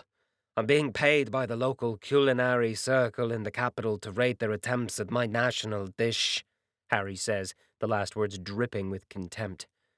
I'm slightly amused a second later as the dark-skinned man spears another crispy golden fish flake and shoves it into his mouth. He chews slowly, eyes narrowing, then writes a note on the pad. Huh. I wonder why no one's asked me to do that for poutine, I say. Seems like an easy money day, and I get to try a lot of food. Then I spot certain irregularities among the dishes. What should be tender, flaky, and moist white fish flesh is at times different. There's a myriad of colors, a variety of unusual shapes and consistencies hidden beneath the batter. In fact, one of those... Is that Krishna meat? Yes, Harry says, sounding annoyed. It's not enough that they try to recreate the dish. No, they've decided to add a galactic twist to it. I can't help but chuckle a little at the disgust in Harry's tone. I take a seat beside him and conjure a set of dining utensils. After all, I can't let him suffer by himself. I do blame you for this, John. At my raised eyebrow, he points with his fork. You've been dining out with your lady friend so much that you started a trend of making the human paladins satisfied. A little thoughtful at his words while I pin down a chip and raise it to my lips. Spicy. Why would you make chips spicy? Anything else I should know? Assassinations, minor border skirmishes, random poisonings. Any of that sparking any brain cells? Harry says. Yes, I do get the reports from the guards and my security detail. And of course from the nobles with Bourdain and Julie Rudy when they're trying to get their digs in at one another. But I get the feeling you've seen something? Henry snorts and flicks his fork at me. Luckily, there's no food on it, which means all I have to worry about is the flood of notifications he sends. News articles, his analysis, additional details that don't make it to the reports. I get to read while we gorge on the dishes. He occasionally interrupts me, asking for my feedback. We pass plates back and forth, along with silent notes on the events. And there are a lot of notes. Fish and chips should not be made with vegetables. Firstly, system vegetables are mutated and have a tendency to poison or otherwise drug eaters. Secondly, incidents like the accidental delivery of a container of masterclass monster parts are sparking up border skirmishes between nobles and other smaller planets. Thirdly, fish. It's in the name. When we're done, I can't help but sigh. Any luck on finding my attackers? Nothing, and I don't think we will. Even if there are more attacks, they know what they're doing, Harry says. We're obviously talking of the major players, the ones who have placed and keep increasing the price on my head. These other incidents, they might offer more information, if you're willing to look into them. I shake my head. Even if I could step in and investigate the other assassinations, put a stop to some of these trade and shooting wars, it'd only slow down the incidents. It wouldn't solve the underlying problem. Worst, there's a danger of overreach, of overplaying my hand. My job isn't just saving the Empire from itself. It's choosing an Empress apparent who can fix the increasingly volatile cracks. Stopping the attacks and stopping the individual players from going too far might be the worst choice I could make. Knowing where each person, Bourdain, Julie Rudy, Spurian, or one of the other half-dozen contenders, will draw their line in their quest for power is important, necessary information. Maybe I'm wrong. Maybe I'm just naive, thinking there should be limits. Maybe I'm too human, too basic. After all, I'm just an ex-programmer. Keep tracking. Let me know what you find. On all our candidates, I say to Harry. For how long? Harry asks, fixing my gaze with his own. I know what he's asking. The longer we delay, the longer we take, the more deaths there will be. But I don't dare be wrong either. Until I'm sure. Ayuri finds me in the middle of a dungeon. We're on a different planet, one I can't even remember the name of. I spent weeks bouncing around, clearing dungeons, monster swarms, and threats, all in the race to increase my levels. It's only the champion who can cover the cost, and the jumps who can find me out here. Well, her and a few of the more insane assassins. We fight together in silence for a time. You'd think it'd be a disaster. After all, 2 master classes, neither of which have really fought together much, unleashing skills that tear apart the tiny swarm creatures and dark shadow monsters that prey upon us. It should have been a disaster by any rational viewpoint. Except both of us are trained combatants, used to fighting with others. And even if I'm not a real Erethran paladin, many of my tactics, my skills, came about from watching and learning from them. So we fit together easier than I would have expected. It helps that we're both spec'd to a higher level of intelligence. That system addition allows us to anticipate, understand, and grasp the motions of our counterpart. It's not really future-telling, just anticipation. Very, very good anticipation. We tear apart the swarm, the tiny biting insects, each of them barely level 10. But when they're the size of your hand and there are literally millions of them flying in swarms and carnivorous, it can be a problem. The shadow monsters are nearly as bad a problem, since they hide within the shadows of the swarm, attacking when our backs are turned. Thankfully, the system generally designates swarms as a single mass creature, and so provide experience for the designated threat level of the swarm, not individual amounts, or else this entire dungeon would be a waste of time. Of course, you also then have to destroy the entire swarm to get the experience, but that's what area control and area effect spells, along with chained attacks, are useful for. We lob all of those around, everything from gravity mines, which hold and crush monsters to one another, to chain lightning that jumps from monster to monster for miles. And of course, I've got the Beacon of the Angels, and Ayuri has Ire of the Champion. When we're done and the drones are released to chew up the last of the stragglers, Ayuri speaks. The Queen is getting impatient. I'm trying to gain levels here. I would think that you'd understand how long that takes. Isn't raising your level at an outstanding rate part of your package? Ayuri says. I find myself grinning because she's right. I do need significantly lower amounts of experience than most master classes. Skipping the entire basic class gives me that benefit. It's not just about the levels, I admit eventually. I look around, reaching out with my senses, checking. Ayuri senses my caution and raises an eyebrow. Do you want to talk? In private? Ah, champion, you're cute, but I'm seeing someone. Not that, you idiot. Well, if you insist. I waggle my eyebrows at the champion. She snorts and gestures, triggering her skill and enveloping us. When we pop out minutes later, she's glowering at me. Look, it's a thing. Performance issues, but don't worry, I don't hold it against you, I say blithely. She unleashes a punch, energy wrapped in compressed air. I skip aside with ease. Sorry. Ayuri turns her head from side to side as if she's looking for the unseen watchers, even though we both know that if people are watching, we'd never spot them. Not if they were really serious. Buying direct from the system is nothing we can block. Will you do it? I've already asked and confirmed once, while we were within the cannibal sphere. There are a lot of things I asked, least among them being information and control over the numerous security feeds to the throne room, but it's a lot to ask of the champion. I will, but... Ayuri falls silent, realizing no more can be said. Not out here. You better be certain. 110%, I reassure her. Ayuri nods. A second later, Mayaya has a portal open which Ayuri walks toward. I'm assuming they're using a party chat system similar to ours, just more advanced. Before she leaves, she turns back and asks, You think I'm cute? Chapter 25. 34. 38. 34. Intercepted attacks don't count, Bolo says. 97, Harry insists. They do count, but we're also including the ones intercepted by regular security personnel. Doesn't count. It never reached John. Mikito crosses arms, shaking her head. Only those attacks that are a serious threat and that reach the internal security perimeter should count. 34.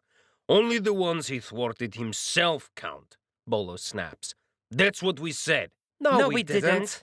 Harry and 𝗪𝐸𝐸 chorus together. John, Harry and 𝗪𝐸𝐸 call at the same time as Bolo says, Redeemer? I groan, glaring at the team. As I turn, I note the pale gray walls, the floating vid projections of past glorious battles that display on each wall, just below the hanging banners and crests of defeated armies and kingdoms. The waiting room has a few chairs, though most just pop into existence when needed. They're not the most comfortable chairs, though, since those same projectors are used as secondary shield defenses.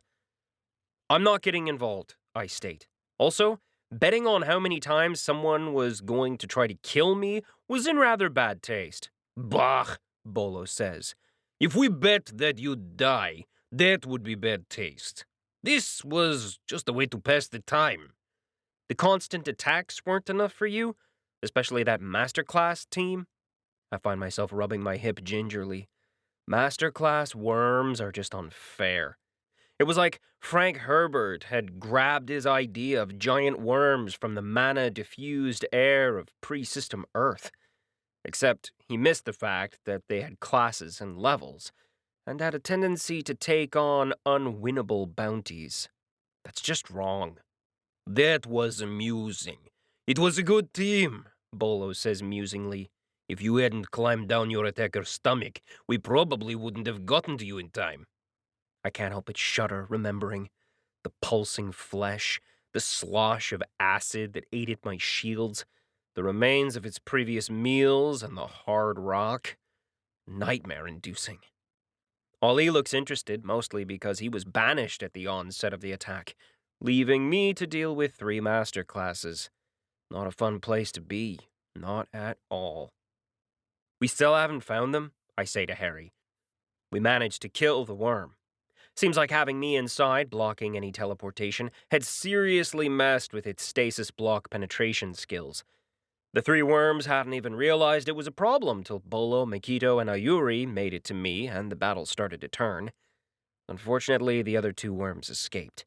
And considering I only got a portion of the worm's experience, and from what we've learned of his class and race, his death was somewhat truncated. It hurt my head, literally, to think about it. No, Ayuri assures me they're out of the Empire, though, Harry says. I verified they turned in the bounty as a failure, so I'd agree with her assessment. They've even got a counter-bounty placed on them by the Empire, though it's not a lot. I shake my head again, deciding not to touch that last comment with a 10-foot pole.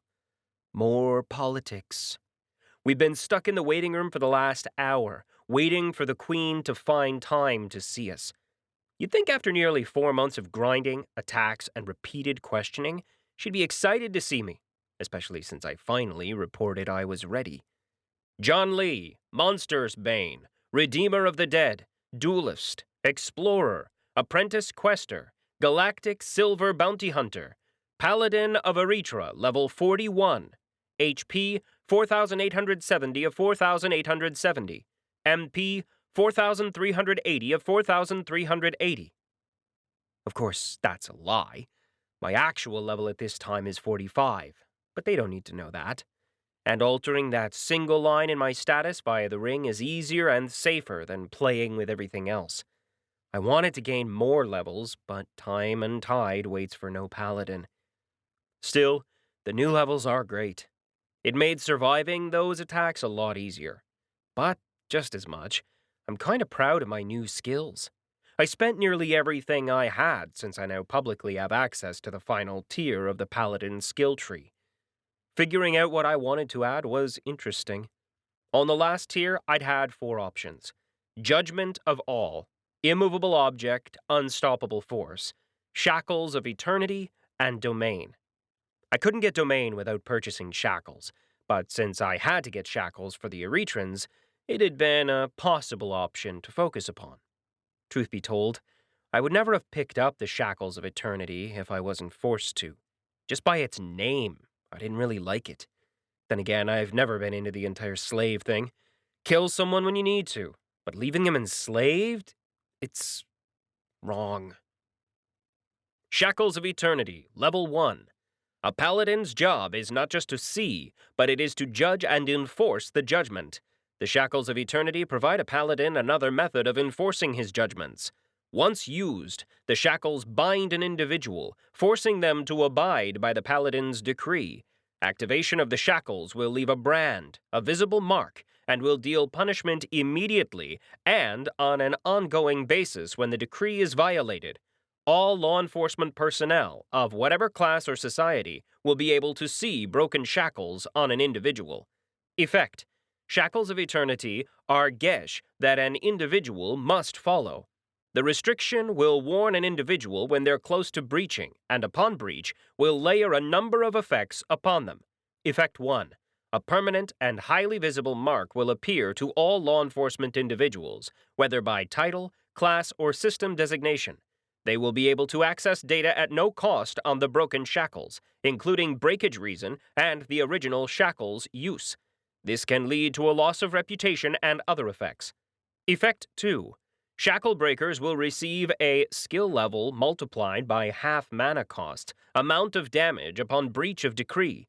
This is mana damage and may only be mitigated by mana resistance. Effect 3. Broken shackles deal ongoing skill level multiplied by 1/10 mana cost, damage per minute to the shackle breaker. This damage is mana damage and may only be mitigated by mana resistance. Cost: variable, depending on shackle requirements, channeled. The Shackles of Eternity is a very strange skill. I wish I could have played with it more, but other than using it on a few semi-sapient monsters, I've left the testing alone. For one thing, there's no way to dismiss a shackle. Using it on an intelligent creature for that reason is a no-go, not without a very, very good reason. In addition, unlike most skills, this one requires a significant amount of startup time. Depending on what I'm trying to do, I have to hit a certain minimum threshold of channeled mana before the skill will trigger. Only after I add that minimum amount can I release the skill. Before that, it locks me in place, leaving me intensely vulnerable. Furthermore, even the lowest level use of the shackles requires 1,000 points of mana. Higher, more elaborate conditions require even more. All that means that it isn't the kind of skill you use in battle. Digging into the Paladin's archives made me realize it isn't even a skill that was taken by most Paladins, especially in the later periods when dealing with the enemies in a more immediate, violent manner was favored. When required, they just dragged people before a Paladin that had spec'd the skill and left them to it. I do understand why the Queen wants me to have it, though. Or, more correctly, I have a pretty damn good idea, especially after reading their histories. All that said, it had left me with 3 other skills to choose from.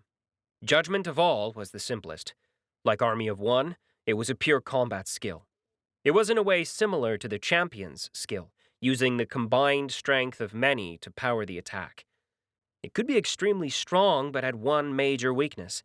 It required you to be part of a strong, unified community. The reliance on that skill was also part of the downfall of the Paladins in the last fight.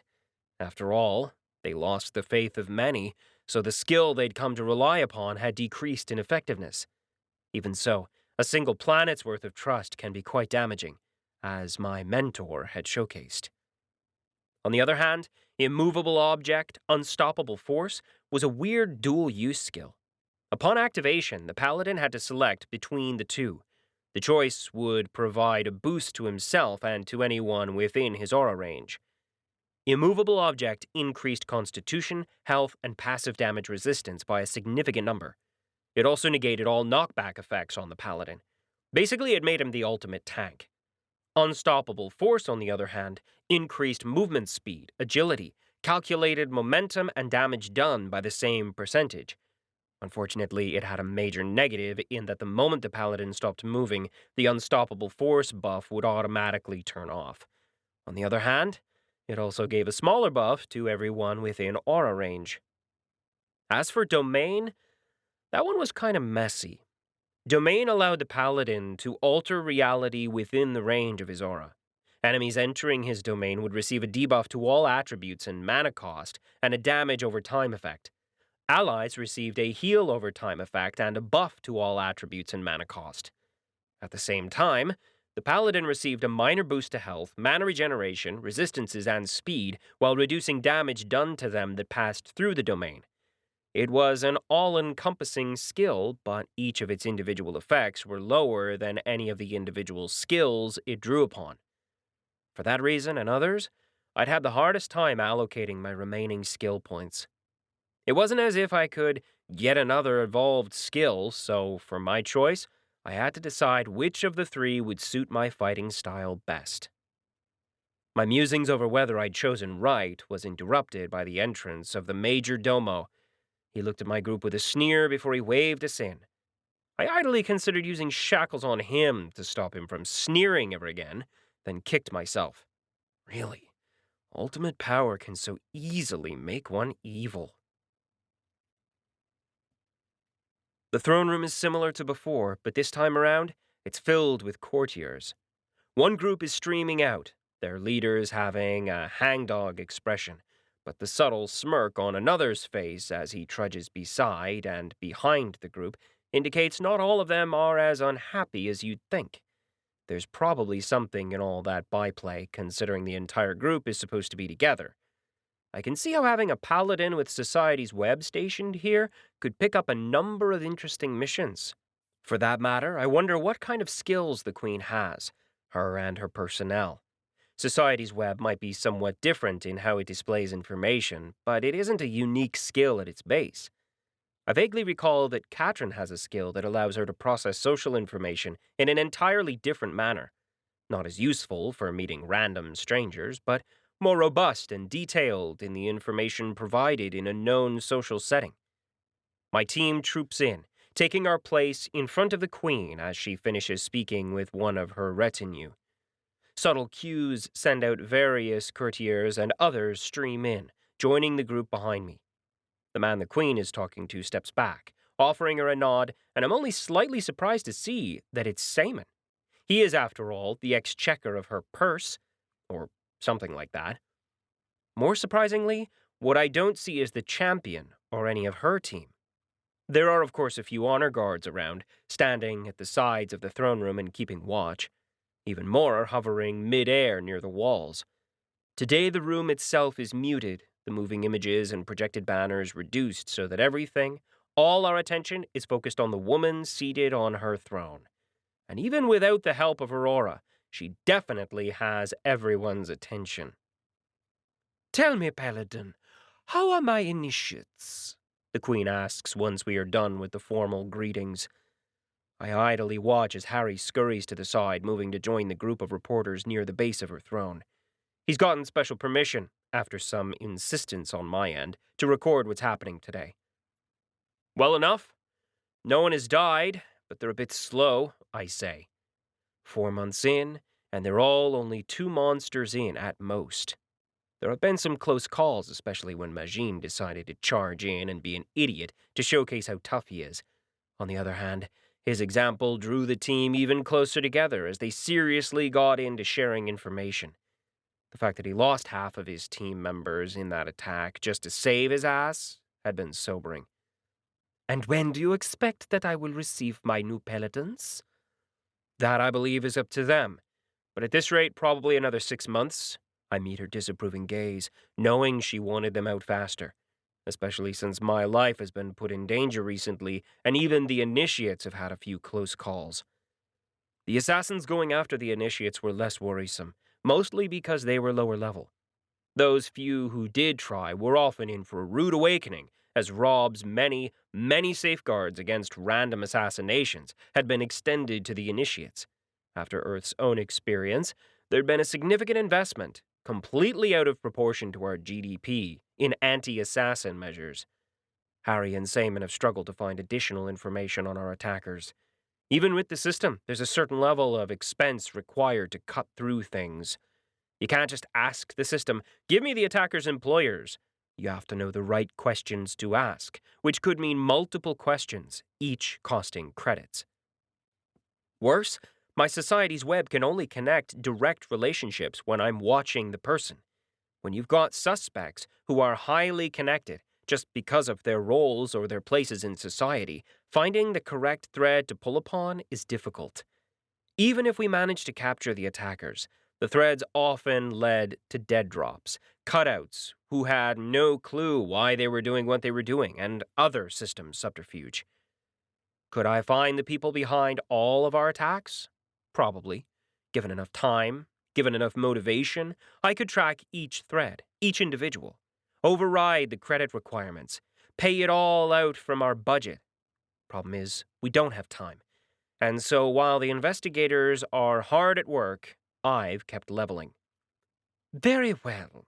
The Queen stares at me, then frowns. Only a single skill level? Is that sufficient? I grimace, wondering how she knew, and what else she can see. But then I flash her a smile. That depends on what you think I need it for. I might have given the impression of being a kind and forgiving ruler, but I would not test my patience, Paladin. The Queen leans forward, fixing me with a glare. Portions of her aura leak out, making Harry and the reporters stagger, and even Makita winces. Stop talking back at the angry woman, Harry sends over the party chat. I straighten a little, push against her aura, and feel it ripple backward. It's not enough. Not for what we need. If you want me to shackle the other competitors, I'm going to need more.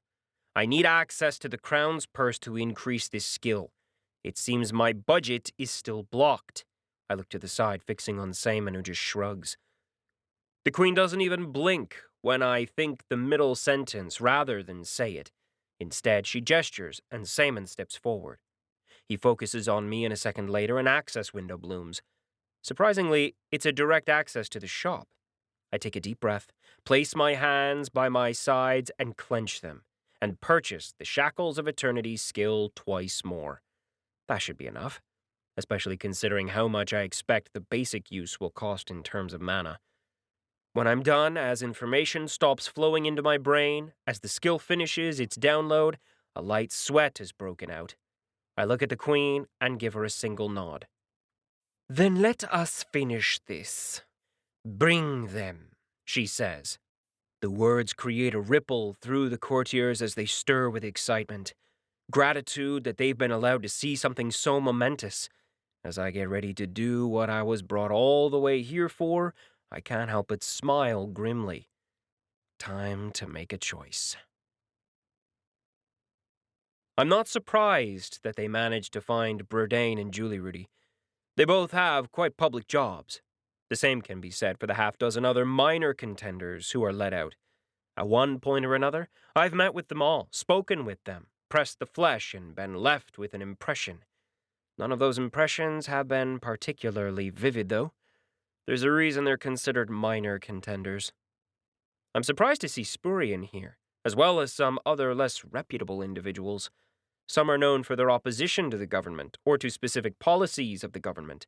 Others are crime lords, semi-independent guild leaders, or corporate managers, individuals who exist on the gray edges of Erethran society and law. Guess the Queen has decided that everyone and anyone needs the shackles, which, come to think about it, makes sense. Huh. She's got all 7 of the polygon here, Bolo comments on the party chat. I blink, surprised. Not about the polygon, which is the Erethran equivalent of the most powerful crime lords, but that Bolo knows what they look like. I eye the Dragon Lord again, and he flashes me a smile. His time in the kingdom has obviously been a little more interesting than mine. I guess for a Dragon Lord who hung around Spax for decades, I shouldn't expect him to be an upstanding citizen. I do wonder what he's been up to when he isn't saving my ass, though. At the tail end of the group comes Ayuri and her team, backed up by another dozen or so honor guards. I quickly note that no other military personnel are here. At least, no army personnel, no space navy, just honor guards. Those directly sworn to the Empress. DEFCON 1, children, I send over the party chat. There's no external reaction among my friends, but I know they've gone further on alert.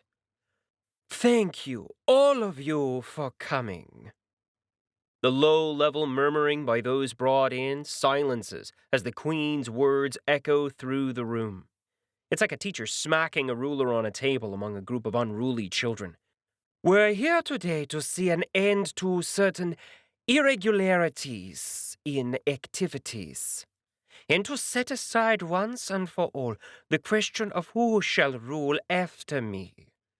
There are a few gasps, but mostly the group takes her pronouncement with equanimity. Jourdain is looking confident, and there's not a shift or twitch in his threads. If anything, the number of threads flowing to him increases, deepens in connections as loyalties shift or harden. Julie Rudy sniffs, covering her face for a second, then blows her nose with a handkerchief she makes appear. She sets her hand down a moment later, but I see the change, the way some threads fray away and others deepen in color. My stomach clenches as information continues to flow. Spurian looks vaguely hopeful, which is a bit confusing. His threads don't change at all. He doesn't even seem particularly surprised, though I'm surprised to see some of the connections he has in the room, especially among the polygon. Paladin, are you ready to take on this task? The Queen's voice rings out, interrupting my musings. I step forward and open my mouth to speak, only to find it dry. I clear my throat a little, then speak up. Yes, I'll make the choice of the one most suitable to rule the Empire. The moment I finish speaking, I receive a surprise notification. Empire Quest, Erethran Empire, Master. Designate an individual to become the presumptive Emperor of Eretra. Reward plus 4,353,593 XP. If they told me I'd get that quest, I wouldn't have bitched as much, I send to Ali. You know they can still hear you.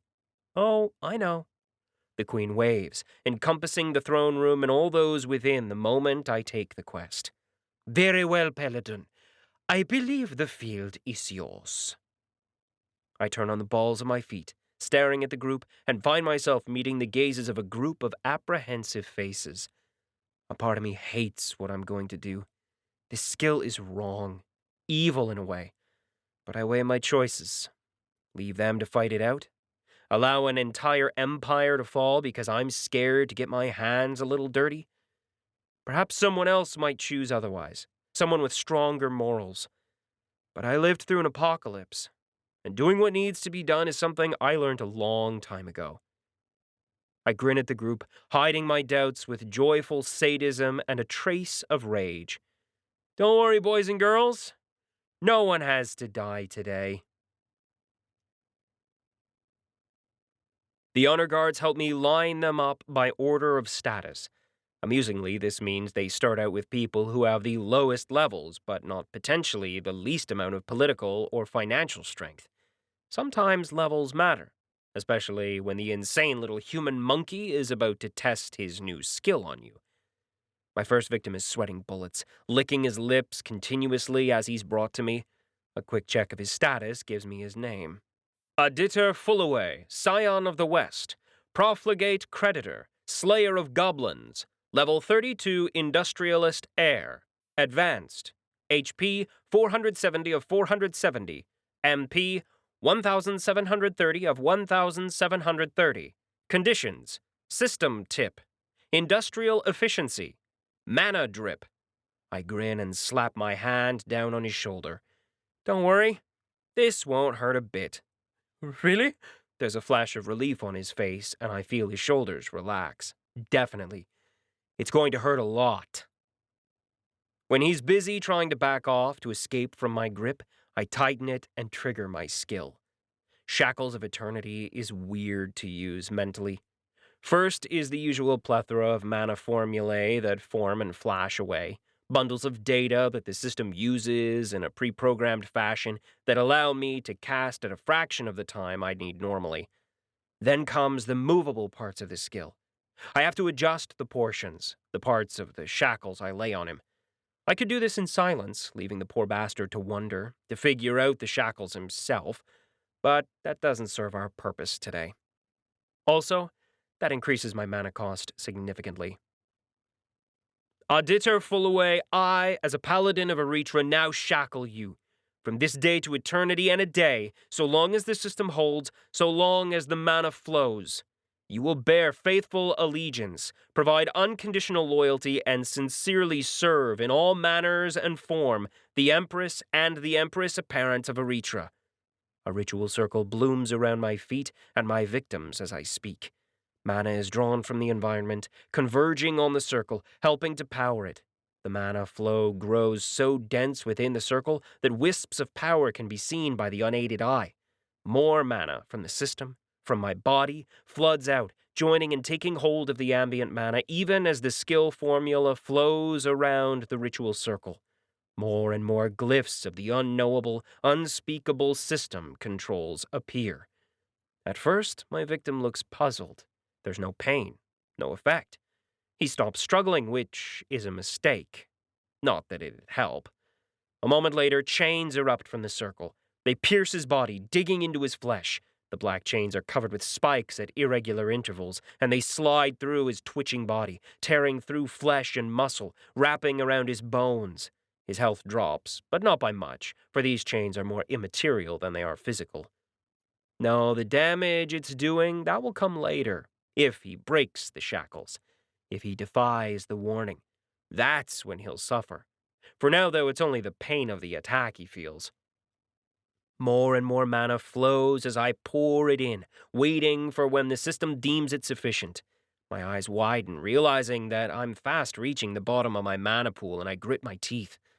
We hit the 3,000 mana region and keep climbing, no end in sight. When I finally hit 4,000 spent mana, only then does it finally peter off. When we're done, the ritual circle disappears and I release my grip.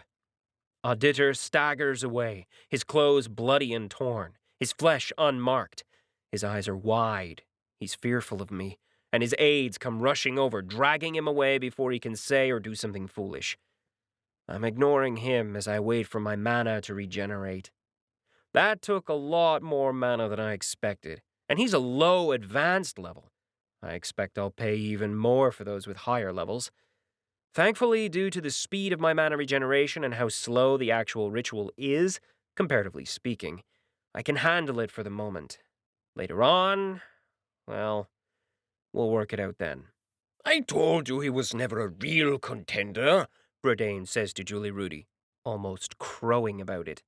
Nor are you, Julie Rudy says, tilting her head downward to meet the portly man's eyes. Ha! We'll find out very soon. He turns to me, raises an eyebrow. Unless you want to inform us now? I ignore the byplay, instead conferring with the honor guards. A short time later, more guards appear, forming a circle around me. Did you not have enough guards already? Julie Rudy says. Are you that afraid of us? I snort. Neither. These are channelers. They're going to feed me mana during the ritual. Unfortunately, I'm just not cut out for this. My answer settles them because they both can tell how far my mana dropped. Seeing that requires a cheap skill, and I'm not trying to use my ring to hide the drop. We stand in silence while my mana recovers, the crowd slowly relaxing as time ticks on. The queen high above gets back to running the empire, talking with her retinue, holding vid conferences for those she needs to speak with. None of us can hear a damn thing. Time crawls as, one by one, I drag the courtiers before me and place the shackles on them all. Some try to leave, try to bargain their way out. They fail. No one tries to fight, not with the champion, the queen, and myself right here. One after another, the shackles are laid on all the courtiers present. Most don't look happy about it, about the honor of being allowed to watch anymore. I don't care. I keep at it. A day passes as we take breaks for my mana to recuperate, for the pain in my head from using the same skill and bottoming out my mana again and again to fade. I push through as the courtiers slowly get on with their lives, answering limited calls, making others, running their businesses, their noble houses, their armies and fleets and cults, and news of what is happening leaks out. In time, the reporters are allowed to broadcast, the information going wide. There are social disturbances, a few hot-headed fools deciding it's time to raise the banner of revolution or to try to force. But, for the most part, it's pretty quiet. After all, The point of dragging everyone here was to keep it contained. Eventually, there's no one else. No one but Spurian, 𝗬𝗪𝗠𝗀𝗧, and Jourdain. The top 3 contenders. They look at one another, weighing the options, trying to determine who I'll take next. Spurian, I call. The prophet's eyes widen, then narrow. One of the guards moves to push him forward, but he starts walking before the hand can more than twitch. I place a hand on his shoulder, calling up the skill. There's no argument, no discussion. I cast the skill and it slams through him. Once more, the guards channel mana into me, flooding me with mana over and over again. It's a sweet agony, pushing my control to the brink. When we're done, Spurian staggers back to his position, looking wan, but I still sense he's somewhat satisfied. I note how 𝗬𝗪𝗠𝗀 has her fingers pressed together in a bird-like shape, while Jourdain has his arm up by his ear. Both of them are staring at me as I breathe deeply and center myself, as I slowly enter a meditative trance to discard the pain. When my eyes open, a second ring of honor guards have appeared, channelers, all of them. I watch as the pair of final contenders look between them and me, waiting for my pronouncement to see who is won. Ayuri, a single word, a single request. She appears behind the pair of new guards. Before they can move, she triggers her skill, wrapping all of us in the sphere of Gramus. Within her skill, blocked off from reality, only the channelers, the contenders, Makito, Bolo, Ayuri, and I will know what is said. And done. Chapter 26. When we emerge, neither of the 2 contenders are happy. At least 𝗬𝗪𝗠𝗀 is on her feet, while Jourdain is slumped over, held up by a pair of the honor guards. Our reappearance raises a bit of a ruckus, as some of the smaller contenders, individuals in power who'd backed Jourdain, try to make a fuss. Some quick use of the backs of hands and the butts of rifles quiets the group down. He's alive, I tell them all. He just had a bad reaction to the shackles. I don't think most of them believe me, but I don't really care. Some of the other audience members are shooting 𝗬𝗪𝗠𝗀 inquisitive looks, as if they think she'd warned them. But she's not meeting anyone's eyes, her gaze fixed on the floor. Dornalor, bring her in. I send a message to the pirate captain over the party chat. We debated for hours beforehand on whether to have the team with him or if he should go alone. In the end, I just have to rely on him, on what he can do. Well, him and some friends. Dornalor and the initiates come marching through the doors, pushing aside the individuals ahead of them, making sure the way is clear. In the front is 𝐼𝐭, followed by Ffrief just behind. Ffrief's main gun and the numerous floating duplicates float alongside him on full display. That creates a reaction among the honor guard, even if they were warned. They grow more alert, a few filtering down to stand just underneath the throne. I feel multiple honor guards slap 2 or 1 on the Empress. She only looks up briefly before she turns back to conferring with her advisors. Behind the pair comes Dornalor, walking beside a cloaked figure. And right behind are Aneitin and Majin bringing up the back of the troop. The initiates are wary, entirely on guard. Their presence is a surprise to many, and even Queen Carlelo is frowning when she realizes something and looks back down. The Queen's voice rises, crossing the room, followed by a wave of power. It shakes feet, makes knees weak, and men sway as she expresses her displeasure. Paladin, what are you doing? My job. I stride over to the group, ignoring Ayuri, who's moving toward me, conjuring her weapon as she does. Everything will happen quickly now. 𝗬𝗪𝗠𝗀𝗀 and Jourdain are still frozen from what we did inside the sphere, but their supporters are realizing that their person isn't in line to win. Some of them, the most impetuous, move to head off the woman in the cloak. Guns, swords, even spells appear as they grasp at the last few moments of opportunity. Because not all of them were shackled. I wasn't about to waste mana and time on a non-contender, on a bodyguard. More so, even the ones who are shackled are bound to protect the Empress apparent, but I haven't declared her yet, and until I do, she's vulnerable. skills trigger, washing over the cloaked figure and burning them even as honor guards act. They clamp down on the mana in the throne room, pushing against the attacks, reducing their effectiveness. Healing spells fly, as well as some people reaching out with 2 or 1. The honor guards are more direct, weapons targeting, cutting, and firing at the attackers. The queen is the slowest to make a move, though hers is the last major action.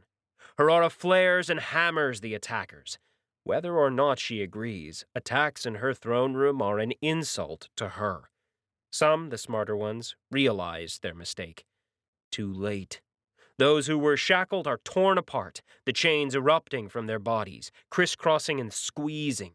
Blood and viscera spray as they're ripped apart. Those who weren't shackled find themselves crushed by her aura, taking damage from the sheer pressure she exerts.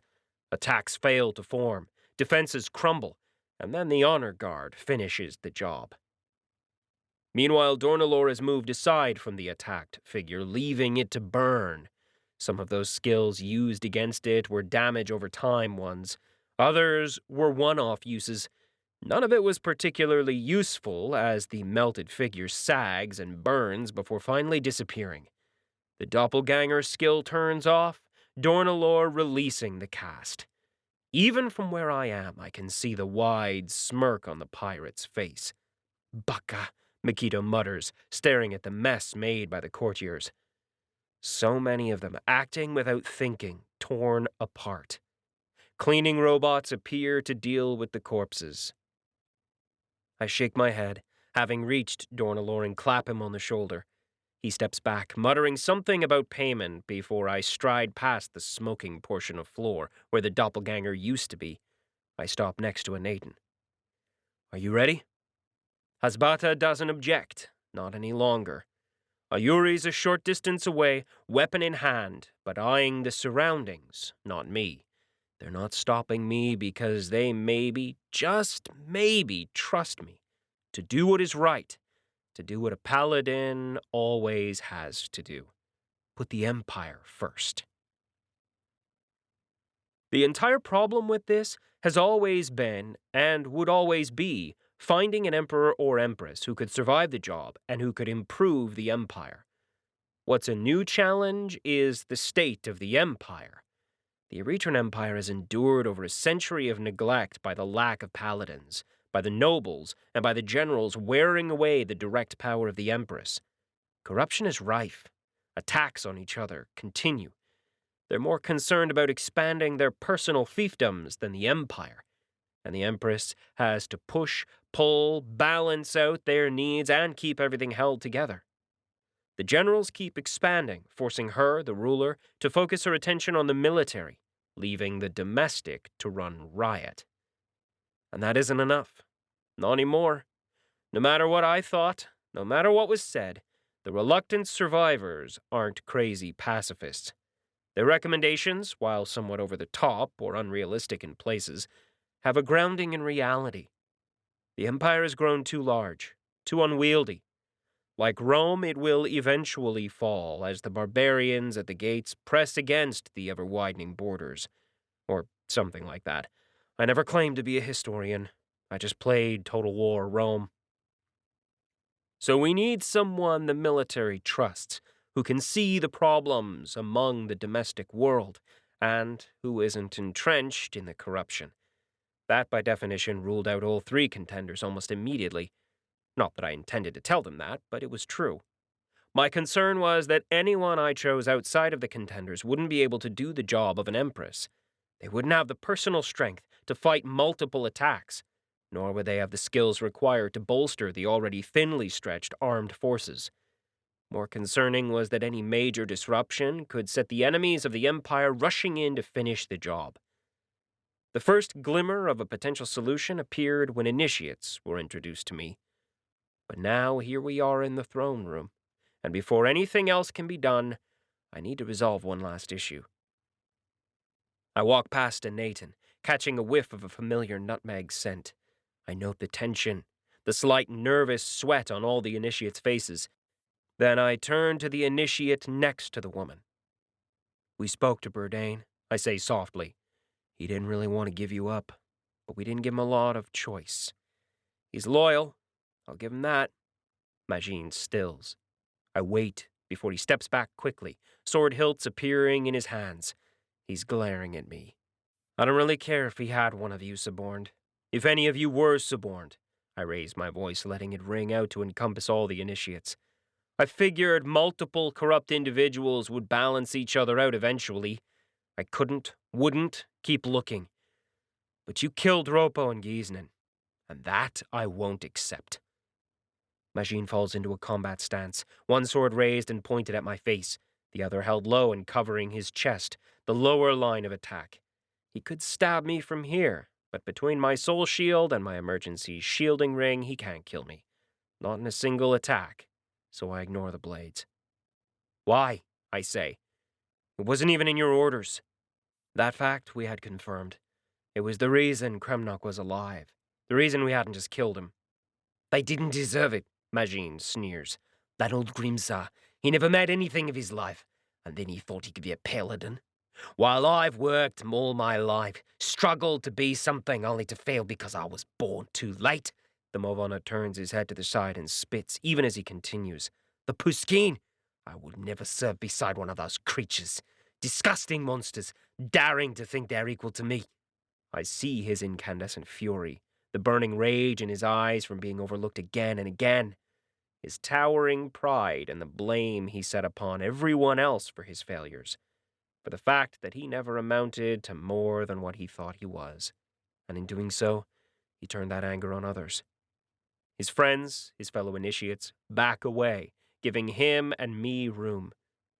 We stare at one another over the edge of his blade, and I see the light shimmer of energy that marks the creation of the monofilament edge. Around us, the other guards, the queen, the champion, and the courtiers are but bystanders to this little drama. Will you fight me? Or will you shoot me down like the honorless creature you are, you pitiful, fortune-favored, stimbling fool? You disgrace every paladin, every true Erethran who has ever borne that title. Majin spits his words like knives, hoping to score a blow, to cripple my self-control, to force me to fight him, to win back some honor at this late stage in the game. It's a good choice in most cases. Anger. Anger has always driven me. But this time he misses. Because I have no pride, no investment in being a paladin. The title is a tool, one that I've used and used again to survive, to drag those with me who survived into the light. When he fails to make me act, Majin chooses to do so himself. He lunges, his sword aimed straight at my eye. I watch as the blade nears, growing larger with each fraction of a second, only for it to be deflected by a familiar, burning polearm. A short samurai steps in front of me. Your opponent is me, 𝐼𝐸𝐻𝐸 says. I can't help but stare at 𝐼𝐸𝐻𝐸's back in amazement. It takes long moments before I can speak. You actually said that.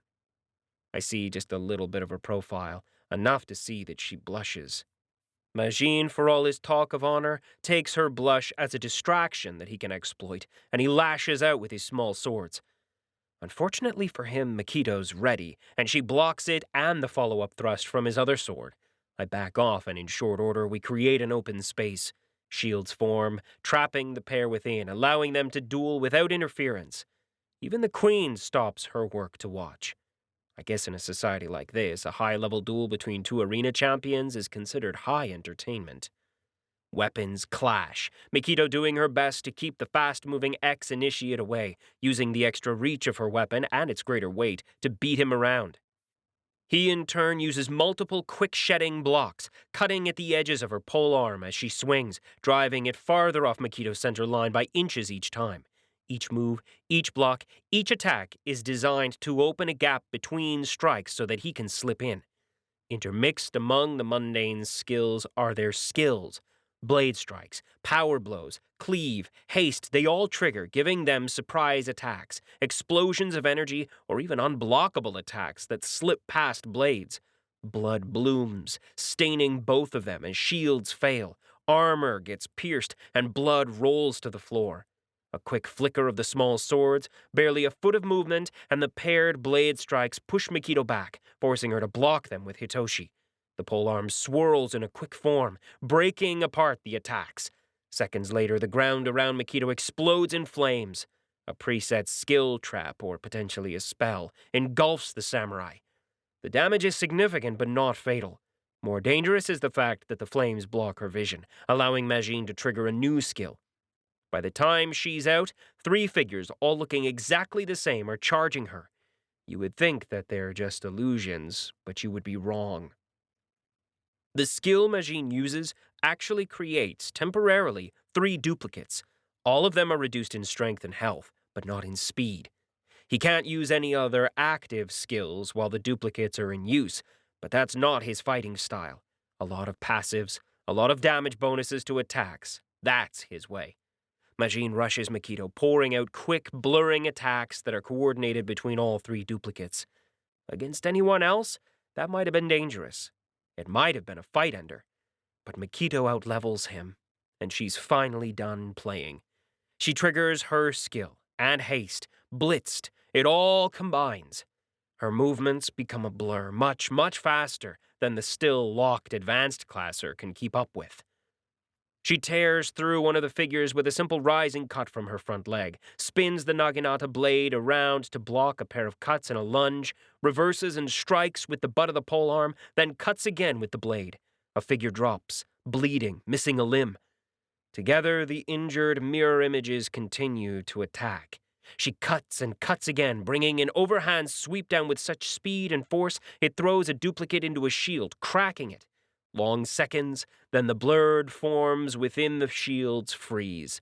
𝗕𝐿𝐴 is buried in the chest of Majin's final body, one hand raised, the held blade trying to push away the polearm.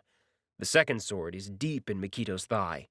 Blood dribbles from both their wounds, even as the mirror images disperse, the corpses becoming no more than motes of light. You cheated. You used a masterclass skill, Majin complains as he slowly slides off 𝐸𝐸𝐿's weapon to land on his bum. He releases the weapon in his hands, letting them clatter to the floor, glaring at 𝐸𝐸𝐿 and the unfairness of life, that she dare cheat him. The samurai stares at the dying elf, poison and flame burning from the wounds 𝗕𝐿𝐴 layered on him. His chest rises and falls, fueling the unnatural flame. 𝐸𝐸𝐿 waits. She will not explain how her view of honor, of loyalty works. Not to him. Not to a dying man. Not to a traitor. He coughs one last time, then falls over. She doesn't move, keeping a wary eye on the corpse until one of the honor guards comes along and lops off his head, just to be sure. Only then does she limp over to me, her body glowing with the repeated healing spells the guards are casting. Satisfied? I ask her. 𝐸𝐸𝐿 gives me a short nod. I can only reply with one simple and appropriate word. Baka. Chapter 27. It doesn't take the attendants and robots long to clean up from the duel. Even the scarred flooring damaged by the passage of the fighters is healed and perfect within minutes. Throughout all this, the courtiers and other guards are watching my initiates, studying them. Well, Paladin, if you are done with the theatrics, shall we finish this? The queen says. Got to agree, boyo. This is getting quite tiring, Ali sends as well. I stride forward, and the team moves out, the initiates and my people coming to stop before the queen. No more attacks. No other actions are taken. Ayuri only hesitates for a second before letting us approach the queen, then blink-stepping to the queen's side. My apologies, Your Majesty. I feel a grin pull at my lips. I have a tendency to be a little bit dramatic at times. At times? Bolo says incredulously. It'd be wrong, kicking him. I turn back to the initiates, to the crowd of courtiers who have approached. Burdain has recovered and is staring around somewhat paler, but with his regained confidence. I hadn't blamed him, hadn't killed him, for his part of putting Majin among my initiates. Truth be told, 𝗤𝐿𝐴 and 𝗪𝐿𝐴 had tried as well. They just weren't as effective. Or more. 𝗤𝐿𝐴 is looking a little more confident, a little more certain of herself. My little trick with the doppelganger, to draw out the idiots, to lure those who would act without thinking, had thrown her at first. But now with no obvious candidate left, she must consider herself in the lead. Even if she's shackled, the wording lets her function. After all, you can't betray yourself. Especially since I've dismissed 𝗪𝗏. The prophet is the only one who looks at peace. I guess losing once and for all can settle you down quite well. So, thank you for waiting, I say. I step toward my initiates. I'm sure you'd all like to meet your Empress apparent. I turn around and walk back, stopping in front of Anaden. I idly watch as Bolo shifts, glaring at a noble who looks as if they might do something foolish. 𝗪𝐞𝐸 is behind the initiates, as is 𝗪𝗏𝘀. Harry's the only one who's moved ahead, facing perpendicular to all of us, just a short distance from the rest of the reporters so that he can capture both the Queen's reaction and me. Do you trust me? I send, touching upon the comm channel. It's a tight beam, but it's not fully secure. It doesn't have to be. I stop before Anaden, waiting for my answer. It's a strange question, especially after they've been dragged so far, pulled all the way here to watch. Silence draws out, and I feel the pressure of their gazes, of their expectation. I can smell her scent, the blend of nutmeg and musk that is all hers. I feel her, see the threads flowing out from her, to touch upon the Queen, to the Lord of the Hounds, to the Guard, and to so many of the nobles, the power players behind us. Yes. Then let me present her to you. I raise my hand. Anaden's eyes track my hand, watch as it comes down, not onto her shoulder, missing it by inches, to land on empty air.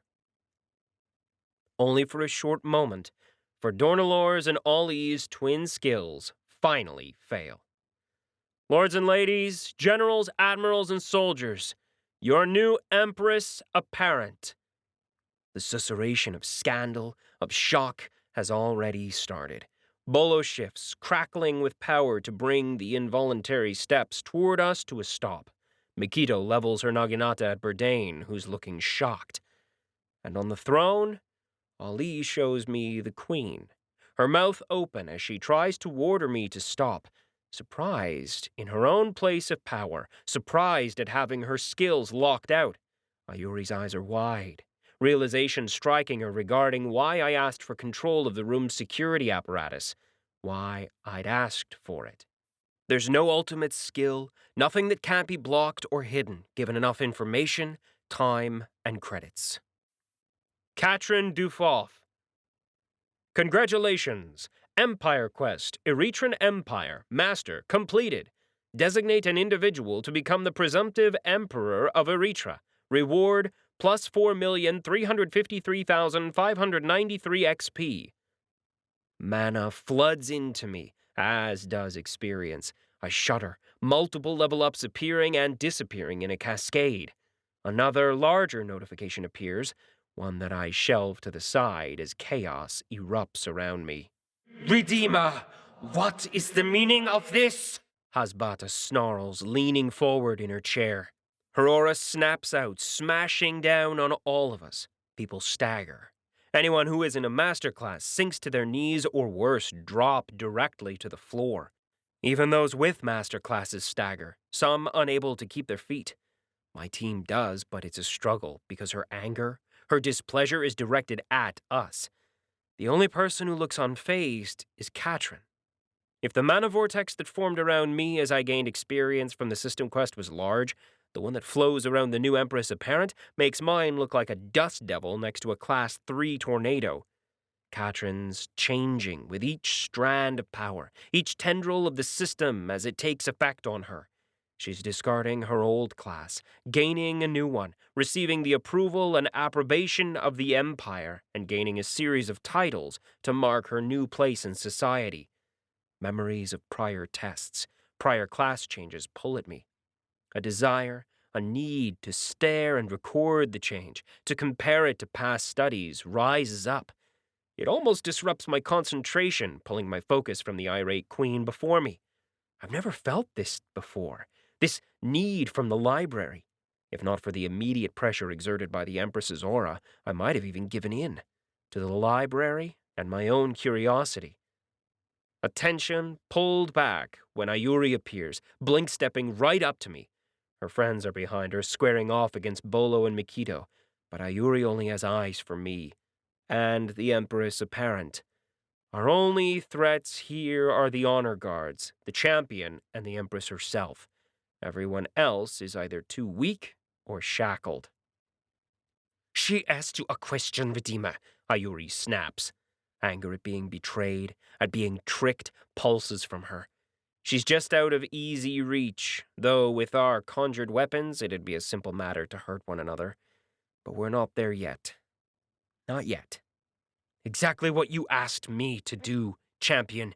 I nod to the Empress, trying for nonchalance. Failing, mostly. Empress. She was not the candidate you mentioned, Ayuri replies. No, but she is what you guys need. You will fix this, Paladin, the Empress says from her position above. She's leaning forward, focusing the aura on me. My knees buckle again and I have to force them up. Warnings flash as I start taking damage, my body compressed and crushed by a pressure that swallows me up, makes it impossible to move. And if I refuse, then we have other candidates. We can wait. The Empress snarls. I watch a finger of hers twitch, and I realize she might act against the still transforming Empress. The simplest, easiest way to resolve this situation would be to kill Katrin. But they haven't. Which means as much as they're opposing my words, they're still hesitant. Because this is my choice as a paladin. Webs of social expectations, of ingrained duty, of what we imagine our own honor and beliefs are. They can bind our actions, bind us motionless in threads stronger than titanium. Especially when you've got a reporter feeding this all directly to the world and the Empire at large. Gainsaying me in full public view would be dangerous. Sneaking Harry's report around the throne's security system was annoying, but worth it. He's still getting significant pushback, but his skills are letting him do it. His skills and those of fellow reporters, galaxy-wide and in this empire. Building friends, building resources. The Empress could shut it down, but at this point, the information is out. Here, let me make it easy for you. I step back to draw their attention to me again and lessen the threat to Katrin. Then I spin around, stumbling a little under the pressure exerted by the aura. I can't help but chuckle at the blood that comes from my mouth as I inadvertently bite my lip. I focus, pushing back against the aura, triggering my own to help alleviate the pressure. It helps. A little. I meet the gazes of the 4 initiates, including Anaton's disappointed gaze, and see concern in all their eyes. I see it all, then ignore it. I reach for the library, for the knowledge I have within me, my understanding of the system. I remember how I did it before, then reach sideways and back, touching upon the quest I gave them, feeling for the levels of success they each had. Then I reach for the quest I just completed, the one only a paladin could have received, and I push. It's like trying to move a car in snow. As you put your shoulder to it, as your feet slip and slide, as wheels spin offering no traction, and you strain, putting everything you have into the push, knowing that if you wait just a little too long, if you fail, the wind, the dropping temperature at night will get you. Have you ever felt metal so cold that to place your skin against it would glue it together? Ever had to put your hands on the car anyway and push because there's no one else? No other choice but to do the work? You push against cold, against the slick ground with booted feet as you sink deeper and deeper into the snowbank. You push as wheels spin to live. If you've ever done that, then you know what it's like, in small part. Maybe 1,000th of what it is to pitch myself against the system. There's no additional willpower attribute increase. No system-aided benefit to this kind of work. It's all human stubbornness against cold, unfeeling glyphs and an unspeakable language. Throwing myself into torrents of information with nothing more than the tether of my will and spirit to hold me aloft. all so that I can demand the system do what I tell it to do. And it's only because there's a groove, an option within the class quest system at all, that I can make it work. That I can bump the initiates from one portion of their completed quest to another quest, to the completed Empire quest, and let them finish that too. I make them paladins because they helped me bring the Empress Apparent here. They safeguarded her through threats, external and internal. And because it's an Empire quest, because they're paladin initiates, the system yields. Not without taking a payment from me. Because everything has a cost, even if you aren't the one paying it. I scream into the void as the payment consumes my fragile soul. As the system extracts its price from me, I scream. And all I can do is wrap myself up in my most trusted of protections before I fall unconscious. When I come to, Sanctum is still up.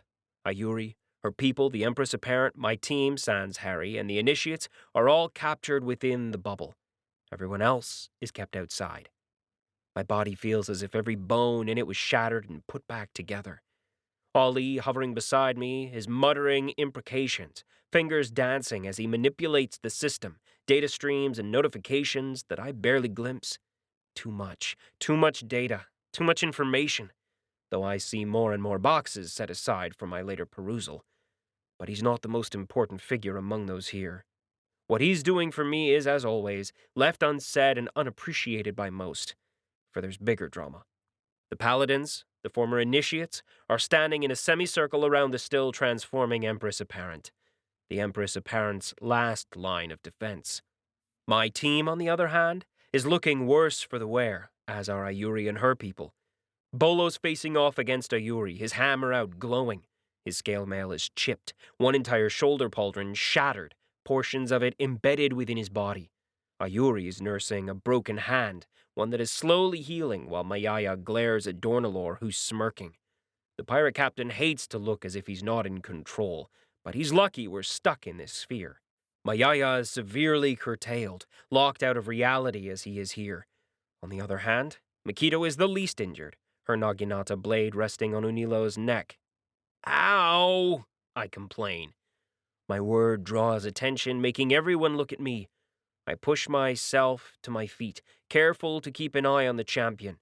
My health is still glowing red, slowly ticking upward, but at a slower than normal rate in this benighted hellhole of a sphere. But I'm alive. Damn good thing, boyo, that you didn't take your class up. You definitely wouldn't have survived if you'd done that, Ali sends. I grunt, acknowledging his words, acknowledging how close I got. If I'd raised my class, the system would have yanked me down again, forced me out of it, and that kind of damage added to everything else. Pushing against the system like that isn't something you should do, or hell, something I thought I could do. What exactly did you do? Ayuri says. She's glaring at the paladins, adjusting her grip on her weapons. I gave you what you wanted, I tell her. I gave you your paladins. They had a quest. They hadn't finished it, Unilo says. She clamps her mouth shut when the talking brings blood to the blade. I wave at Mikito, who frowns but removes the polearm, to Unilo's relief. I grin, feeling my body slowly heal. The system may not have liked my actions, but it isn't holding back its usual processes either. My body fixes itself, putting me back in fighting condition the longer we talk. I fixed that. How? A Nathan asks. I look back, seeing the puzzled looks on all the paladins' faces. I can't help but grin. Quest or secret? Funny thing is, that's not even a lie. If not for the library and placed within my mind, there would be no way that I'd know how or even if such an action was possible. Before the others can ask for details, Sanctum falls, revealing us to the crowd. I'm a little surprised to see the ring of honor guards surrounding us, the addition of artillery weapons that have been deployed all around the throne room. The Empress is still seated on her throne, though a beefed-up protection squad surrounds her. Nearby, Lord Braxton is watching, wary but cordoned off by another group of guards. As for the rest of the Watchers, the old contenders and the nobles, the other courtiers, they've been pushed out of the line of fire. Unable to do anything, their bodies and souls shackled, they're just an audience for our little drama. Surprisingly, Harry's been left alone. I wonder if it's his skill or his status as a non-combatant, but he's still standing, recording, as are the other reporters. Champion, what has happened? 𝗪𝗲𝗪 asks. It seems we have 3 new paladins, 𝗪𝗆 says. The Redeemer is no longer necessary. I grin, all teeth and challenge as I bow to the Empress. As requested, as promised. You're paladins. Now we can stop acting as if what I did was a damn travesty and finish this. You can accept my choice, or kill me. Gasps and hisses arise from more than a few guards, from the audience, from Bolo. 𝐼𝐸𝐸 doesn't seem at all surprised, while Dornalor is eyeing the exit, plotting the best way to escape and not looking at all happy that there isn't one. I kind of feel bad for the pirate captain. You. The Queen quickly takes hold of herself as rage burns in her eyes at my open defiance. I can see her mind spinning, working out implications even as the mana swirl around Katrin slowly dies. My Empress, before you act, Anaden speaks up. She steps away from Katrin, coming up to my shoulder, then passing it. She stops between myself and the Queen and Champion. She spares only a glance at Ayuri before she continues. Paladin Lee might be loud, confrontational, and overly melodramatic in his actions, but he's a paladin. And what do you mean by that? The Queen's voice drops, almost hissing. Freef walks over, his feet somewhat unsteady, his face pale. He's clenching his fist again and again, as if he wishes he was holding something. A bottle, perhaps. His choice is our choice. Kino, the last to speak, rumbles from his position next to Katrin. If you kill him, you'll need to find new paladins, for we will guard him and the Empress Apparent. The Queen doesn't answer us directly, instead turning her aura on us. Except this time, there's something else added to it. I'm not entirely certain what, but it's sharper, deadlier. None of us managed to hold our feet, except the Empress Apparent. Not this time. We crash almost in unison to the floor. Even Ali is squished, his body made of energy beginning to disperse. I feel newly healed bones and organs crack, split, and bleed. For a second, I regret my actions. Not because of where it's led me, but for those I've dragged along. I hadn't expected the initiates to stand up for me. Hoped, maybe, but not expected. I hear a commotion from behind. Those who have been shackled are finding themselves caught in an impossible situation. The shackles require them to protect the Empress Apparent, who is now under attack from the Empress herself. If they do something, they die. Do nothing, and they die. Already, shackles are ripping out of bodies, tightening across flesh and bone, threatening to tear them apart. I assume that's part of the reason why 𝗪𝗲𝗪's been slow to act. To lose so many of her people would weaken the Queen, the Empire, greatly.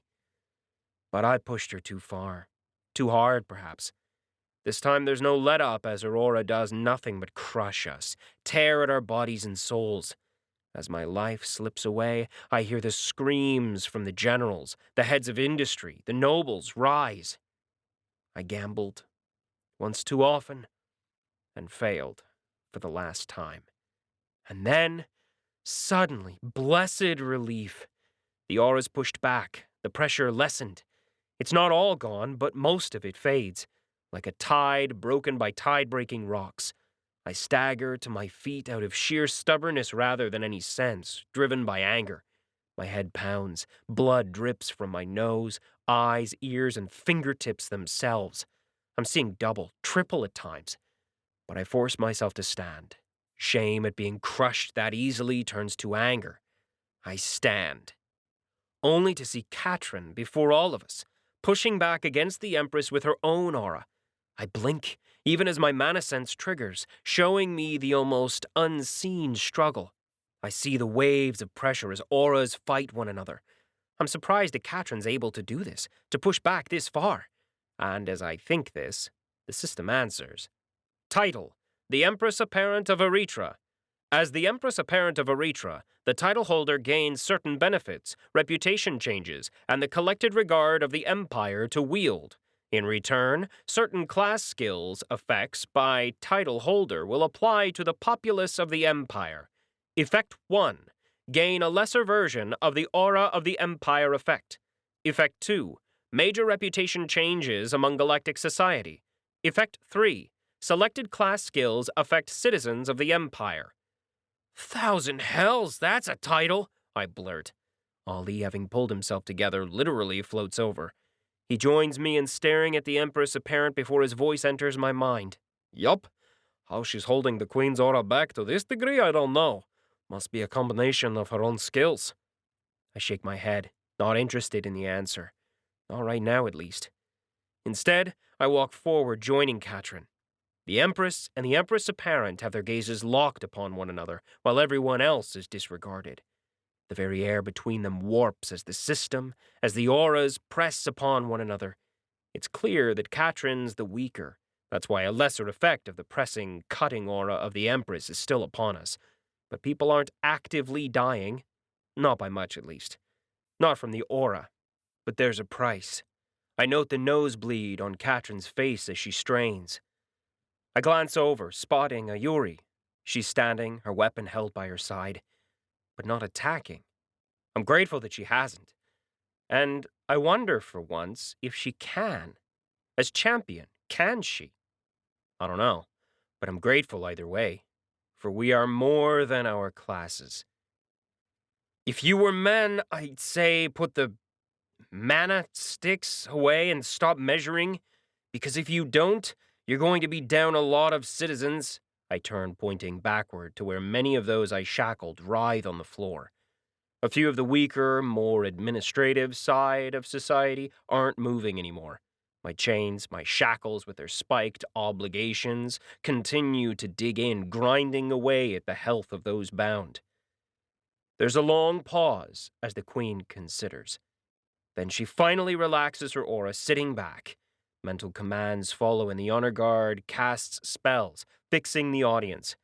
Others are chivied out, pulled away. I watch, wondering what would happen if she managed to kill the Empress Apparent out of sight. Would the shackled still die? I've bet a lot on the Empress's sensibility, her desire to keep her empire strong. I wish I knew better how the shackles worked, how it might affect them. It was probably explored and discussed in the Paladins' histories. I just never got to it.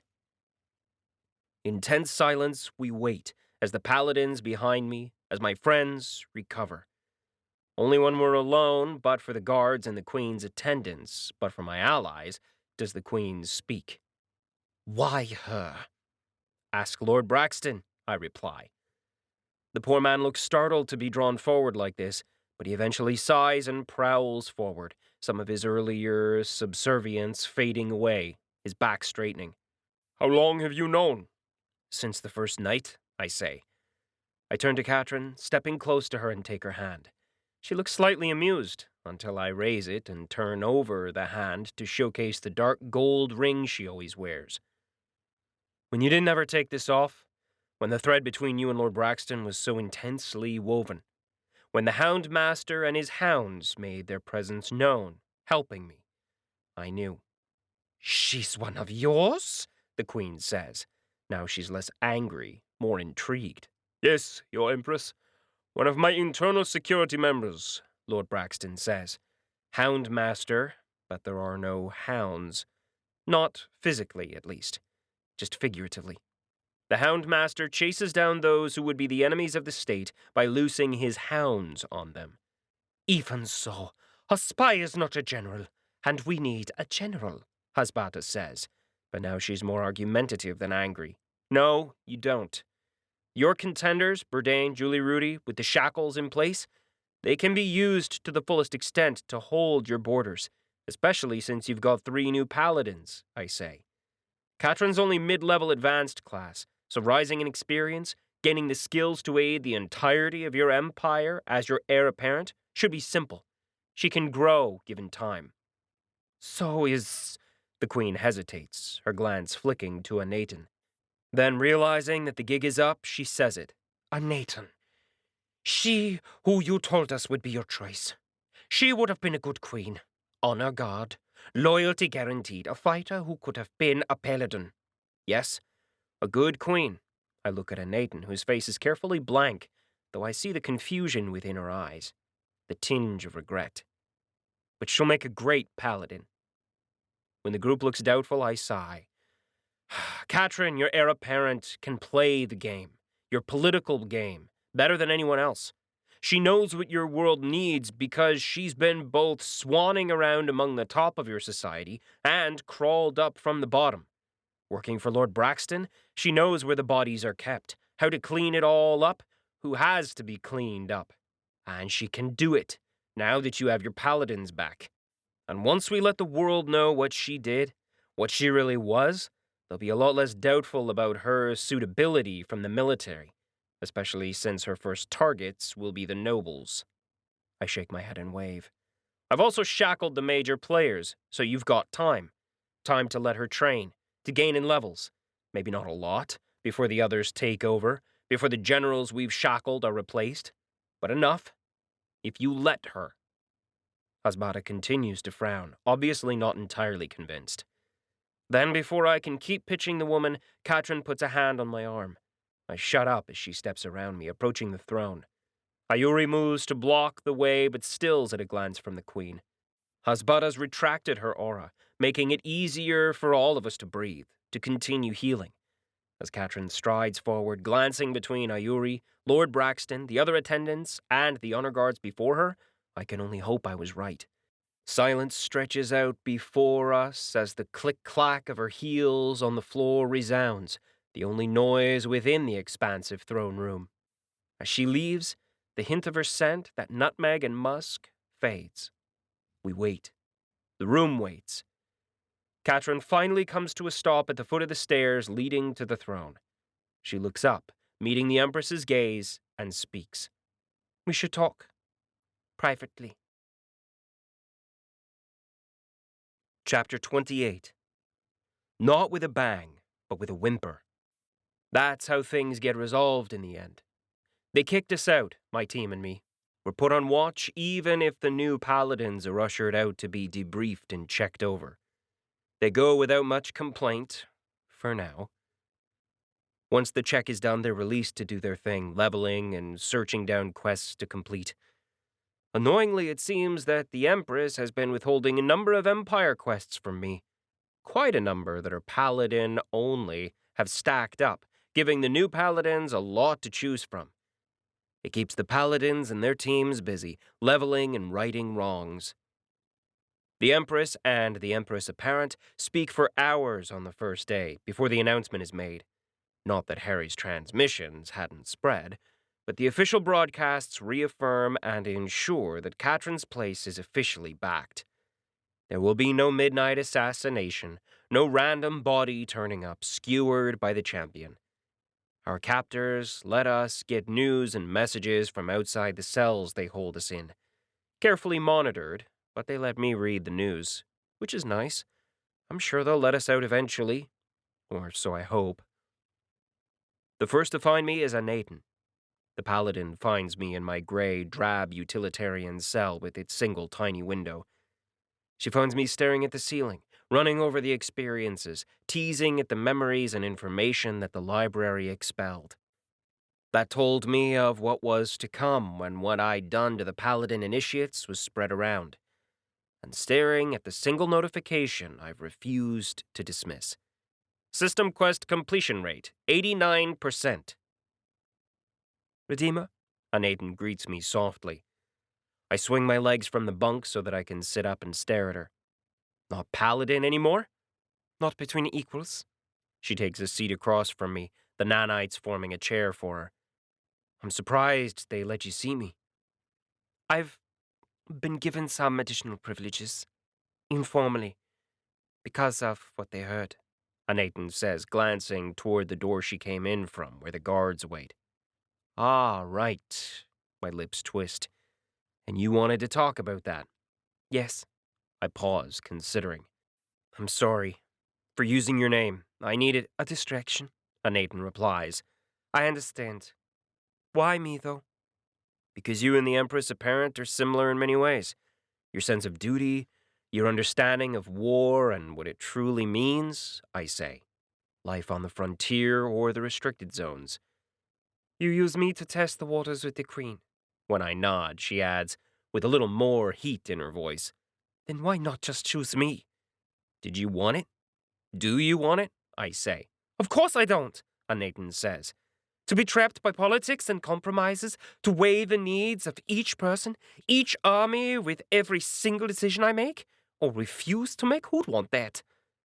Who would, I wonder? Another voice, this one softer, interrupts 𝗏𝗡n's rant. I twist my head to the side, raising an eyebrow. How'd you get in here? Why can't I? 𝗏𝗏ryn says as she sways over. There's a little less sex kitten in her movements, more confident businesswoman, and damn is it hot. She smiles as if knowing what I think, even as her new bodyguards behind her glare at me. I am the Empress Apparent. Your Grace, 𝗏𝗏n bows and salutes, a blush creeping up on her face. I meant no disrespect, none taken. I wasn't offered much choice either, 𝗏𝗏ryn says, stopping before me. She keeps smiling, even as she hauls back and slaps me into the nearby wall. I peel myself off the shattered cell wall, spitting out blood and a couple of cracked teeth. Ow! And how? I say. That was a powerful attack, but there's no way it should have done that much damage. Empress advantage. Your resistances don't work on me, 𝗏𝗏ryn says lightly. She turns her head to the still bowing 𝗏𝗏n. And get up. You're a paladin. You shouldn't be cowering. Look at John here. He didn't cower when he made decisions on mine and your lives. Without asking. I wince again, this time the dig being a little more pointed. When 𝗏𝗏ryn beckons, I walk over warily. Yes, Your Grace. But it seems you two have much to speak of. 𝗏𝗏n slowly edges out of the room. Are you done, then? Content with your place? 𝗏𝗏ryn asks while I stop nearby, nursing my aching jaw. The worst part of losing teeth is feeling the system replace them in real time. I am, Your Grace. I was unhappy with being used, but I understand the Redeemer's choices, even if I might not agree with them. 𝗏𝗏n shoots me another glare. Very well. We look forward to seeing how you progress, Paladin 𝗏𝗏ryn.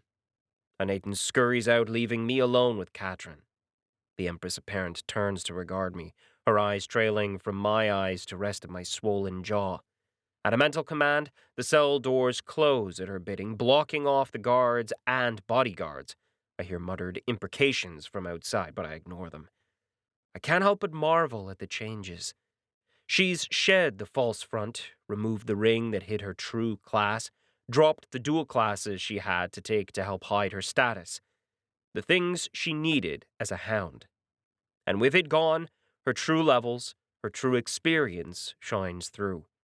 Empress Apparent 𝗏𝗏ryn Dufalf of the Erethran Empire, Empire Top Companion, the Hidden Blade, Class 2 Human Resource, Slayer of Goblins, 𝗪𝗟𝗪𝗀, Krillic, More, Erethran Empress Apparent Level 2, Master, HP 2410 of 2410, MP 3480 of 3480, Conditions, Aura of the Empire, Retracted, Trust of the Empire, Never Too Late, Pheromones, A Good Impression. She steps closer, and I tense as she brings her hand up, turning my red and bruised face from side to side before she leans in and kisses me. Rather hard. Ow! I complain when I get my lips back. You idiot. She steps back again, dropping her hand. Why did you do that? Did you think I was some artisan you had to save? I mentally wince, doing my best to hide my reaction. I doubt it works, but I have to try. There's truth to her accusation, at least partly. Playing the White Knight did factor into this. Saving others, helping them, it has become habit, even if they felt they didn't need it. But I know better than to say of that. Well? 𝗏𝗏ryn arches an eyebrow. Need? The Empire doesn't need another general or noble or damn cultist. Could you imagine them? They all have their agendas, and none of those agendas give a damn about those beneath them, or the realities of the system. And it's not as if I know that many others. Most who would have worked, would turn it down. You, I shrug. I knew you wouldn't. You're already enmeshed in the political system and the power players, without actually being beholden to anyone but the Queen. You're smart enough to know what needs to be done, and your background, my background? Your background means you're likely to sympathize, I say, with those who are always crushed under. A monarchy isn't the best option at times, but with the right person, it might work. And my levels? The fact that I can't boast the army? You are always going to need to grind to get the best skills in your class. But if you think your skills don't help the army, then you're just as blind as the rest of them. My skills? Katrin's eyes go distant as she stares at the skills that the system decided was relevant to pass on to the rest of us. In turn, I pull up the information on my side. Empathic Bond. Empress Apparent Title Effect. Advanced. Understanding a target is paramount to extracting information from them. Empathic Bond allows you to sense and reflect the feelings of your target with greater accuracy. Effect: plus 16.3% in empathic connection, emotional and body language recognition and reflection. Data Analysis. Empress Apparent Title Effect. Basic. Data is just knowledge, unsorted. Data analysis allows user to analyze and acquire information at an increased rate, increasing learning speed and knowledge acquisition. Effect: plus 11.4% in data analysis. Never too late. Empress Apparent Title Effect. Advanced. A socialite is never too late. They might be late, but they are never too late. This skill gives a socialite a dual effect skill, first in event timing and the second in movement speed. Effect: plus 13.4% in event timing intuition, plus 47.2% movement speed when required. The first skill was an advanced class skill. I knew on her side it actually had a much larger effect, one that allowed her to almost intuitively grasp what people all around her were thinking. In fact, at higher levels like she had, it combined with the minimap option and offered almost a sixth sense as the system fed in emotional readouts from even normally hidden attackers. It allowed a skill holder to take the temperature of a room or read killing intent just as easily. As for the second skill, it's a basic skill from her base class. It's a non-combat skill, but its uses extend to training in duels, to practice and tactical analysis. As a base administrative class skill, it's the basis of a lot of their work and the ability to handle and deal with solar system levels of information. The last skill is the one that amuses me the most. It's the skill that might just be better than the Admiral's, since it might get people to where they need to be, when they need to be there. I'm still not sure if it'll play out that way, but there's only one way to find out. I hadn't expected that skill to turn up, though I'd hoped. All three skills are more subtle in their effects, less in-your-face than a general's XP increase or a damage upgrade from a sergeant. It's not as powerful by far as the Admiral's if she had taken over. Her domain skill would have made some clear changes to merchants, to interstellar commerce. But I have to believe, that these skills will have a wider effect. Because everyone, anyone, will have access, will use these skills every single day. Empathy, knowledge, and social grace. Katrin smiles at me. And you gambled the Empire on these soft skills? Hey, I'm a West Coast kid. We're all crystals, granola bars, and sunshine. I don't stop to let Katrin answer because I know she can't understand the reference, or is unlikely to at least. And I didn't know, not for certain, but I had a guess. The rest of it you can grind up. You'll have to. Yes. Katrin touches my face again, the bruise on my jaw already faded. My skin is unmarred again, smooth and perfect. I will. The Queen has given me a year to level, to prove myself, to prove that your choice was not a complete mistake, to convince everyone else. I pause, then nod slowly. It makes sense. A stay of execution for my non-combat-based choice. When do you leave? Today? I open my mouth to ask where, then clomp my teeth together. Best not to ask. Best not to know. She'll be safer that way. I came to ask. And to say goodbye. to cut ties. I stepped back, putting space between us, offering her a half smile. I know. I knew the moment I made my choice. I bow low, sweeping a hand behind my back, bending my knee. Empress apparent 𝐼𝐸𝐿 𝐷𝐵. Rule well, rule long. 𝐼𝐸𝐿 steps back too, offering me the barest inclination of her head, accepting my words, my offer. And if there's regret there of what could have been, only the two of us will ever know. Live well, Paladin. When she's gone, I close my eyes and breathe. I let the emotions exist for a time, let them rest within my mind, let my breathing go heavy and tired, and then, like everything else, I sweep it up and bottle it away. Put it in that box where I store away all the pain, all the loss, all the anger of an apocalypse. It's hard, harder than before, because this time I can't blame the system, can't blame a cruel and uncaring world, or fate forcing me apart. It's hard this time, because I chose this ending. I draw a deep breath and let it out, and with my mind clear, my path cleansed for the first time in days, I turn to my notifications. Level up! You have reached level 50 as a Paladin of Erethra. Stat points automatically distributed. You have 14 free attribute points and 14 class skills to distribute. That had arrived when I finished the Empire quest. I shouldn't have gained 5 levels from a single quest like that, even if it was a heroic level Empire quest. But my 𝗕cie experience requirements meant I jumped up fast. Of course, I wasn't the only one who cheated. 𝐒𝐞𝐵 gained some experience from her skill too. Just as important is the next notification. Heroic class possible. Would you like to change your heroic class quests?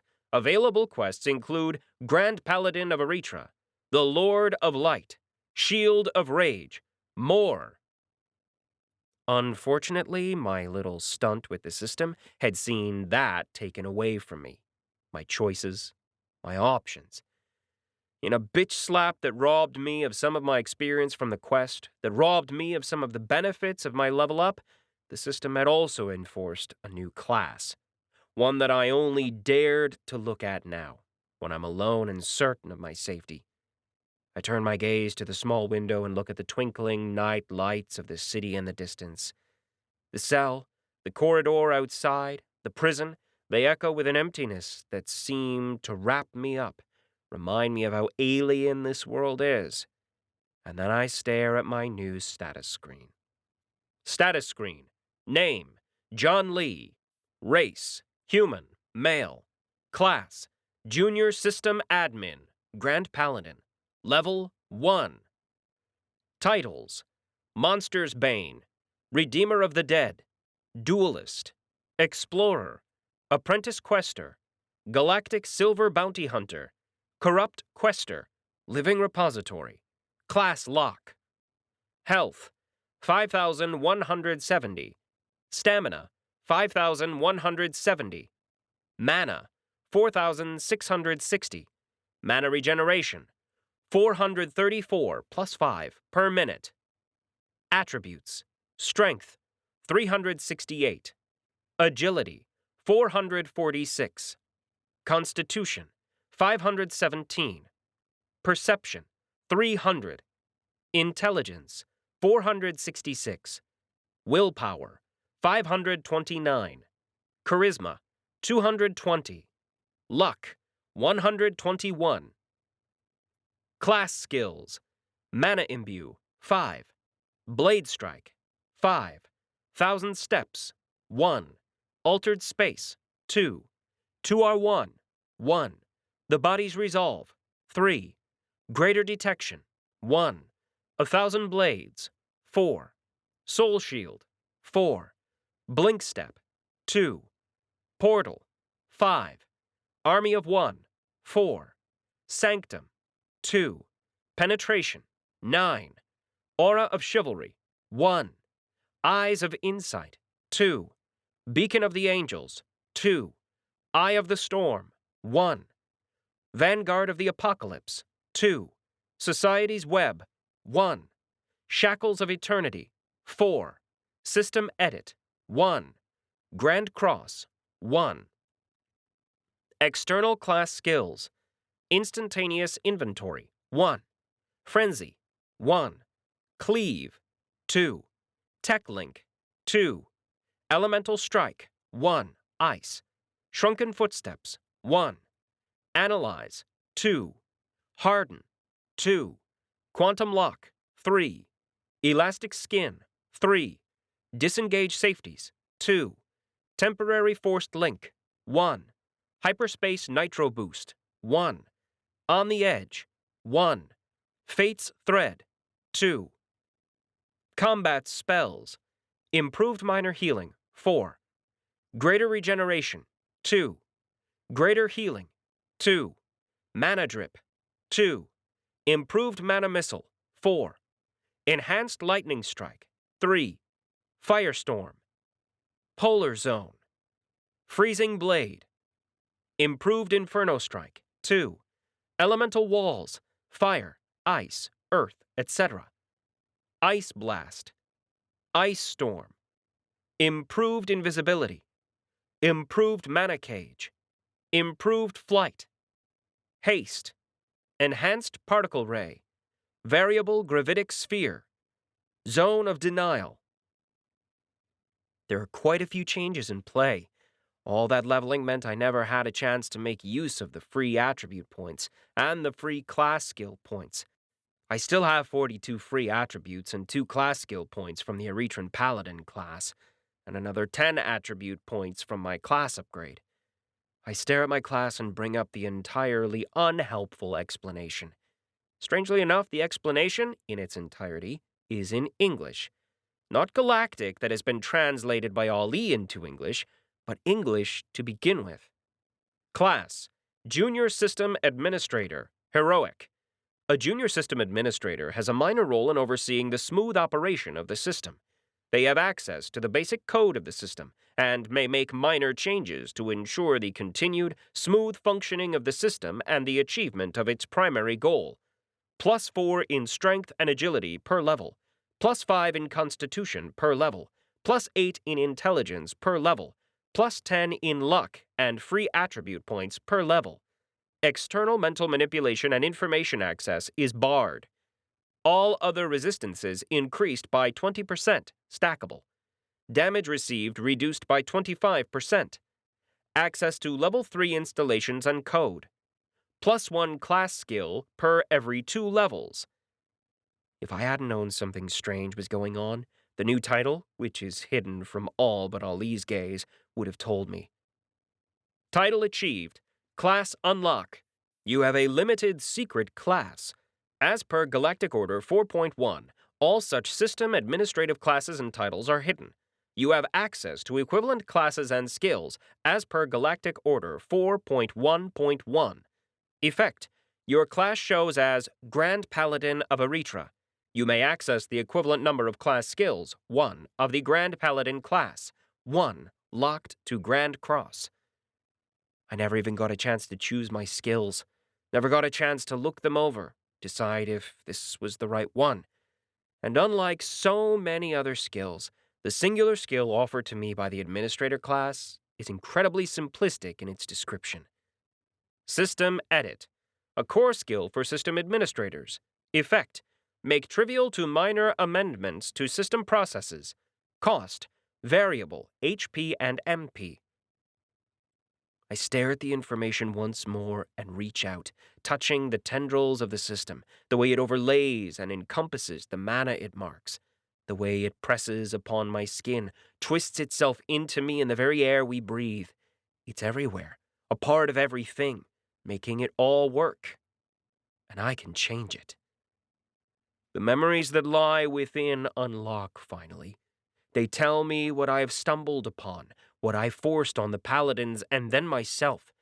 They tell me how it was all logged, and that there will be consequences. Epilogue. 6 Pauhiri months.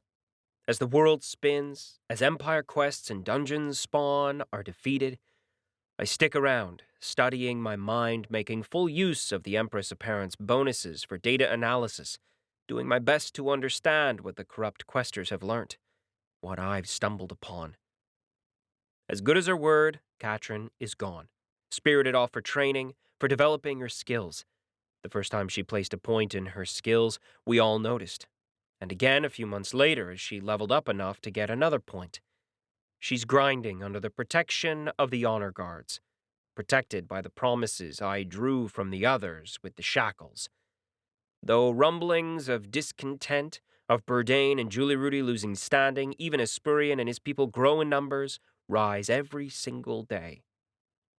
The paladins take to their jobs with a vengeance.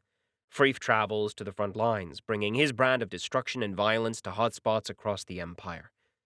He and Ayuri are out there constantly, making it clear that the Empire is not any weaker with the choice I made. Kino's taken a different tack, going after the nobles and the corruption. The Big Risen has connections with others of his kind, with the disposed. Aided by Ghiznan's pack mates and Spurian, Kino's tearing a whole new swath through the corrupt practices that have flourished in the absence of the paladins. Amusingly enough, Kino's the lowest level of the three, since he's often stuck babysitting a multitude of auditors, investigators, and the like. There's only so much the eyes of insight can do. As for Anaten, she's the busiest of the group. Though she concentrates a lot of her time in restricted zones, she also hops over to help Kino or Freef as needed. She's absorbed a large number of the surviving team members of the deceased initiates. To my surprise, 𝗪𝗀𝐾𝐻𝐿 is added to her team. He's back on track to potentially become a paladin under Anaten's tutelage. I disagree with her choice, but that's the thing.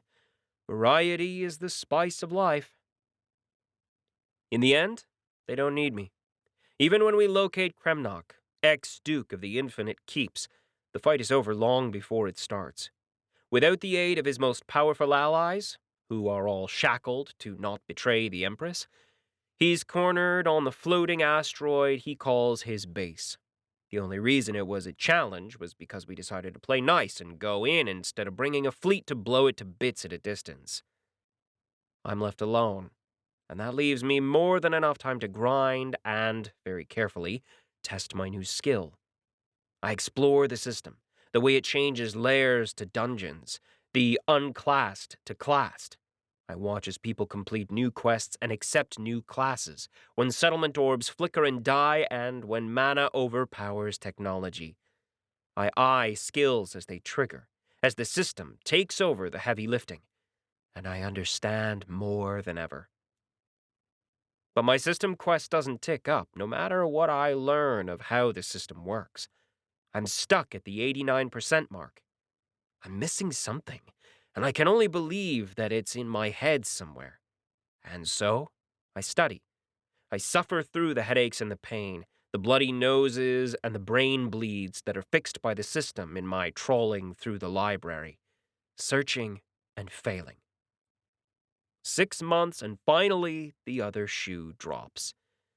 Because choices have consequences, and consequences have babies. The call comes as I ready to open a portal to another dungeon. I step off the teleportation platform, allowing others to take my place. Mikito frowns, drawing her naginata, to the chagrin of the guards, but she ignores them, watching Ali and me. John? Catherine. I frown, staring at Earth's ambassador to the Galactic Council. All these years, and she's managed to hold the position. She's grown into it from the brief conversations we've had, but there's a haunted look in the woman's eyes today. Her hair in disarray, a smudge of something dark and black on her cheek. What's wrong? They destroyed the embassy, she says, her voice shaking with each word. Killed half of my staff. Those who didn't have enough health. We need you to come. To Ervina? Her head bobs like a marionette's. She drops her voice, whispering the next words and sending a chill through me. They killed Peter. They'll kill us all if you don't come. Who? My fingers ache, my fists clenched so tightly they hurt. Who's threatening you? She startles, looks over her shoulder at a noise only she can hear. They're coming. I have to go. Who's coming? A pair of last words, before the connection cuts off, before my head hurts as the system shuts down the jagged call. The Council. This has been Stars Asunder Book 9 in the System Apocalypse. Written by Thao Wong. Narrated by 𝐤𝐞𝐿. Copyright 2020 by Thao Wong. Production copyright by Thao Wong.